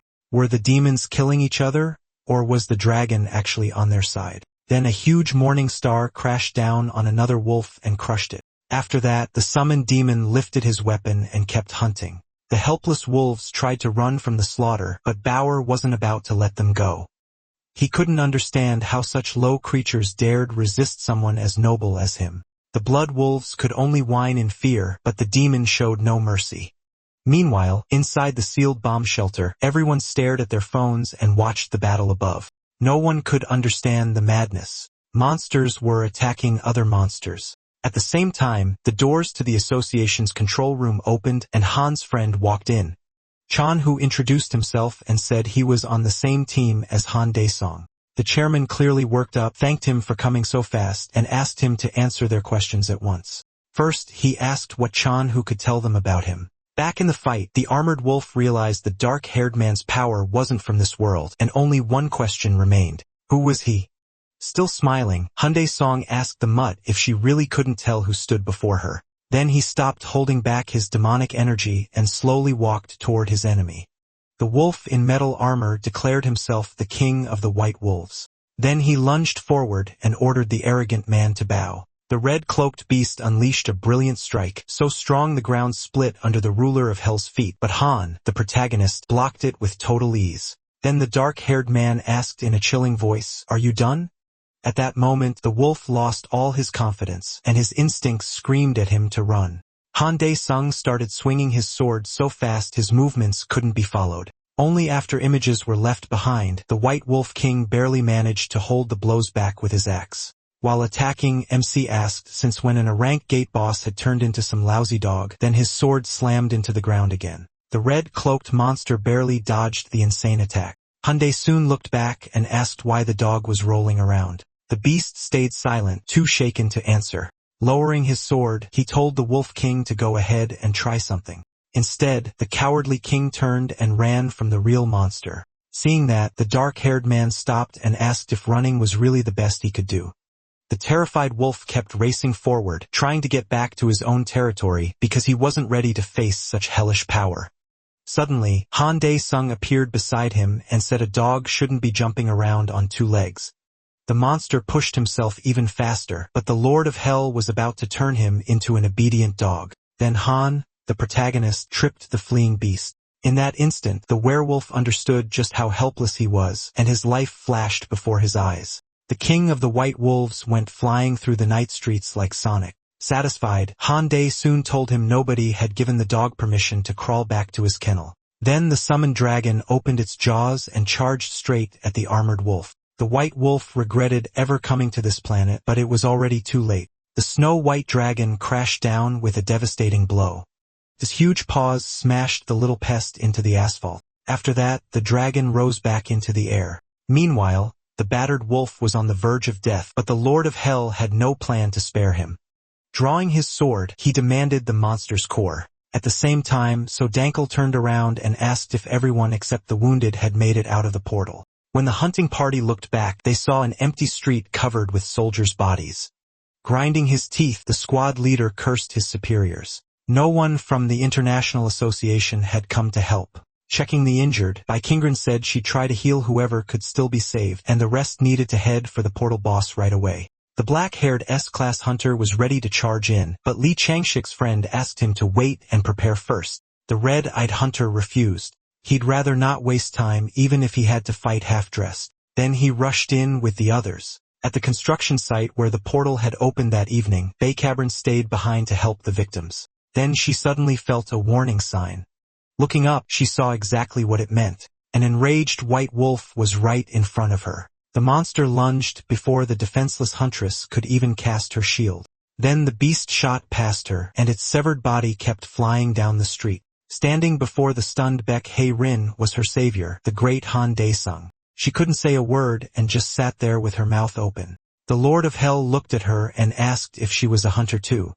Still speechless, Baek Hae-rin couldn't believe what she'd seen. These monsters had overwhelmed top-ranker Lee Chong-shik, yet this stranger killed one in an instant. Suddenly, a white-haired hunter attacked the Lord of Hell, but Han Dae-sung dodged the pathetic strike with ease. Seeing her teammates' reckless move, Baek Hae-rin shouted out to Lee Chong-shik, and the squad leader moved too. Hearing his allies, the blue-eyed hunter finally realized the figure before him was a man, so he stopped near the group. The top S-class hunter couldn't take his eyes off Han Dae-sung. It was hard to believe the stranger had dodged a sword strike so easily. Realizing his mistake, the white-haired man quickly apologized. He had attacked because he thought Han Dae-sung was a monster. That answer surprised everyone there. Han Dae-sung then asked why he thought that. Lee Changshik explained that only portal monsters gave off an aura like that, but this stranger felt even stronger than any of them. Hearing that, Han Dae-sung was a little surprised. He hadn't expected a hunter who could sense his demonic energy. After a short exchange, the white-haired man finally introduced himself properly. He was Lee Chong-shik, CEO of the Chosen Clan. With a faint smile, the Lord of Hell gave his name, Han Dae-sung. Not long after, the young hunters gathered in the chairman's office, where he thanked them for their hard work. So Dong-kul quickly pointed out that the chairman's gift saved a lot of hunters, but the blue-eyed man wasn't focused on praise. He wanted to know how the monsters got out. Then Baek Hae-rin carefully asked who Han Dae-sung really was. She didn't buy the idea that the association had a secret weapon hidden away, and he seemed to come out of nowhere. What bothered her most was how someone stuck in a hospital bed for so long got this strong so fast. There was also one silent figure at the meeting, a masked man named Cho Han-al, leader of the Marble Clan and 5th in the rankings. After hearing everyone out, Park Chong-ho got to the point. If they wanted the full story, they should ask the kid himself. But first, he had another question. Did everyone agree to promote Han Dae-sung to S rank? The black-haired hunter in the red tie replied that their vote barely mattered. Now the public had already accepted him as an S rank hero. The girl voted yes right away, hoping fewer people would be thrown away and used up. Lee Chong-sik agreed too. Even if Han Dae-sung didn't want the title, he deserved it for clearing a rank portal by himself. After that, the gray-haired old man turned to Cho Han-ol and asked what he thought. The masked man answered that, in his view, Han Dae-sung had been S-rank from the start. That answer left the room stunned. Around the same time, Yeonmail started a special stream with a guest appearance from Mr. Anderson, the head of the clan of Pickers of Squabbles. The young host quickly asked how he knew Han Dae-sung, and the old man said their strange connection began during the hunter exam. Elsewhere, someone kept hammering a mouse while checking YouTube City's recommendations where the new hero was shooting past every ranking. Chun-ho sat in front of the monitors in total shock. Social media was exploding with Han Dae-sung's name, and just adding Lord of Hell to a video sent the views straight past 1 million. The kid in the suit could hardly believe it. They had hit the jackpot. Then his office door suddenly opened. Han Dae-sung stepped in. Chun-ho happily greeted the new star, jumped up, spread his arms, and called him the clan's greatest treasure. But Han Dae-sung wasn't amused, reminding him that he'd once told him to run if things got dangerous. Embarrassed, Chun-ho quickly said he was only worried his friend might get seriously hurt. Still, none of that mattered. Now Han Dae-sung was the best. Han Dae-sung let it go and asked why he'd been called here. Grinning, Chun-ho told him it was time to get his S-rank hunter license. Soon, every TV channel began covering the event. The Hunters Association had drawn huge crowds and reporters from other countries, all because interest in Han Dae-sung had exploded after he closed the Gangnam portal. What impressed people most was how many of his summons helped clean up the monsters that escaped. A red carpet and stage had been set up in front of the Hunters Association. A black Mercedes rolled up and came to a stop. Then the man dominating every headline stepped out. Han Dae-sung arrived with his loyal friend, Chun-ho. The moment fans saw the young hero, they started shouting his name. People of all ages and from many countries had gathered there. Han Dae-sung hated the attention. He hadn't expected Chun-ho's talk about his rising fame to be this real. Chun-ho cheerfully nudged him and told him not to look so gloomy. He should wave to the fans instead. So Han Dae-sung gave in and raised his hand. The crowd instantly erupted, and one person even shouted for him to marry them. Soon, on behalf of the association chief, Park Chun-ho thanked Han Dae-sung for closing the rank portal and helping prevent major damage. Han Dae-sung answered that he was only doing his job. The gray-haired old man ignored that modest reply and called for his secretary. A small box was opened, revealing a gold badge engraved with the letter S. The brown-haired guy stared in disbelief. He never thought he'd see an S-rank hunter's badge up close, something normal people could never touch. Then Park Chun-ho officially congratulated Han Dae-sung as South Korea's 6th S-rank hunter.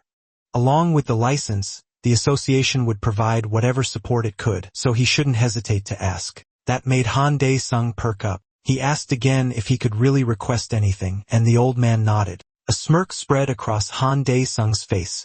At that same moment, Roman sat in his office. He was furious because all his prey had been taken from him, and he blamed Han Dae-sung. The old man then remembered Cho Hyun-shing's warning that this new hero was on a whole different level and wondered if the association could deny him any request at all. He pushed the thought aside and looked at Han Dae-sung, who was deciding what to ask for. Then Han Dae-sung opened his eyes and asked for permission for his summons to raid portals on their own. The man's eyes went wide and sweat formed on his forehead. One day, in a house in the capital, someone sat at a gaming computer in an apartment, clicking a mouse. She was watching the news, and every report was about Han Dae-sung. The girl grinned and said his name. This was Inferno, Ryu Seong from the Fortress clan, ranked 5th among hunters. She was sure a chosen one had appeared, someone who could solve her problem. She got up from the desk in pink socks and wandered through the house, humming a favorite tune. A little later, she opened one of the doors and let her father in with a sly smile. The man was stunned. He shot up from his chair, unable to believe it. His daughter, Sun, hadn't left her room in 6 months because of social phobia. But this time she had a reason. She wanted something. Hearing that, the old man asked, still in shock. Elsewhere, the leader of the Ohisu clan was furious. With Han Dae-sung slowly taking over all the portals, the rest of the hunters were being left with nothing, and he wasn't the only one upset. A lot of people hated that Han Dae-sung ignored business rules and practically monopolized every portal. After hearing this, the man felt a headache coming on. His worst fear had come true. No one expected the guy to clear dungeons with summons this fast. Oyuzu kept ranting. They had stayed afloat by selling cores and loot from portals, but now they could barely even pay their clan members. The black-haired man was miserable. Letting only Han Dae-sung raid portals was like dropping a giant catfish into a pond of small fish. After listening to all the complaints, the man still didn't know what they wanted him to do since that permission came straight from the head of the association and was beyond his authority. Ryo Yusu demanded that Han Dae-sung's rights be limited at once, let him raid only up to be rank portals, and let other clans join the rank raids. That he claimed would help all hunters in South Korea. The man in the suit said he understood how everyone felt and would try to do something. Meanwhile, in one of the skyscrapers, a notification popped up on the screen showing another loss. Seeing it, Han Dae-sung ground his teeth. He couldn't understand how he kept losing at this stupid game. Then his phone started ringing. This wasn't the first time someone had tried to reach him, and Chun-ho didn't get why he had to keep shouting. After hearing his friend yelling, Han Dae-sung said he hadn't picked up because he was busy with something very important. The high-rise where the new clan had settled was now called the Dae-sung clan, and its leader was Chun-ho. The association called them in to change the portal bidding rules, and the black-haired man couldn't tell where this was going at first. The man in the suit explained that from now on, they could only bid on B-rank portals and above. For A-rank gates, they'd have to work with other clans. Jang Ho pointed out that Dae-sung's portal monopoly had pushed small and mid-sized clans into money trouble. Dae-sung didn't mind. By now, they'd already made plenty and had no reason to keep taking low-rank gates. The brown-haired man carefully asked if he was really fine with that. Daesung had no reason to be mad. He'd already made a huge pile of money. Chang-ho agreed. Unlike other clans, they didn't need a big team to clear portals. So their costs stayed low and each raid brought real profit. That's how they were able to buy this clan building. After hearing that, he and Daesung said they should just focus on clearing the biggest number of valuable portals and leave the smaller ones to everyone else. Looking at him, Chang-ho realized this jerk really did have a sharp business mind. Then the brown-haired man brought up the gear Daesung had handed over to sell earlier. He didn't think hunters would buy it since the gear couldn't be charged with ether. That disappointed the ruler of Hell, who had already counted on that money for more buildings.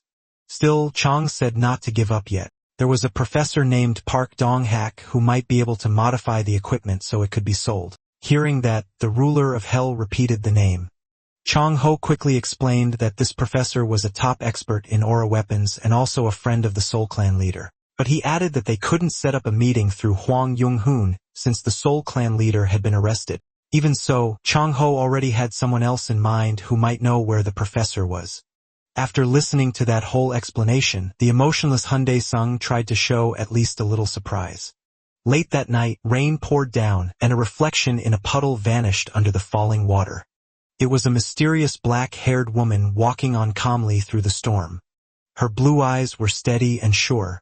She was ready to do anything to return to the hunters. Then she kept walking. Meanwhile, inside a C-rank portal, the Unshakable Spirit clan was in the middle of a raid, and one heavy fighter used a stun skill on a monster. But the creature grabbed him, and the hunter called for his leader, who was about to finish it off. Atenso Hiri, Su charged the ogre, and in the next instant, sharp blades sliced it apart. The shredded body dropped to the ground. Hiri-su turned back and saw his squad already celebrating their win in the C-rank portal. Then something suddenly caught his attention. A group of strangers was coming toward them through the desert fog. Soon, Zhang Jinchul stepped forward, mocking the weaklings who had crossed his path, though he had no plan to let them off. A second later, he gave the order. A horde of humanoid mutants rushed out from behind the blonde man. The squad froze in confusion because these weren't hunters. They were monsters. Looking at the twisted faces of the charging creatures, the worried leader of Unshakable Spirit ordered his men to get ready to fight. Fear slipping into his voice, the desert turned into a killing field, but the battle ended fast. Soon, the defeated leader of Unshakable Spirit was touched by Zhang Jinchul with 2 fingers, and in the next moment, he used his transformation power. Right away, his face began to warp. When he opened his golden eyes, Zhang Jinchul had taken on a new form. He had become the new Ophiuchus, and now ruining this rotten world would be even easier. Meanwhile, the news reported a serious issue. Missing person cases were rising fast. It was already the 12th case this month, and the strangest part was that 10 people had vanished at once. Han Daesung's family watched the report with interest. Han Jae was shocked. What kind of place were they living in if 10 people could disappear at once? She even joked that maybe it was aliens. Their mother wasn't laughing and told her not to leave the house for now. Then their mother turned to her son and asked if he was hungry. When Han Jae-swo looked around, she jumped and scolded her brother for sneaking up so quietly. A moment later, their mother asked what he wanted to eat, and the embarrassed ruler of Hell asked for lots of meat. After that, he looked back at the TV and fell into thought. At the same time, a figure in a white robe approached a strange altar. A dozen hearts had been placed in a vessel meant for sacrifice. Then Elder Hans began chanting, starting the ritual. Soon, the hands he held tight began to glow brighter. The torn hearts lit up too and started to tremble. After that, the man in white stepped away from the altar and faced his followers. At once, the people in red robes dropped to their knees to greet their great god. A man named Roman said they were lucky because in Cannes, there was someone tied to Han Daesung. Because of that, the elder chose to pass on the Lord's will to the blonde man and ordered him to kill Han Daesung. That cultist was Zhang Zhengshul, and he was thrilled by the mission. Now he could finally take his revenge with his new powers. At that time, a soccer ball rolled to the seashore, and a black-haired boy ran after it. But the moment he bent down to pick it up, a strange light shined across his face. The boy looked toward it in surprise and lit up with joy at the sight of a beautiful flower. The adults nearby didn't share his excitement and turned to see what was happening in the water. Out in the sea, a scarlet portal opened and twisted the space around it.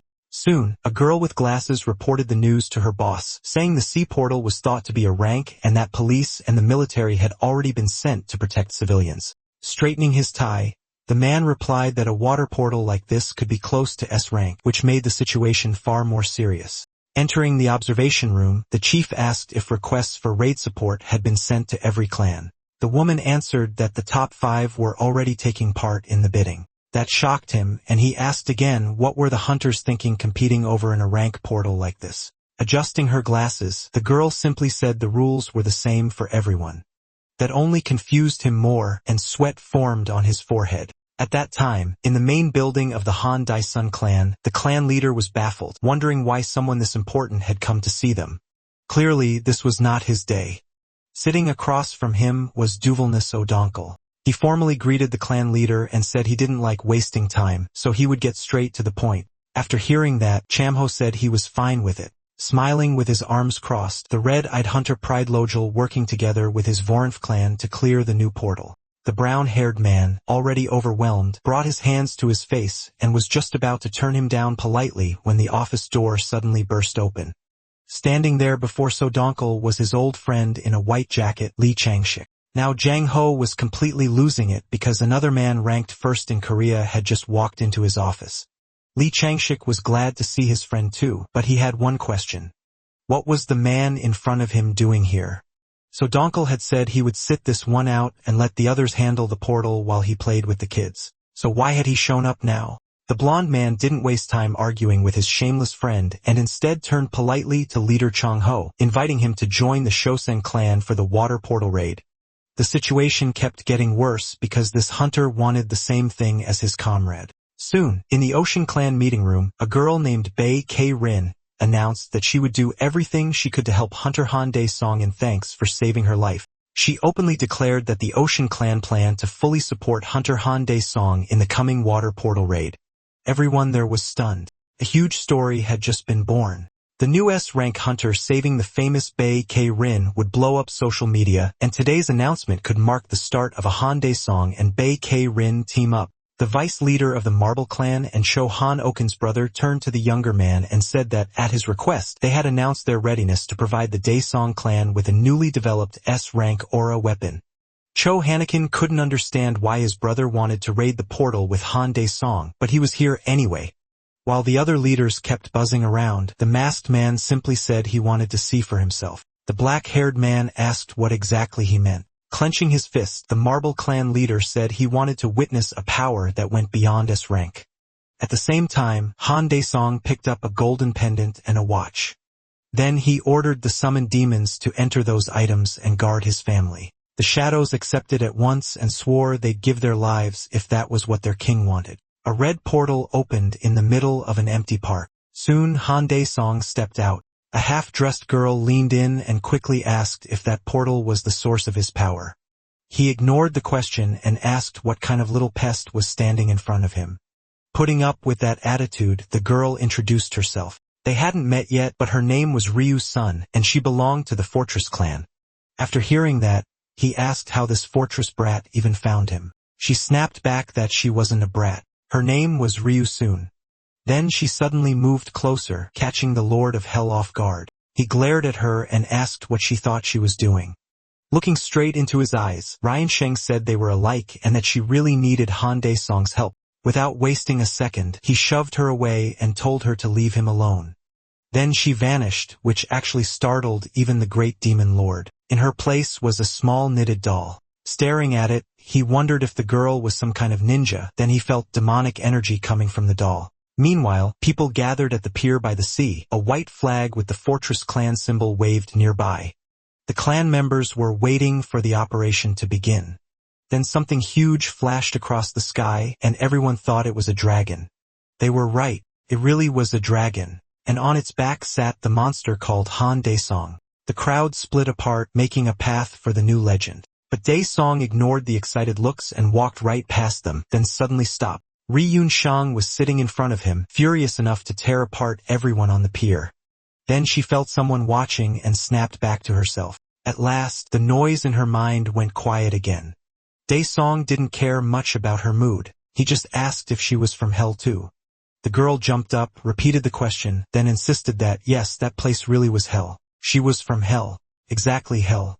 As she kept repeating herself, Dao Song just stared, wondering what was wrong with this kid. She cut into his thoughts and rambled that everything only became possible around him. And when he was near, the awful noise disappeared. Then she suggested they forget the portal. Her rant was cut off by Bei Chi Rin, who told the witch to stop talking nonsense. Dao Xiaobei frowned and muttered that another parasite had shown up looking for attention. Dao Xiaobei ignored that and announced she'd been put in charge of Han Daosong's support team. The whole thing was being watched by a very pleased Jin, disguised as Ohuxu. The ruler of hell noticed that nasty grin and thought that more and more people were trying to use him. The hell which kept glaring, thinking everyone else was useless, but Baek Hei Rin was the worst of them all. Baek Hei Rin wasn't happy to see her either. She asked if Ryu-san really thought that wild stare would scare her, especially after she'd already healed the hunter's hurt by that curse before. The witch caused plenty of trouble in that raid, vanished without a word, and now came back without even saying thanks. As the Lord of Hell walked off, the two girls practically started a war behind him. He glanced back and asked if they were done fighting yet. The crazy woman lit up, thinking he was on her side. He wasn't, and she was shocked he noticed without even turning around. Soon, Dao Song got onto the lead boat with Ryu-san, then the hunting team moved out. Standing on the boat, the ruler of hell wondered what sin got him stuck with this. Meanwhile, the inferno which enjoyed every second because the voices were finally gone. But she wasn't the only problem Han Daosong had to deal with. He still didn't know Jean was watching him. Before long, the boats reached their destination. One after another, they entered the portal. Inside the red portal, everything was completely dark. Bai Chi Rin knew that invisibility this bad, they were wide open to a surprise attack. So she used one of her light-based detection skills. A glowing orb rose into the air and lit up the area. The hunters were amazed by the universal S-rank huntress's skill, but Bai Crin ignored the praise. Something else worried her. Other than the boat engines and the sound of water, there was nothing. The sea was dead silent. Then she warned everyone that something was coming and told them to get ready. At that same moment, the hunters loaded their cores and prepared to fight. But when they looked into the water, they were confused. The creatures there looked harmless, almost cute. The tense hunters relaxed a little. It almost felt wrong to kill something that adorable. When suddenly one of the boats was launched into the air, the cause was Queen Geiger, a dangerous first-rank species. Blake Rin was shocked. It was her first time seeing a free monster like this, and she wasn't the only one. The other hunters had no idea how to fight it either. Then those cute little creatures started pouring out of the monster's mouth. The moment one of them struck a young hunter, everyone realized how badly they'd misjudged the situation. Still, no one died. When the careless hunters got trapped, a flying dagger instantly cut the bindings. The blade soon curved back like a boomerang into its owner's hand. It was Han Daesong. Seeing him step in, the hunters smiled. He might get them home faster than expected. Then the monster dove under the water, ruining the ruler of hell's hopes. Annoyed, he turned to the brat and said that if she helped him, he'd solve her problem. The girl could barely believe it and kept asking if he really meant it. He told her he stood by his words, so she needed to stop bouncing around and drag that bastard out from under the water. Ryun Sheng happily agreed. At the same time, Bei Qi Rin struggled to keep her balance on the boat. Then the ruler of hell spoke over the radio. He told the hunters to handle the fast ones already closing in. She didn't understand at first, so she looked up and her eyes widened as cold sweat ran down her skin. A swarm of vicious insects was heading straight for them. While the hunters fought the hellish creatures with everything they had, the blonde man stood there calmly watching. Then Jean said with a smile that it was time to begin. After that, he activated his stealth power and declared the hunt for hunters open. At the same time, Ryo Xian took off her clothes and used a skill called Alluring Scent of Death. Daesung watched, already expecting something like this. The next second, she jumped overboard. The others were too stunned to even try stopping her, and just like that, she was gone. Meanwhile, inside a cafe, an unknown person slowly climbed the wooden stairs. The girl was already seated at a table, staring out the window. Tianho walked over, pleasantly surprised. He had arrived 10 minutes early, yet she was already there. Adjusting her cap, she said she had only just arrived too. He didn't dwell on it, introduced himself properly, and she did the same. Her name was Shin Chun from the Soul Clan. While the two talked quietly at the table, the hell which kept sinking deeper into the dark sea. At a certain depth, she stretched out her hands and spread her aura, drawing the monster in. Purple energy filled the water, and then the witch smiled. She had a fish on the hook. A giant monster was already rising from the bottom toward her. Soon, it burst out of the water, and at that same moment, Kai Rin ordered everyone to focus on the fight. Then she raised a barrier to block the enemy attacks. At that moment, the black-haired Lord of Hell guessed the monster had swallowed a fake doll instead of Ryuseon, just like she tricked him before. That hardly mattered now. The girl had done her part, so Han Dae-song could finally begin the hunt. He kicked off the boat, spread his demonic wings, and shot straight at the giant monster. Once he got far enough from the boat, the creature fired tentacles with bait at him. He calmly sliced them apart and shut the attack down in an instant. When Queen Geiger saw that didn't work, she opened her huge mouth. Then a system notice appeared before the ruler of hell.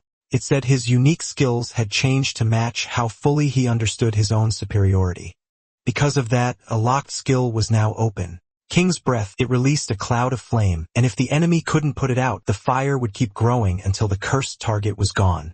Seeing his old skill return, the black-haired demon smirked and called out, King's Breath. A massive stream of purifier burst from him, plunged right into the queen's fanged mouth. The monster snapped her jaws shut to keep anything else from getting in. But Han Dae-song said that was already enough and told her to enjoy the meal because what he cooked was burning hot. The heat was so awful that Gajira opened her mouth again, smoke pouring out as her body started to swell. A moment later, the monster dropped dead, and the sea shook. Rizhin watched the inferno in shock. She expected him to be strong, but Han Dae-song still went far beyond that. Now the girl from the Fortress clan hoped the king could finally get rid of that sickening noise for her. Pulling her hand from the water, Rizhin asked her master to solve her problem. He coolly answered that the battle wasn't over yet, so she had to wait, and he was right. Banktelhair was still holding up her barrier while she and the hunters fought off the insect-like monsters. Even now, the black-haired woman was still helping the inferno which get what she wanted. Another swarm of flying creatures charged in. Bankor held firm and used shock shield. The other hunters struck with aura-covered weapons and fired at the enemies around them. She turned to her allies and ordered them to focus. At the same time, another boat with unknown people was coming closer. The newly arrived hunters called out to the leader and said they had cleared their side, so they came to help. Hearing that, the girl smiled, thanked them, and told them to cover the 11 o'clock direction. After that, the men exchanged cruel looks. Their boss, Zhang Jinchul, was right beside them under stealth. Now they had their real mission. First, finish off the big S-rank fish, Kai Rin. While the exhausted girl kept her barrier up with the last of her strength, the attacker quietly landed on her boat and moved in from behind. Then he suddenly felt a strange pressure that made him uneasy. Zhang Jinchul instantly turned toward it, and the fear in his eyes came back at once. Only one censored curse filled his mind. Standing before the rat hiding with invisibility was the unreachable Han Dae-song. Then the black-haired man looked at Beck-haired and asked if she still wasn't done. Trying to defend herself, she said they were all doing their best. He stepped onto the deck, asked sharply where that best was, and told her to move back. Watching him pass, Zhang Jinchul forced himself to stay calm. He hadn't been noticed. Maybe this was still his chance to rip Han Dae-song apart. After reaching the hold, the ruler of hell used Eyes of the Four Pillars of Fate. The skill marked every hostile target within 1 kilometer. Then he called up Hellfire again. A fireball like a meteor dropped from the sky. Its light washed over everyone there. Then the summoned flames split apart and flew in every direction, hitting monsters and people alike. Seeing that, the hunters were shaken by how cruel their new hero seemed. Then one of the nearby boats exploded. Kai Rin couldn't take it anymore and demanded that he stop before he killed their own side. But the ruler of hell couldn't see where her people were. When he turned around, Zhang Jinchul appeared before them, furious. When we censored his next words too, the hunters stared at the blonde man and demanded to know who he was. Then Han Dae-song recognized the bastard and was honestly surprised he was still alive. Zhang Jinchul pulled out a syringe filled with some unknown drug. Gritting his teeth, he jammed it into himself. After that, he swore that today he would rip Han Dae-song's mouth apart and get his revenge. But right after that brutal speech, he tossed the syringe away and blood started pouring from his mouth. Then he left the ship, leaving the hunters behind. The ruler of hell didn't even know what to say, so he just looked down at the water. The others finally recognized the attacker as Zhang Jinchul from the Red Horse clan. The problem was they'd heard he died during testing, then the water around the boat turned dark. The newcomers panicked as black smoke filled the air and cut visibility. A second later, demonic limbs shot at them. One hunter was pierced through almost at once. Another attack went straight for defenseless by Kage Rin. She tried to raise a barrier in time, but it looked like she was a second too late when a bare hand grabbed the demonic limb right in front of her face. The Lord of Hell had saved the S-rank huntress again. Now he was ready to beat that annoying bastard down. A creature no one had seen before rose from the water. With one casual motion, it overturned the allied boats. The new S-rank King Geiger stood before the hunters, hungry for revenge. The mutant attacked at once, aiming to destroy the one who hurt him. Dozens of tentacles shot toward the man floating in the air. The ruler of hell didn't rush. He only watched the incoming attack with clear annoyance. Meanwhile, the talks continued. Zhang Ho said that if the girl helped them, they would back her fully and spend whatever it took to free her mentor and the leader of the Seoul Huangjiang clan. Shang Qion sat quietly, studying the business card the man in the suit had handed her. Then she looked up and asked how she could help. Zhang Ho said they wanted to know where Professor Park Dong-Hao leg was. The girl looked out the window for a moment and flatly said that any information about Professor Park Dong-Hao leg was top secret. Before sharing it, she would need to speak with the clan leader.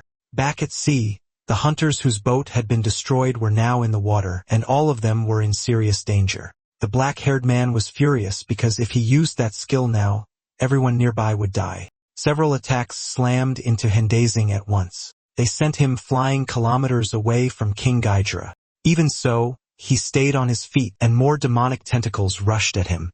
Soon, the ruler of hell was wrapped in sticky limbs. Now the crazed Zhang Jinchul planned to tear the helpless man apart and wished him a quick death. 3 sharp-tipped tentacles lunged in, ready to pierce his body, then an explosion tore across the water and the rising spray blocked the view.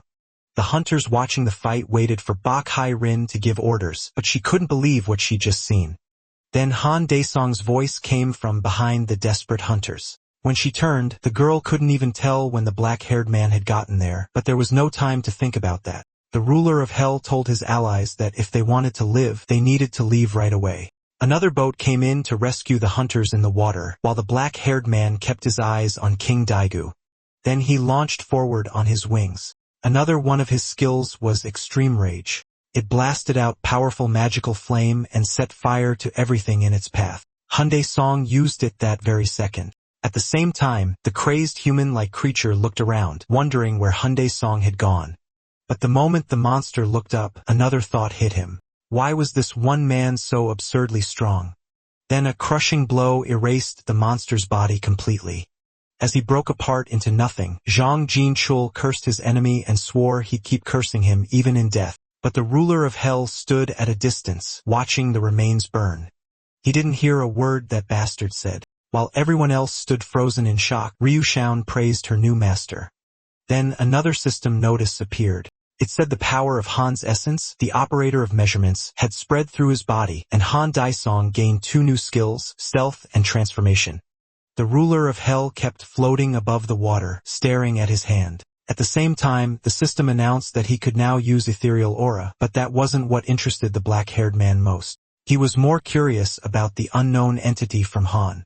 The Summit clan had arrived. Several boats moved toward the red portal. The Summit clan's top carriers came with their leader, Anderson. On the deck with him was the famous streamer Yen Gil, who already had 1 million followers. This time, he planned to film a special stream about sea portal transport, something only Anderson could make happen. Then a 100,001 donation popped up, and even more viewers flooded in since he was the first to cover shipping like this.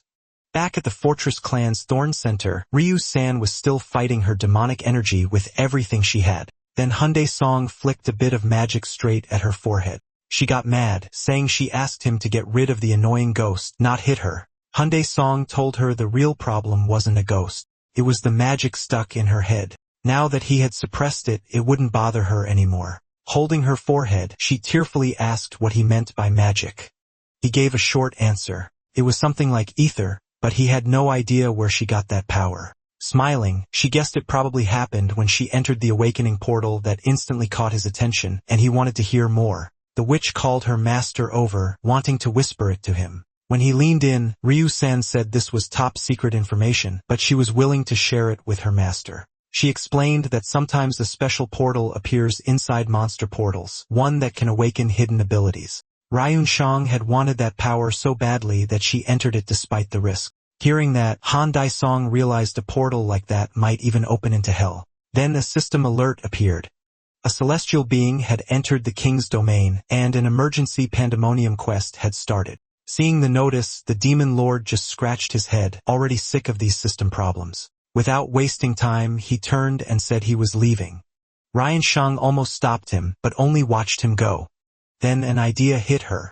A sly grin spread across her face. Elsewhere, in a special prison for hunters, an officer knocked on a locked cell and told prisoner 108 that he had a visitor. Inside the dark room, a black-haired man sat on the wooden floor.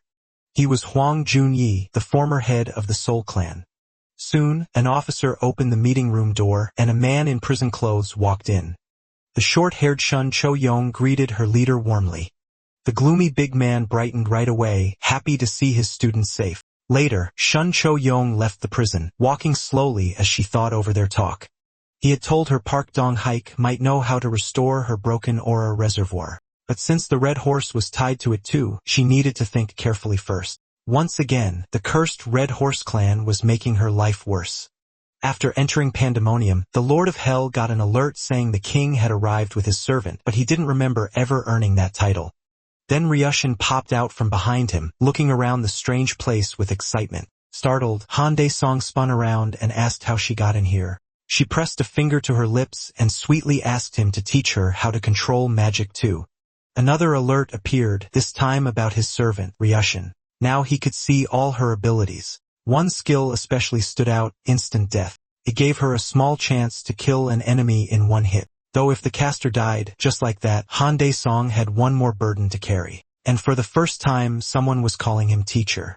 Watching her cheerful face, he guessed that when he put a magic mark on her, he had accidentally registered her as his servant. He scratched his neck, unsure what to do, then remembered there was a bigger problem right now. Suddenly, he grabbed Ryushin's hand and pulled her along, while ordering the system to load the Ghost King's domain.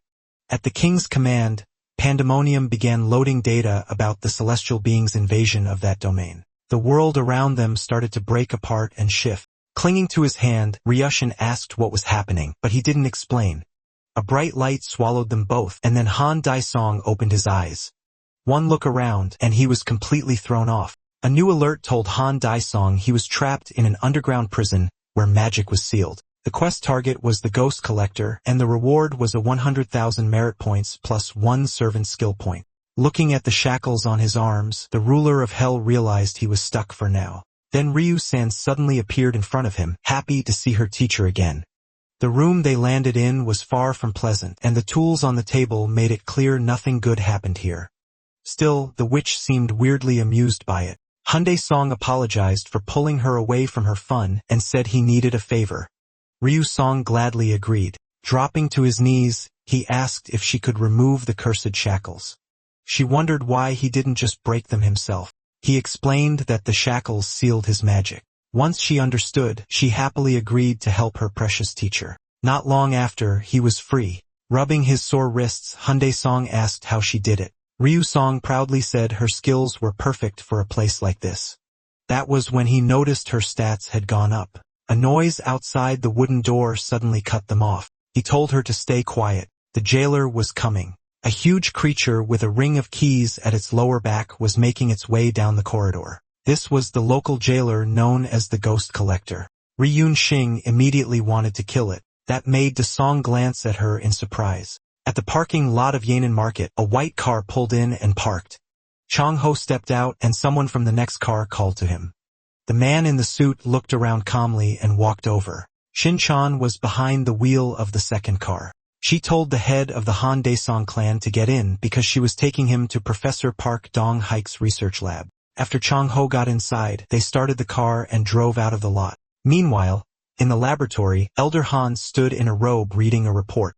He was a little annoyed that the trash who gained power from the monster ampoule died so pathetically. Still, it didn't bother him much. He had already made enough samples, and a new creature was growing in the incubator. Then an alarm rang through the lab announcing that new test subjects had arrived at the entrance. Glancing at the monitor, the mad scientist grinned. He had almost forgotten they were coming. Chang-ho and Shan-chan pulled up to the building with the lab. Elder Han had no plan to waste this chance. Besides the ruined rank hunter, the leader of the Dasong clan had shown up too, and both could become excellent material. A handmade voodoo doll rose into the air, and Ryan Chong formed aura tongs from her demonic power. She launched 2 needles, one for weakness, one for paralysis. The moment the aura tongs pierced the doll, the ghost collector froze in place. Then more needles followed, bringing exhaustion, unconsciousness, and sleep. The curses weighed the monster down so badly that only its sword kept it from collapsing. Then a weapon filled with aura stabbed through the jailer's chest. As the blade was pulled free, the helpless monster dropped dead. The jailer, who should have been a major obstacle, went down far too easily. A system window appeared, congratulating Hung De-song for defeating the ghost collector. He got the promised 100,000 merit points and 1 servant skill point. The quest was now 33% complete. Ryan Sheng was pleased. Her guess was right. In this place, she really was getting stronger. Hung De-song didn't comment on that. Instead, he told her to hide more dolls ahead because the path only got more dangerous from here. Ryan Sheng was shocked. She had never told him about that skill, so she asked how he knew. Without stopping, he said he had simply checked her status window. After hearing that, she hurried after him. Soon, the forest path led them into a strange maze. A new message pops up. The second area is the garden maze tomb. The goal is simple, escape the maze, but there's a catch. The death energy in this place drains their life, and the only way to get that strength back is by taking down the nature keepers inside. Han pauses and says he's cleared this path before, so getting out won't be hard. Still, something feels off. After thinking for a moment, he turns to Ryan Shang and asks for one of her dolls. She doesn't get why and asks him to explain. Taking the doll, Han says he'll go ahead first and give her a sign when it's safe to move. Ryan Shang is touched, thinking he's protecting her by going alone. In truth, Han just wants a moment away from her whining. He explains that the line about the keeper restoring vitality is a trick. Fighting it only wastes time, and that means their life force drains even faster. After a brief pause, Han focuses and lets out a slow breath, then he bursts forward into the maze. Moving at full speed, he tears straight through the hedge walls. That's how he enters the death tomb. Suddenly, several thorny vines shoot out behind him, trying to skewer the intruder. It doesn't work. They're too slow to catch Han. He already knows touching those thorns slows him down even more, so fighting them is pointless. Running is the only answer. But when he looks at his hands, he realizes he's aging faster than expected. Then another problem appears. A giant monster in a dark cap blocks his path. The creature spots him and raises its tool to strike as if Han needed this huge brute in his way too. A second later, the monster swings with crushing force, but the old man drops to his knees and slides under the blow, dodging it cleanly. He gets back up at once and keeps running. Now the exit to the cursed maze is right in front of him. Han speeds up and dashes for the way out. But just then, another cap-wearing guard drops in above him, ready to finish him. His sword crashes against the shovel, throwing off sparks. Han manages to block the sneak attack, but he's almost out of time. From the corner of his eye, he spots thorn branches closing in. That's when he realizes he's completely screwed. Moments later, the plant wraps around the helpless old man. Meanwhile, the others park the car and head deeper inside. As they walk through the hidden underground passage, Changbao points out that this place is really hard to find. Shinshan says she's only been here once herself. After a few short words, they keep moving. Soon, they stop in front of a massive elevator. Changbao asks why a place like this needs such a huge lift. The girl in the cap admits she has no idea and says it definitely wasn't like this before. A moment later, the metal doors begin to open. An unfamiliar person in a white coat stands before them. He introduces himself as Professor Park Dong-hak's assistant and tells them to call him Java. At the same time, Ryu Xian is crouched down, making little animal shapes out of her aura. Then she hears Han's voice, and the little creations pop apart. Han is annoyed that she didn't answer sooner. He orders her to turn into a doll, and she gets to work right away. Lowering her hands, the witch gathers her power. In the next instant, she vanishes. After transforming, she quickly looks around. Then she feels something huge and insanely powerful behind her. The sudden pressure shocks her. Panicking, Ryu-sung rushes toward the doll to save herself, but the being behind her doesn't attack. It speaks. It's Han. Staring at him, she can't understand what happened to him. Han has no interest in explaining and tells her to follow. Then he slams a massive paw against the ground. A small burst of his aura pours out. The force splits the ground down the middle of the maze. Soon, a dark tunnel opens in front of them, leading into the unknown. But Han didn't create it. A violent rumble shakes the huge underground chamber, then a horned skull starts rising from below. A few seconds later, the hellish monster fully emerges. At the same time, Han gets a new mission: defeat the Ghost King infected with a celestial particle. The two of them watch the crazed monster from cover. Han quickly says they're already too late. The demon is being tortured by an unseen voice, ordering it to repent and listen to the doctrine of the highest heavens. Unable to endure it, the monster loses its mind and starts smashing its own head against the floor. Seeing that, Han, still in his guard form, says the Ghost King has already become a full puppet of those heavenly bastards. Killing the body and taking the soul back will be a pain. Then he turns his eyes to his student with clear interest. Without hesitating, he calls up the servant's skill list. One skill catches his eye: instant death. It uses 99% of vitality and magic for a small chance to kill the target. But if it fails, the caster dies on the spot. That's exactly what Han wants. He immediately puts 2 points into instant death. A surge of power wraps around the half-dressed witch, and she has no clue what's happening. A notice appears before her. Instant death has leveled up. Its success rate is higher now, and the worst failure no longer means death, just losing consciousness. Han tells Ryu-san to stay quiet and explains that he just boosted her strongest skill. She's stunned that he can even do that. Looking at her hand, the red-haired witch says she can feel how much stronger she's become. Han now wants her to use that attack on the monster, smashing its head into the ground, but Ryu's son hesitates. The target looks terrifying. Han gives her a thumbs up and tells her it'll work. The witch rises from her knees and folds her arms. Then she takes out a doll and fills it with demonic energy. Watching her, Han silently hopes this works, because if it doesn't, he's in serious trouble. The second later, Ryu's son drives a needle into the doll's head and calls out the skill: instant death. Purple light flares across the monster's skull, then the giant body drops to the ground. Han is thrilled for a split second that it worked, but then he hears another body hit the floor. Fear flashes in his eyes as he turns. Ryushin is lying there in front of him, and that can only mean one thing: it failed. The infected Ghost King regains itself and starts to rise. Seeing that, Han uses every buff he has. Then he pulls his legendary sword from his inventory. The two monsters face each other, both giving off overwhelming power. Han follows up by using another blood neutralization skill. The Ghost King doesn't wait either and draws its bone sword. The moment Han sees that, he charges in. He's shocked that this bastard called out the blade of sin against him, and he demands the Ghost King die like it's told. Their swords slam together, sending sparks flying across the battlefield. Then Han's weapon is knocked right out of his hands. In the same moment, the bone blade tears into flesh, spraying blood through the dungeon.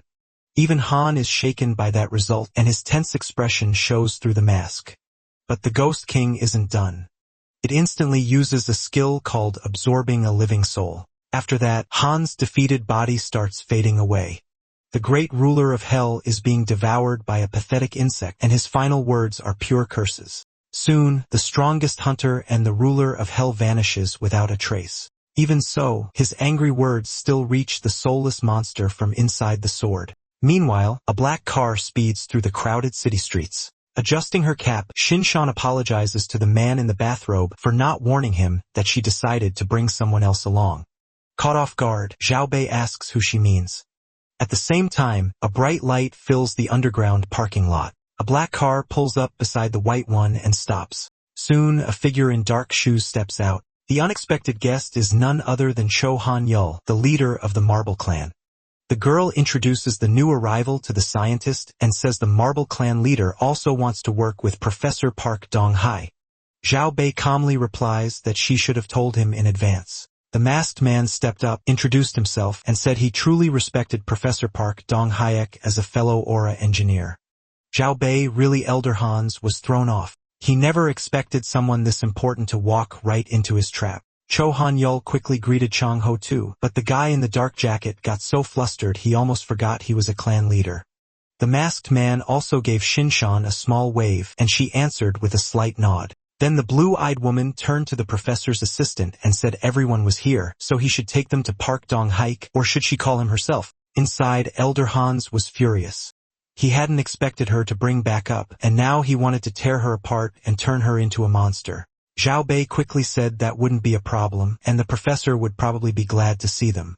A little later, the man in the white coat led them to the lab and told them to wait a moment for the professor. With that, Zhao Bei turned and walked out. The metal doors shut behind him with a heavy clang. Chao Han-yul barely cared about that. What really bothered him were the jars filled with who knows what. Then Chao Han-yul interrupted the mood and handed them the aura protectors he had made. He explained that the red bracelets were meant to be worn on the wrist. The gift caught Chao by surprise, and Shinshan quickly thanked the masked man too.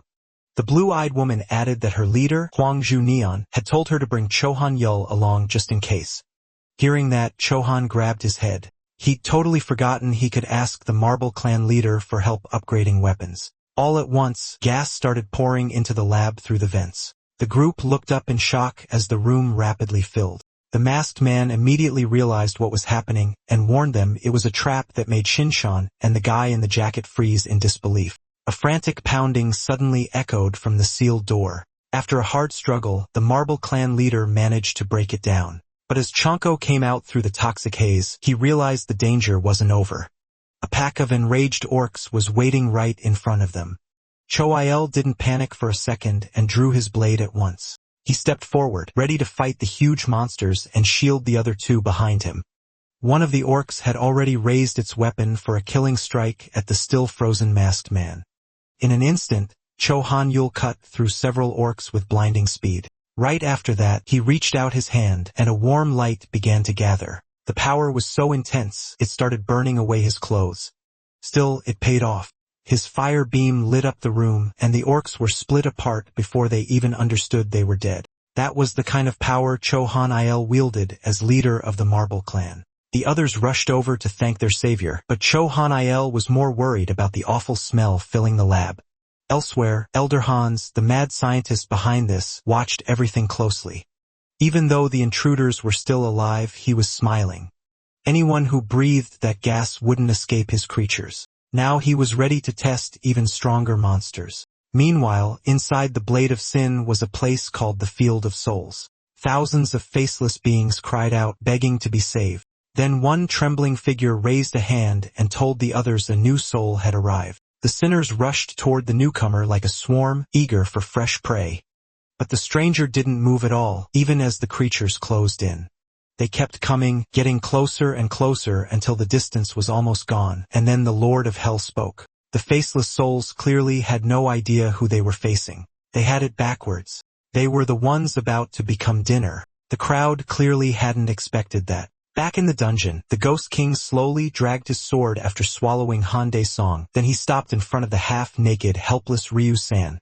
He lifted his blade to stab her, but suddenly something strange stopped him cold. The bone sword twisted in his hands and turned its point toward him instead. The Ghost King cursed and yelled for it to stop. Then Han Dae-song's smug voice came from the sword, mocking the monster for still not understanding his situation. Sweat even began to form on the bone skull. A moment later, the monster was struck down by its own blade. Humiliated, the Ghost King glared upward in fury. Soon after stabbing himself, he began to fade away. The strange bone sword that killed its master dropped to the ground with a loud crash.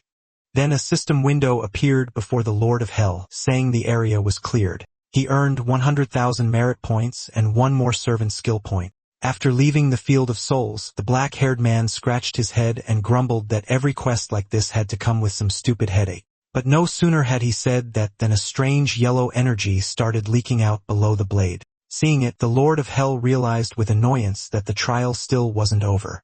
A female figure appeared and demanded to know who this black-haired nobody was. Another notice popped up for Hyundai-song, telling him to settle the law of causality by defeating the heavenly being. He didn't bother introducing himself and instead told the stranger she should speak first. After all, she was the one who barged into someone else's place. She raised her hand and asked again if he was really the ruler standing over these mindless creatures. Without waiting for an answer, she struck hard and ordered him to repent for his sins. But the demon dodged somehow, leaving the heavenly being stunned. Before she could say anything else, she noticed a strange glow racing through her right arm.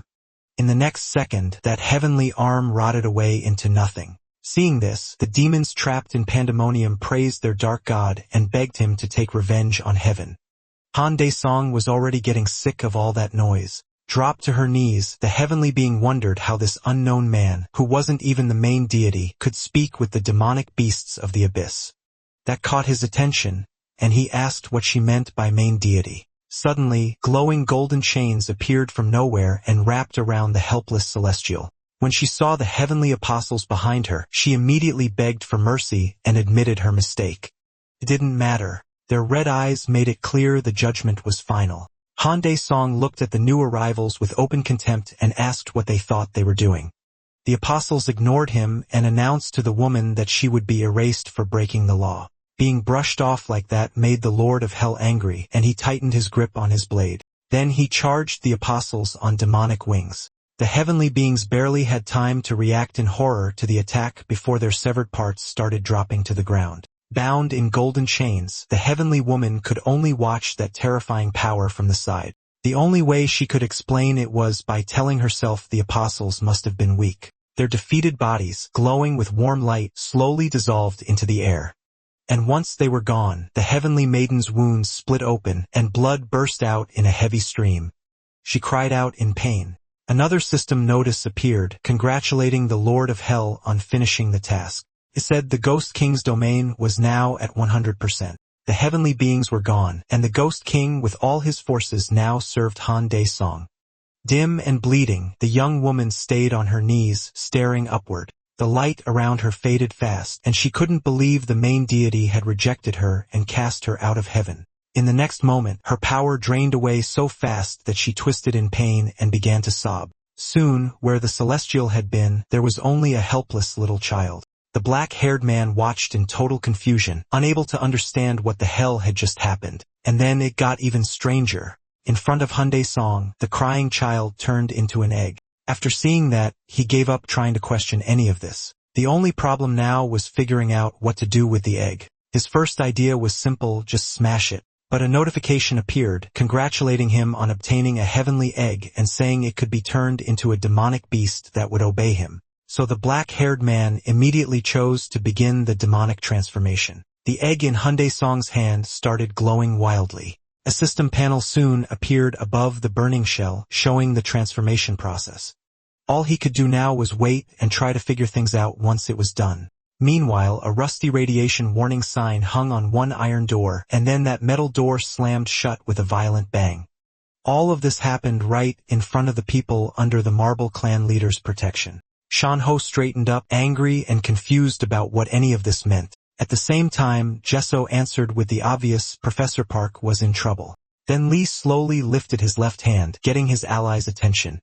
He looked up and the masked man spotted a two-headed monster above them on the upper platform.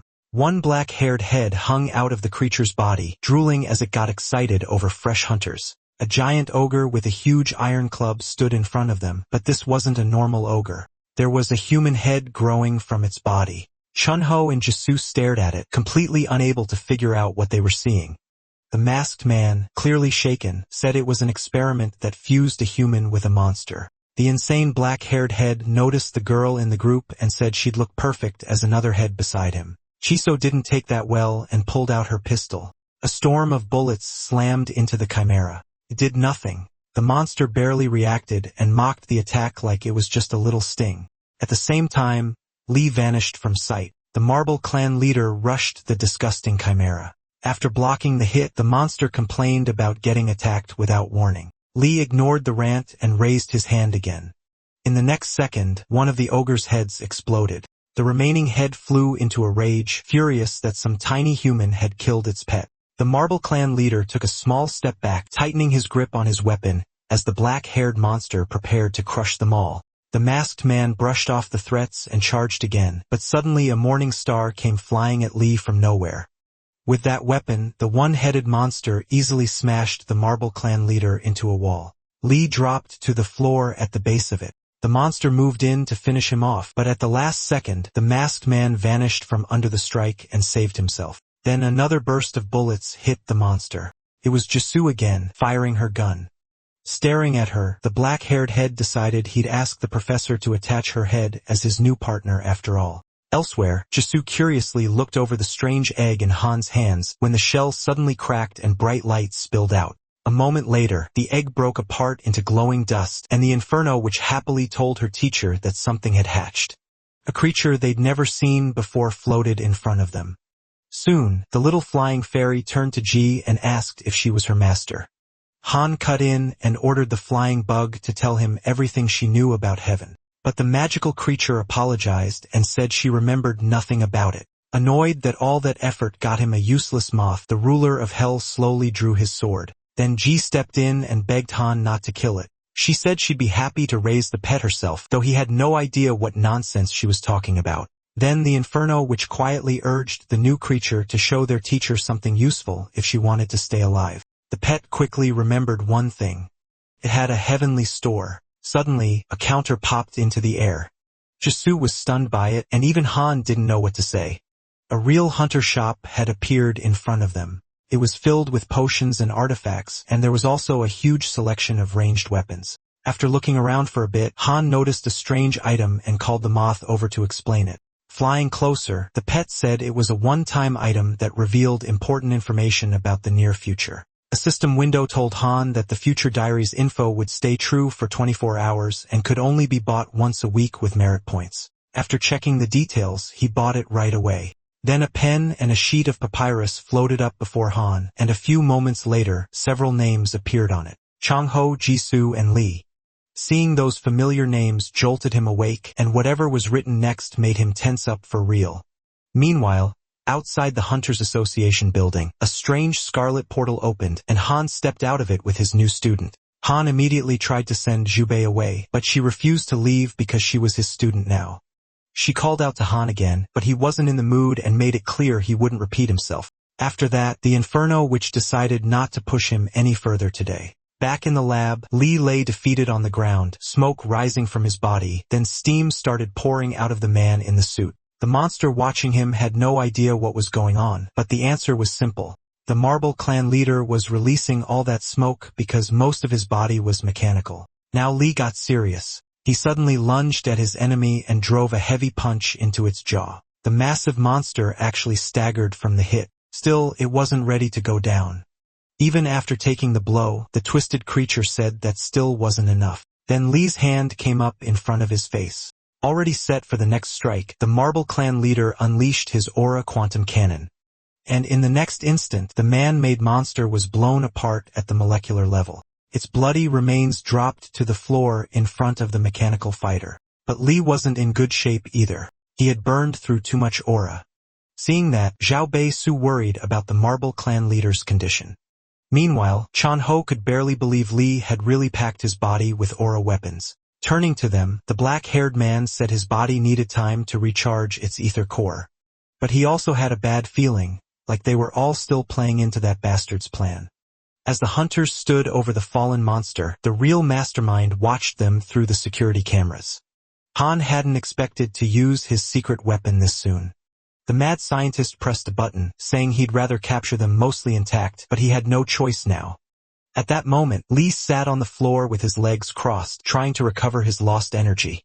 Watching him, Chao Bei couldn't help wondering what his own odds of surviving beside an S-rank hunter really were. Suddenly, one of the metal doors started to rise, and a new enemy waited for the already battered hunters. A dark figure stood behind the half-open door. Once the light hit it, they realized it was another nightmare monster. Watching his creation enter, Han decided he should at least recover some bodies before they got torn apart and eaten. The hunters now faced a new creature named Goldman. After one look at it, Jisoo drew her aura blade and said the thing was monster class. Lee disagreed. Judging by its presence, he said the creature was probably S rank. That stunned everyone there. The monster kept moving toward them, dragging a butcher's blade across the metal floor with one paw. But the Marble Clan leader had no plan to sit back and get pushed around by some horned beast. The puffed-up creature clearly hadn't expected that kind of nerve from a mere human. Lee's fist shot toward Goldman's face, but the red-eyed monster dodged with ease and instantly went on the counter. Goldman suddenly grabbed the Terminator's arm, and in that moment the black-haired man realized he was slower than this thing. Blood splashed across the lab again.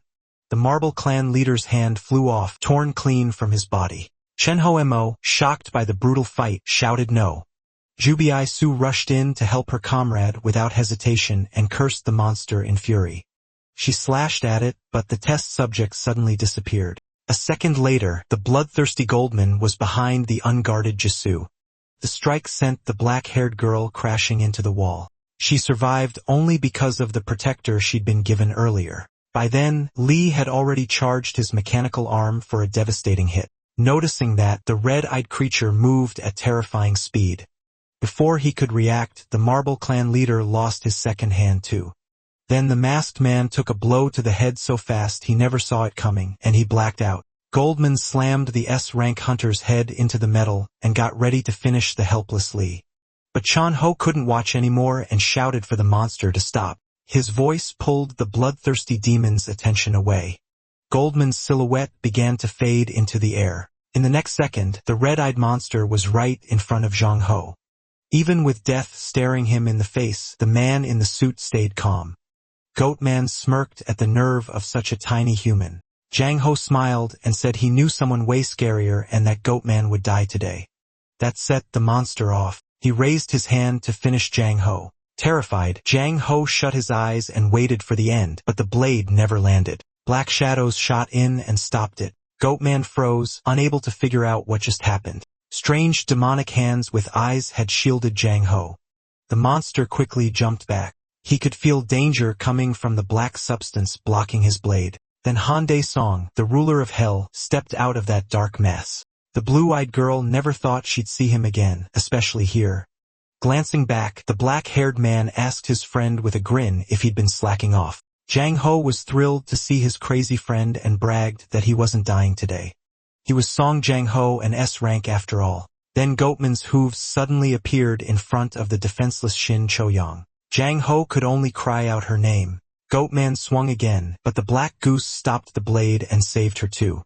Shin Cho-young stared in shock at the demonic hands protecting her. Even Goatman looked just as stunned. The red-eyed monster snapped his head toward the strange guy in the t-shirt. Han Dae-song didn't put up with that kind of attitude from some bug, so he used his aura stealth skill. He vanished instantly, leaving the monster shocked again. Goatman kept looking around, unable to tell what was happening. A moment later, rage started boiling out of him. It got so intense that everyone there grabbed their heads. Zhang Ho thought his eardrums were about to burst. After a brief pause, the red-eyed monster looked around carefully and slashed straight into empty space. It wasn't a miss. Han Dae-song had blocked it. He was even a little impressed that the monster tracked him by sound. Meanwhile, the mad scientist kept watching through the cameras. Elder Hans recognized Han Dae-song at once as the biggest threat to Eastern headquarters. Without wasting time, Jabi decided to release the chimeras he'd been saving. He pressed the red button marked with a skull. The system announced that deadly poisonous chimeras were being released and self-destruction would start in 3 minutes. The villains got up and headed for the exit, saying that even Han Dae-song wouldn't leave alive. An alarm then rang through the lab, saying 30 minutes remained until self-destruction. The others had no idea what was going on. Champli Song wasn't happy either. He was already sick of one problem after another. Before he could think more about it, several sealed doors started opening. Soon, crowds of chimeras stood before the ruler of hell. Kopman was with them as their leader. Looking at Yuto, Kam Ho was horrified by how many people this bastard must have experimented on. Shin-chan agreed and said this wasn't a lab anymore. It was a monster factory. Cho Hanwol, still against the wall, quietly explained that these monsters were made with awakening ampoules. One look at the masked man told Kam Ho that the Marble Clan leader couldn't help, so the brown-haired man turned to Hong Dae-song and said he'd have to handle this alone. The ruler of hell thought that if it were up to him, he'd burn this whole place down with the ultimate stage of the volcano. But with his allies nearby, he couldn't do that. Instead, Han Dae-song chose to use a territory shift, the Ghost King's possession.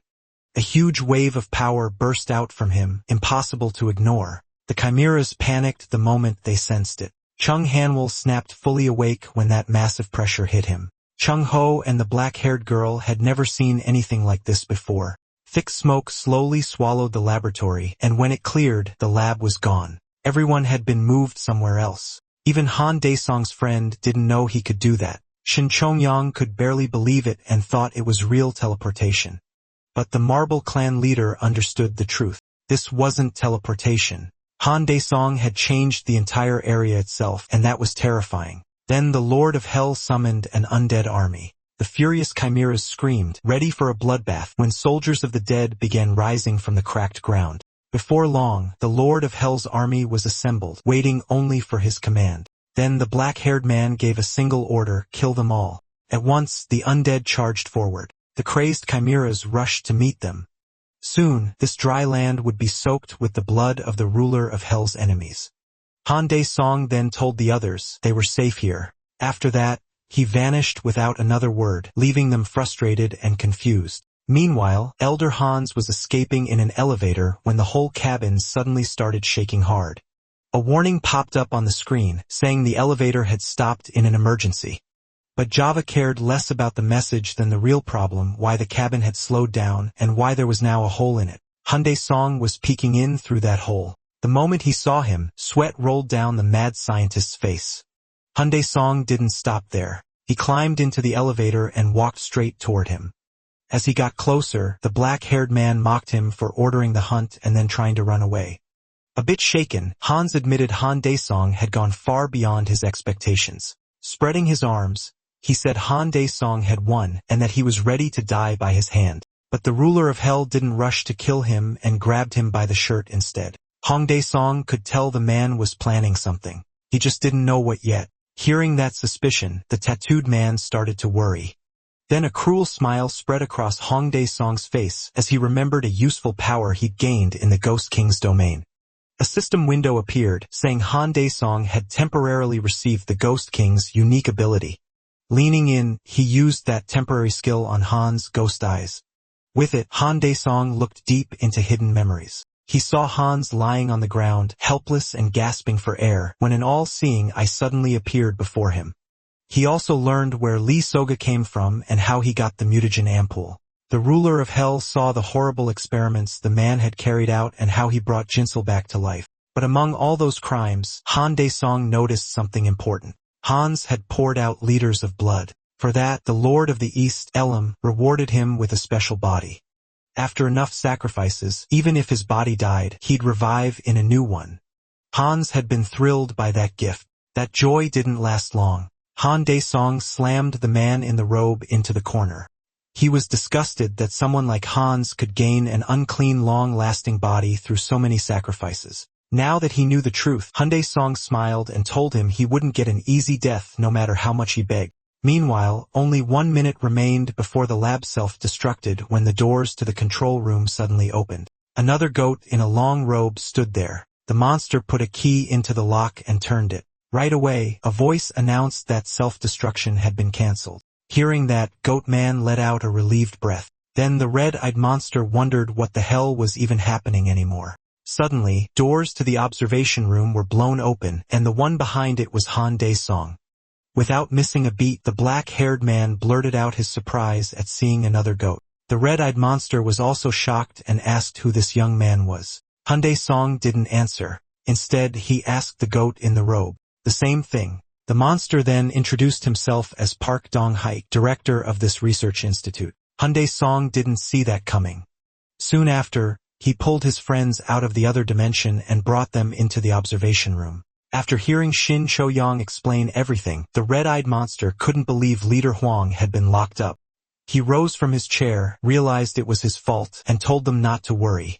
In his monster form, Park Dong-haik said the Seoul Clan leader should be freed soon. He had plenty of proof that Jev had illegal ties to the Red Horse Clan. While the monster explained everything, Zhang Ho leaned over and quietly asked his friend if this was really Professor Park Dong-hike in front of them. She couldn't give a clear answer. All she knew was that the voice matched Professor Park Dong-hike, the man she had met before. Chao Hun-ho just stared in shock. He could hardly believe the professor had fully fused with a monster and still kept his mind. Park Dan-ho also praised the results of the weapon research. A moment later, the robed monster asked Shin Cho-hong if she had come because of trouble with the aura reservoir, and she said yes. Park Dan-hulk said using fusion ampoules made sense in a case like this, but he couldn't promise a full recovery. Then Han Dae-song cut in and asked the goat if he had anything actually important to say, like what he had been doing while the institute was falling apart and why he showed up looking like this. Park Dan-hengiwuk looked a little awkward and shut his eyes. Then he started explaining how he became the first fusion test subject. He believed aura awakening alone wasn't enough to fight the powerful monsters coming through portals, so he and the dying Javu began testing a human-monster fusion. Javu wanted to use it to extend life, while the professor wanted to make the human body stronger. But after years of work, the plan still failed, so the machine was set to enter hibernation automatically if the test went wrong. Chang Hong cut in, confused. If the professor looked like this now, didn't that mean the experiment worked? Touching his goatee, the man said it was hard to explain. But after a heavy impact damaged the hibernation device, his original body died, and the experiment ended up succeeding. Hearing that, Cham Hong realized the experiment only worked because the device had been hit hard enough, and Han Dae-sung turned away from his friend's eyes. With a grin, Dae-sung added that Professor Kazel also knew where Han's base was. That last part caught Cho Han's attention and everyone else's too. Zhang Ho quickly asked Dae-sung who Han's people were. The black-haired man said they were like monsters from another world, the ones making the portals appear. That answer sent chills through the guy in the jacket. At the same time, Javu woke up chained to a strange bed. The man from Han couldn't tell what Han Dae-sung was planning, so he started screaming for him to just kill him already. Then his sharp yelling was drowned out by sparks snapping from the metal. The moment he saw the long sharp spikes in front of him, he went quiet. That silence broke when the one in charge suggested they start their game right away. Seeing the humanoid monster before him, Javu panicked and desperately asked who he was and what he planned to do. No real answer came. The masked monster only said he would enjoy tearing the boy's filthy body away from his soul for centuries. Terrified, Javu broke into a sweat and asked him to say that again, unable to believe what he heard. Meanwhile, inside Han's wormhole, four unknown figures sat around a long table. One of them, the Lord of the East, Elam, began by saying something unexpected had happened in the East. The Lord of the North, Folks, asked if a new variable had appeared and what exactly had happened. The Lord of the West, Korina, mentioned hearing that Japanese hunters had recently cleared a highest rank portal. The Lord of the South, Ezer, already impatient and hungry, slammed his fist down and demanded the answer. Elam calmly said he had lost 2 powerful dimensional operators in Korea. That shocked everyone there because it meant someone powerful was in Korea without their knowledge. So the Lord of the East asked for a highest rank operator to deal with that insolent man. Ezer suddenly stood, wanting to handle it himself. He rose from his seat and with his arms crossed, Elam coolly asked why Azar hadn't gone to investigate in person already. The Lord of the South frowned in disbelief, then after a brief pause, smirked and asked if Elam really thought he could lose to some aura-awakened human. Still perfectly calm, Elam corrected him. Their enemy was not aura-awakened. That single detail made the rulers of Han visibly tense. Elsewhere, Chief Executive Park Chong-ho sat in his office, quietly thinking over the report he had received. Soon, the gray-haired old man opened his eyes and asked if it was really true that Han's people were kidnapping humans and creating monster portals. The man in the suit answered that the information came from Hunter Han Dae-sung.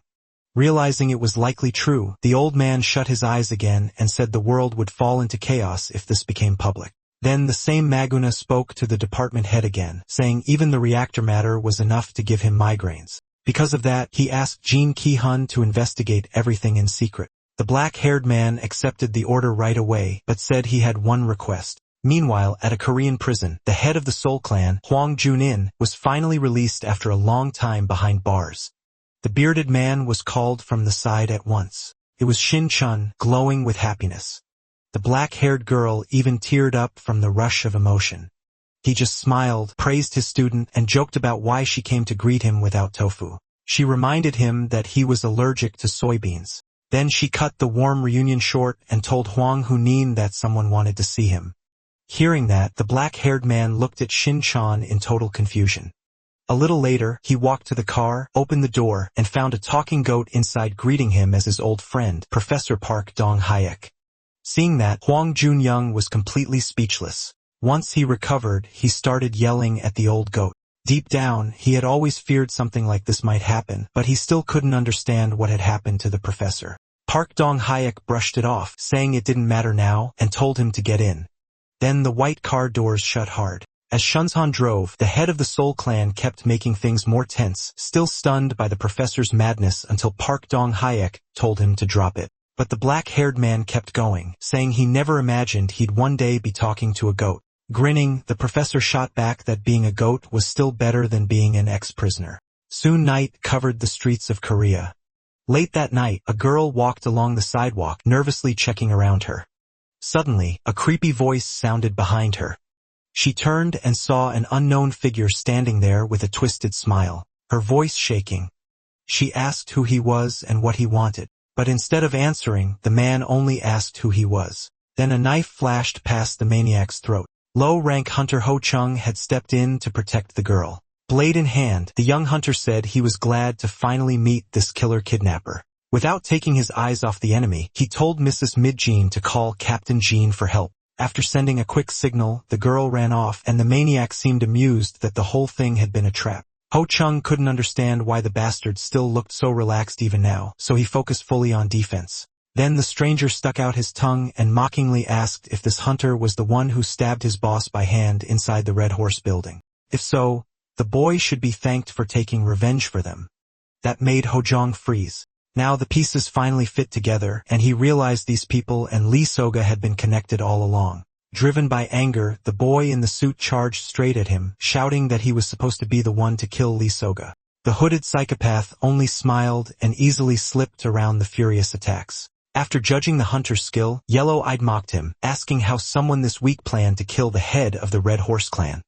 Blinded by rage, Ho Jong ignored the taunt and swore he'd kill the maniac for revenge. Then the stranger caught the weapon, aimed at his throat with just 2 fingers. Seeing that overwhelming gap in power, the boy finally came to his senses. But it was already too late. His words had pushed the psychopath far enough. In the next second, the smiling stranger traced one smooth line with his hand. Ho Young stood frozen as blood started leaking from his neck, and he realized he couldn't die here. Then his head came off and blood burst from the stump. Turning back, the killer looked at the corpse and remembered, a little concerned, that Jake had told them not to kill association people. Then he smiled again, remembering Jake had just died at the research institute. As he walked, the psycho tried to remember his boss's name. It wasn't Jake. It was Jivu. Still, one thing was clear, that man was gone now. Leaving the body behind, he wondered how far the woman could have gotten. The department head watched the video they got of the killer. He shut the laptop hard and said Ho Jong had bravely recorded the murderer right before dying. Jimin stood there in silence with nothing to add. Then the chief turned to him and asked if they had identified the killer. Jean answered right away. It was Cho Chun-sik, a D-rank awakened one who had been active 3 years earlier. He added that based on Jung Jin-chul's attacks, the Red Horse survivors targeting hunters at the sea portal, and this latest case, Hans had probably pulled a lot of hunters into its group.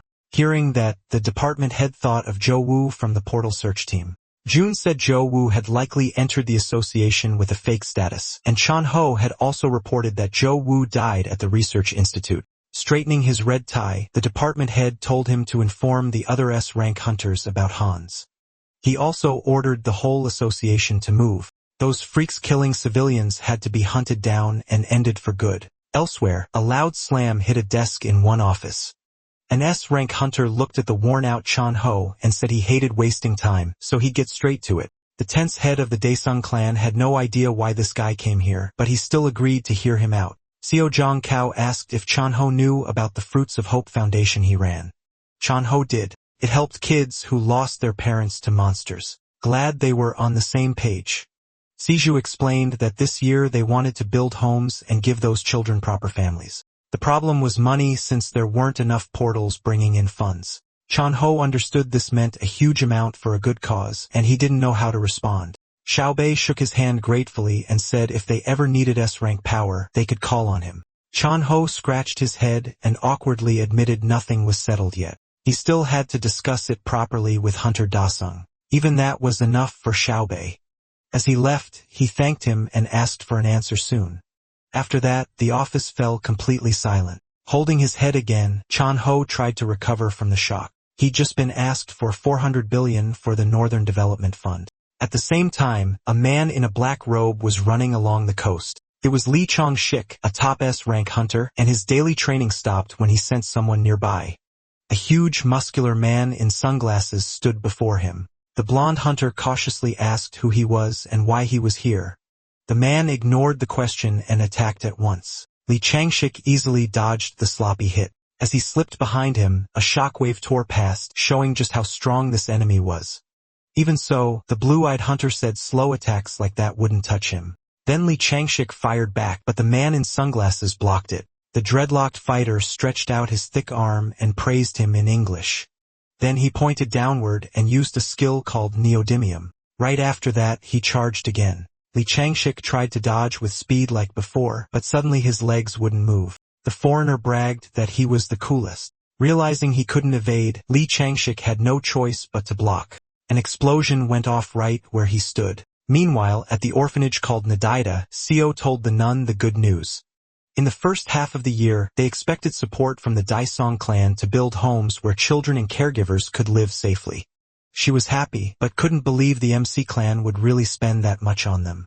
The dis-rank hunter in the tracksuit explained that clearing S-rank portals brings in crazy money, so funding shouldn't be a problem. Suddenly, Seo looked away, sensing danger. Turning, he spotted an unknown figure outside the window. He jumped up and ordered his sister to take the children and volunteers to the monster bunker right away. Caught off guard, she froze and asked what was happening. He didn't explain. Just told them again to run now. Meanwhile, an unknown man in a colorful shirt rushed toward the children's shelter. The man slowly opened his eyes as the threat drew closer. In the next second, Shua burst around the corner with a baseball bat. He swung at the stranger with all his strength, then the tracksuit-clad hunter jumped back from the blast of power. He skidded to a stop in his sneakers. Shio tensed, feeling like his blow had been blocked, and he was right. The monster in front of him was completely unharmed. Annoyed, Seo said he'd only wanted a quiet day, but it looked like he'd have to work up a sweat. The stranger pulled his right hand from his pocket and aimed at him. A shot of aura burst from 2 fingers. Seo knocked the attack away with ease. After that, he checked the leftover energy. That's when he realized his enemy was far stronger than he first thought. At the same time, another unknown figure approached House 210. Inside, Raixing looked very pleased. She was thrilled that she'd finished making a doll of Daixing using his hair. It looked just like him, even carrying the same proud aura. The huntress known as the Hell which couldn't handle how adorable it was, and hugged the tiny version of her master. Far away in Hell, he was picking his ear over piles of defeated enemies and couldn't shake a bad feeling.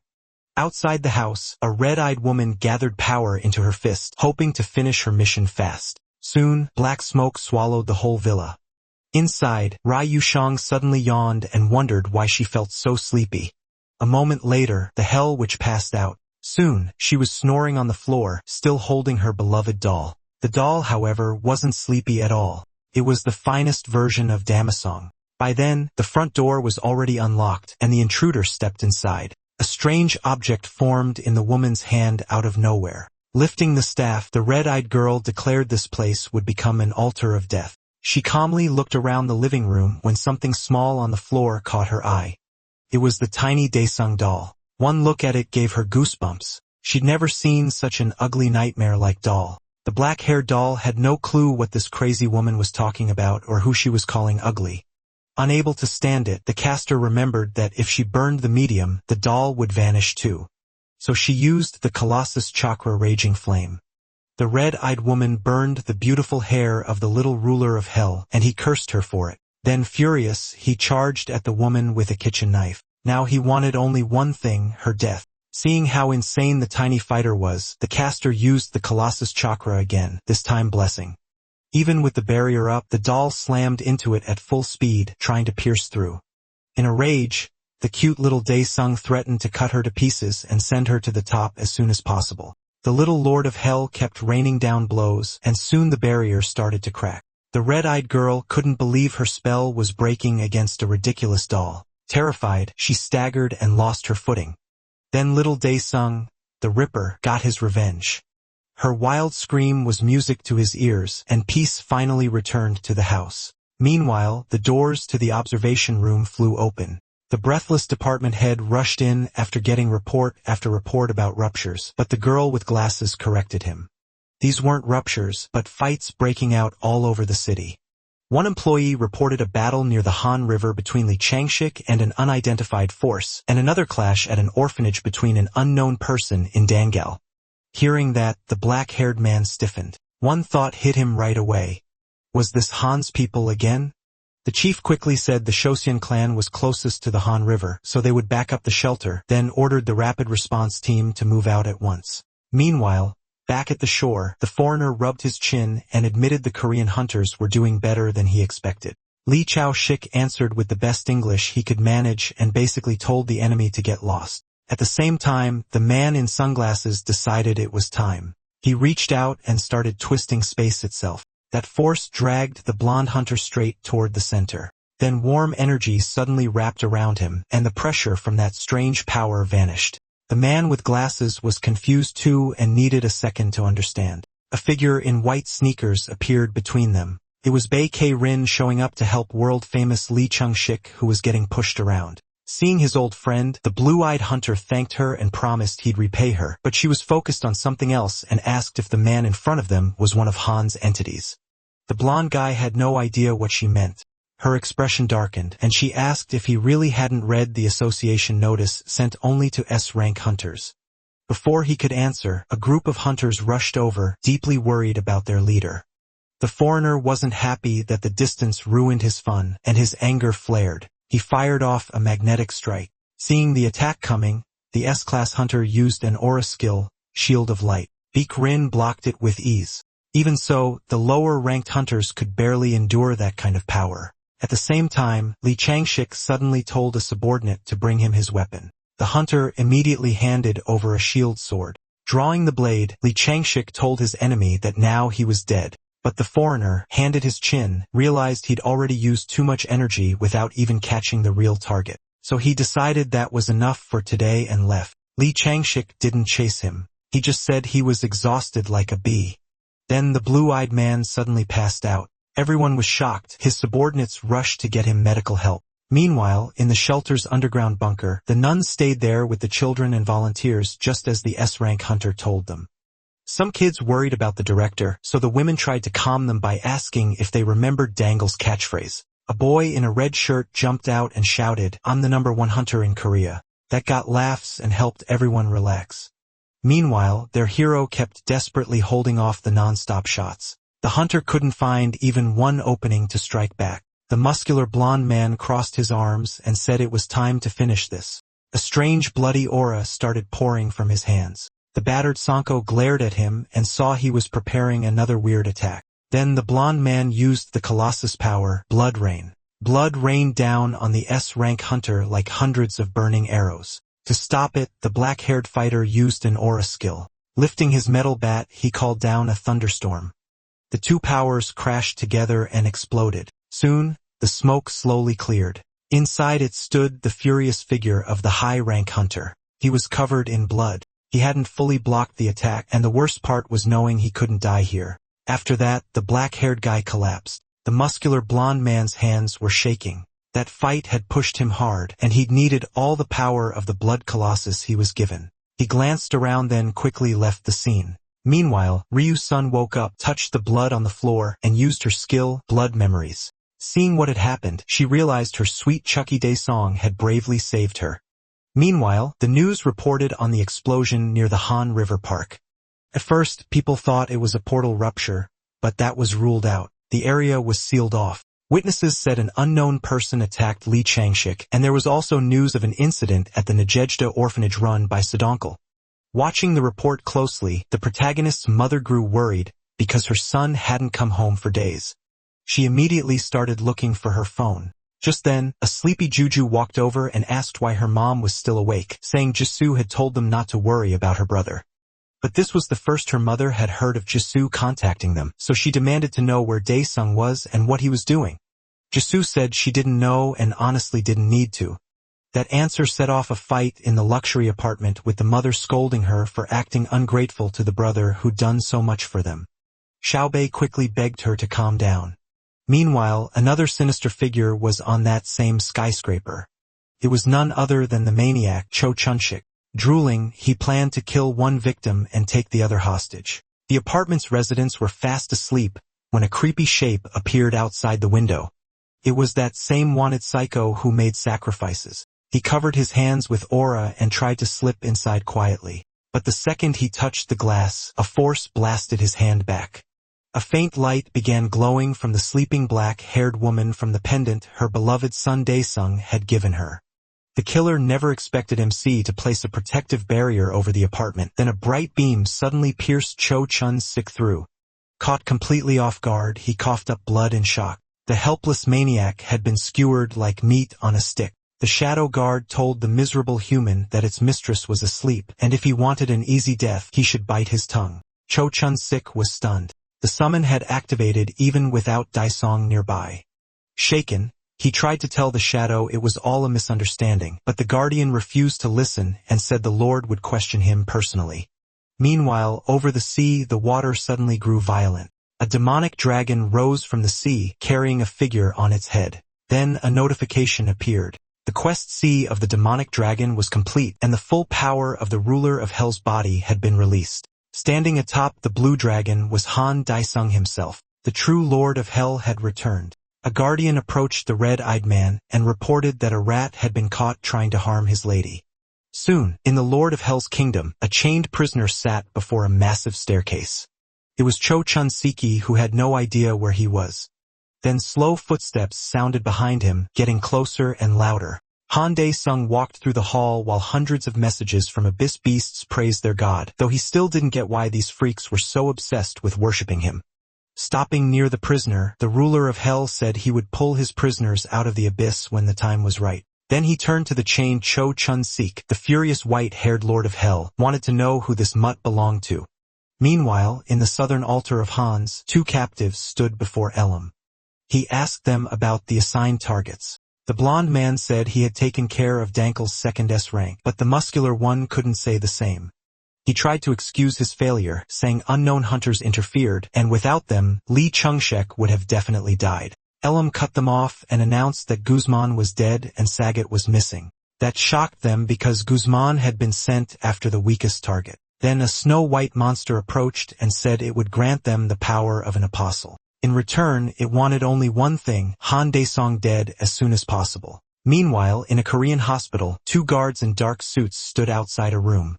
Suddenly, the TN rank hunter woke up. The black-haired man turned to the girl and ordered her to call a doctor right away and notify Mr. Head. From the hospital bed, the white-haired man demanded to know where he was. The girl beside him quickly explained that he was in a hospital because severe aura exhaustion had knocked him out. He tried to say it was embarrassing, but she cut him off and told him not to move yet. After that, Lee Changshik asked where Hei Rin was, and someone answered that she was with So Dong-kul. The black-haired man quickly snapped at him, asking why he said that. Then the blue-eyed hunter changed his tone and asked what happened to Dong-kul. The men in suits hesitated to answer. Soon, they admitted that unknown attackers suddenly struck, leaving Seo Dong-kul in critical condition, and Hei Rin rushed to help him. That hit Lee Changshik hard. An S rank like Dong-kul wasn't supposed to go down so easily. Hearing that, the white-haired hunter forced himself out of bed and demanded to know where Dong-kul was, but his subordinate begged him to calm down because his body still hadn't recovered. He only got angrier and repeated the question. Meanwhile, one phrase kept echoing through another room: rapid regeneration. Inside, Jean said it should be enough now since the outside and inside wounds had closed. But Hei Rin kept pouring everything she had into healing him. She refused to let him die. Then the ward door flew open. Lee Changshik rushed in. He saw Dong-kul lying there, unconscious and completely drained. Terrified, he told them not to say Dong-kul was dead, but Jean explained that he was in a coma. Medically, only his brain had stopped functioning. That answer made him furious, and he asked if the bastards from Hands were behind this too. The black-haired man confirmed it and said the association was already doing everything it could to find them. Then Jin's phone rang. After picking up, he got shocking news from the department chief. A new S-rank portal had opened. The top hunters in the room were stunned. Then the whole room went silent. Meanwhile, a massive scarlet S-rank portal hung over the city. The higher-ups watched it closely from the surveillance room. Everyone there was shaken by how dangerous it looked. Still, the department chief tried to stay calm. Li Changshik was down from aura shock. Dong Kul was unconscious, and Bei K-Rin with the others were support types, not frontline power. So the black-haired chief declared a red alert and ordered every registered hunter in the association to mobilize. After that, the Hunters Association exploded into action. Even so, the chief knew they really had only one hope left. Meanwhile, in the castle of the Lord of Hell, Han Dae-sung used ghost eyes to pull the truth he wanted from the fake killer. Staring straight into the man's eyes, he ordered him to reveal all his memories. Han Dae-sung then saw the past, how the man got his power and turned into a madman. Once he was done, he shut the skill off. Now he understood one thing clearly. The Popeye monster was probably the real boss. Elsewhere, people near the highway outside Seoul were being warned about the crisis. The news said residents were trying to stay away from the giant portal over the city, and many were fleeing the central districts. That evacuation was causing huge traffic jams. Unofficial reports also said the two strongest S-rank hunters, Li Changshuk and Seo Dong-kul, couldn't join the raid because of their injuries, though the association still hadn't confirmed it. A blue suitcase scraped across the floor. Han Ji-soo was dragging it along when her mother asked what the suitcase was for. The pink-haired girl said they needed to leave the city right away because the streets were in complete chaos, but her mother refused. How could she run away when Dae-sung still hadn't come home? Ji-soo pushed back, saying it was time to stop worrying about that monster, since he crushed demons with no problem. Their argument stopped when the front door suddenly opened. The mother froze at the sight of her son's white hair while his sister guessed he had dyed it, but that wasn't it. The protagonist noticed the suitcase in the middle of the apartment and asked where they were going. Jusso quietly told him they were getting ready to evacuate because of the S-rank portal, and she'd even packed his things so he could sneak out with them. He just smiled at that and looked at his mother. Then he closed his eyes and asked them both to stay home and keep quiet because this was the safest place in all of Korea. That was the reason he came back. He also admitted Jisoo was right about one thing. He would crush the monsters and come back. Their mother agreed to wait for her son, but the pink-haired girl clearly wanted no part of this. After that, the ruler of hell turned and went to deal with the problem. At the same time, huge tanks rolled through the city. And not just one, hundreds of heavy vehicles were moving into place for a military operation, all because of the giant scarlet portal threatening every normal resident. Soon, a dark figure appeared on a rooftop. It was Han Dae-sung. The moment he looked at the portal, he realized they were trying to draw him inside. At that same time, association staff stared at the portal and waited. Then the silence broke with a loud slap on a desk. The department chief was stunned that the bastards from Hans had managed to create an S-rank portal too. Right then, a girl with glasses checked her phone and said the Daesung clan had applied to clear the S-rank portal on its own. Hearing that, the chief shouted in excitement and drew everyone's attention. He straightened his tie and quickly apologized for losing control. Then he announced that the clan to handle the portal had been decided. Everyone else was to prepare for containment, and he ordered that message sent to every hunter team. The girl accepted the order at once. Meanwhile, people rushed to get the defense ready while trained staff assigned hunter groups and gave them the best plan they could. One fighter asked his friend who would even enter those gates of hell, but the guy in the purple shirt had no answer. Then phones across the square buzzed at once. It was a message from the association naming the clan assigned to the high-rank portal. A dragon silhouette suddenly appeared, and its roar was so loud people had to shut their eyes. The shadowy beast shot over the low-rank hunters' heads at terrifying speed. Everyone quickly realized it was Han Daesung's dragon, and that he was the one going to clear the S-rank portal. From the association control room, the chief executive watched their final hope. All they could do now was trust him, and he and his staff truly did. Reporters didn't miss the moment either, going live to announce that the Daesung clan would take on the S-rank portal alone. Then the ruler of hell, riding his fire-breathing partner, flew straight into the portal. A moment later, the white-haired hunter arrived inside the threat itself. As soon as he entered that other world, Daesung felt the freezing cold well below -70 degrees. Suddenly, a man with dreadlocks used a magnetic storm to knock the dragon down. It was the same guy in sunglasses who had attacked Li Changshik before. The ruler of hell fixed him with a scarlet stare while the dragon prepared its breath of doom.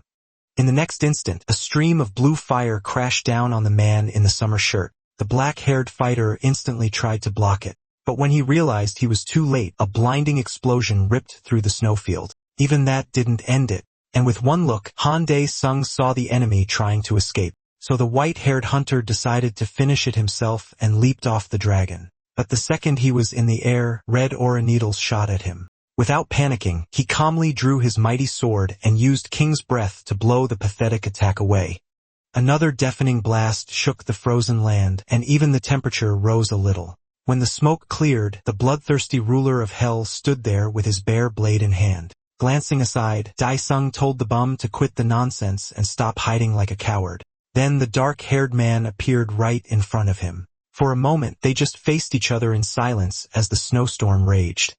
At last, the man in sunglasses said Daesung had gotten awfully bold for an ordinary hunter.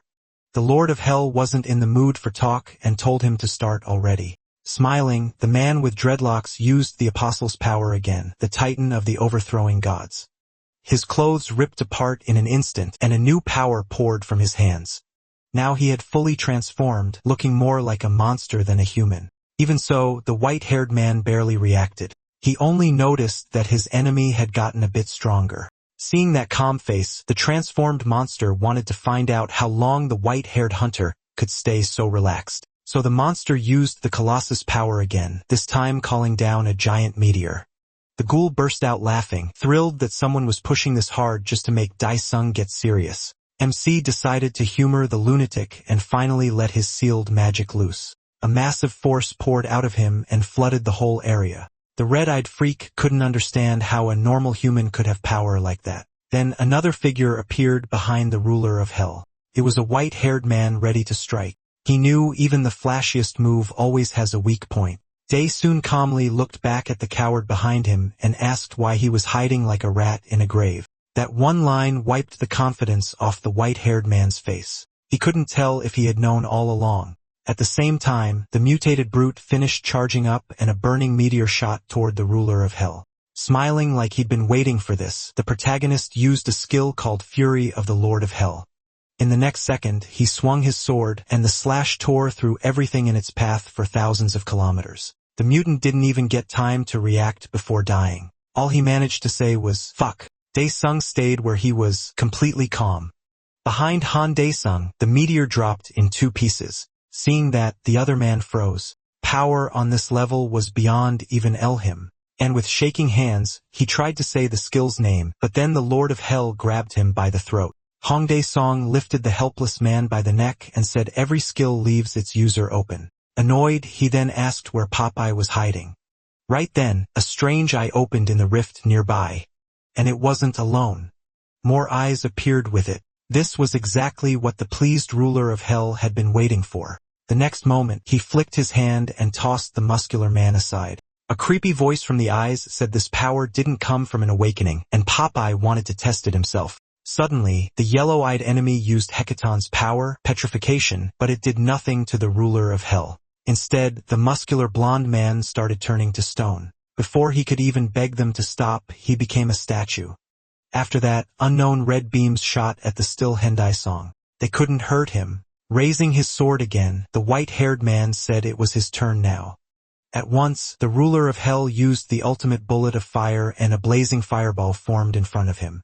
Then Hyundai Song told Popeye to come out and fight. As soon as he said it, hellfire blasted every eye in sight, including the petrified man. The stone body broke into tiny pieces. When it was over, only glowing snow remained around the ruler of hell.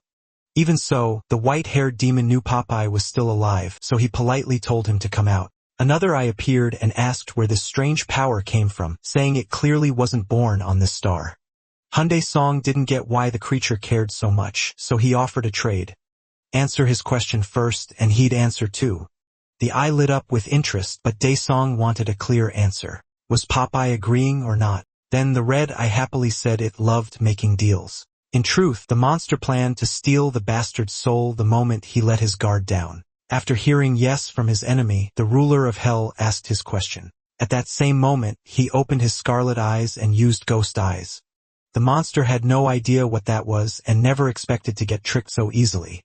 Han Dae-song said he never trusted trash like this, so he ordered Popeye to show all his memories. Popeye tried to fight back, but it was useless. Then the ruler of hell saw the Titan's planet, Hecker. A huge war was raging there between monsters and winged angels. The weaker race couldn't stand against them, and their people were wiped out. Not just the race, but the whole planet too. Still, some of them managed to escape in a spaceship. Soon, the survivors reached Han's nebula. There, they met an ally who was shocked that the countless descendants of Hecker were gone, and only these few were left. Those survivors were the lords of Hans and the kid Popeye. Their group chose to open the space of a living star to revive the Colossus. To do that, they only needed to place a portal cube on the star and flood Earth with ethereal energy. A few years later, during a meeting of world leaders on the shadow side, powerful people gathered to talk about negotiating with aliens who had sent them a giant mass of energy and promised immortality.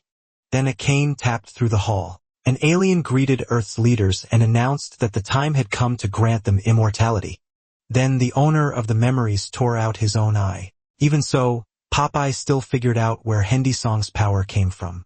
He guessed the white-haired man was the lord of the trash universe called the Nebula of Demonic Beasts. Back in the frozen biome, the Lord of Hell was surprised that a creature carrying thousands of years of memories had broken free of ghost eyes. Still, Dae-song guessed the final boss was the alien he saw at the end. Even so, the Colossus revival and this race's 1,000-year history were way too much to take in at once. Touching his neck, the ruler of hell remembered he was still inside the S-rank portal, but he hadn't seen a single monster or gotten anything from this trip. Then something strange caught Han Dae-song's blue eyes. A weird smoking object lay buried in the snow.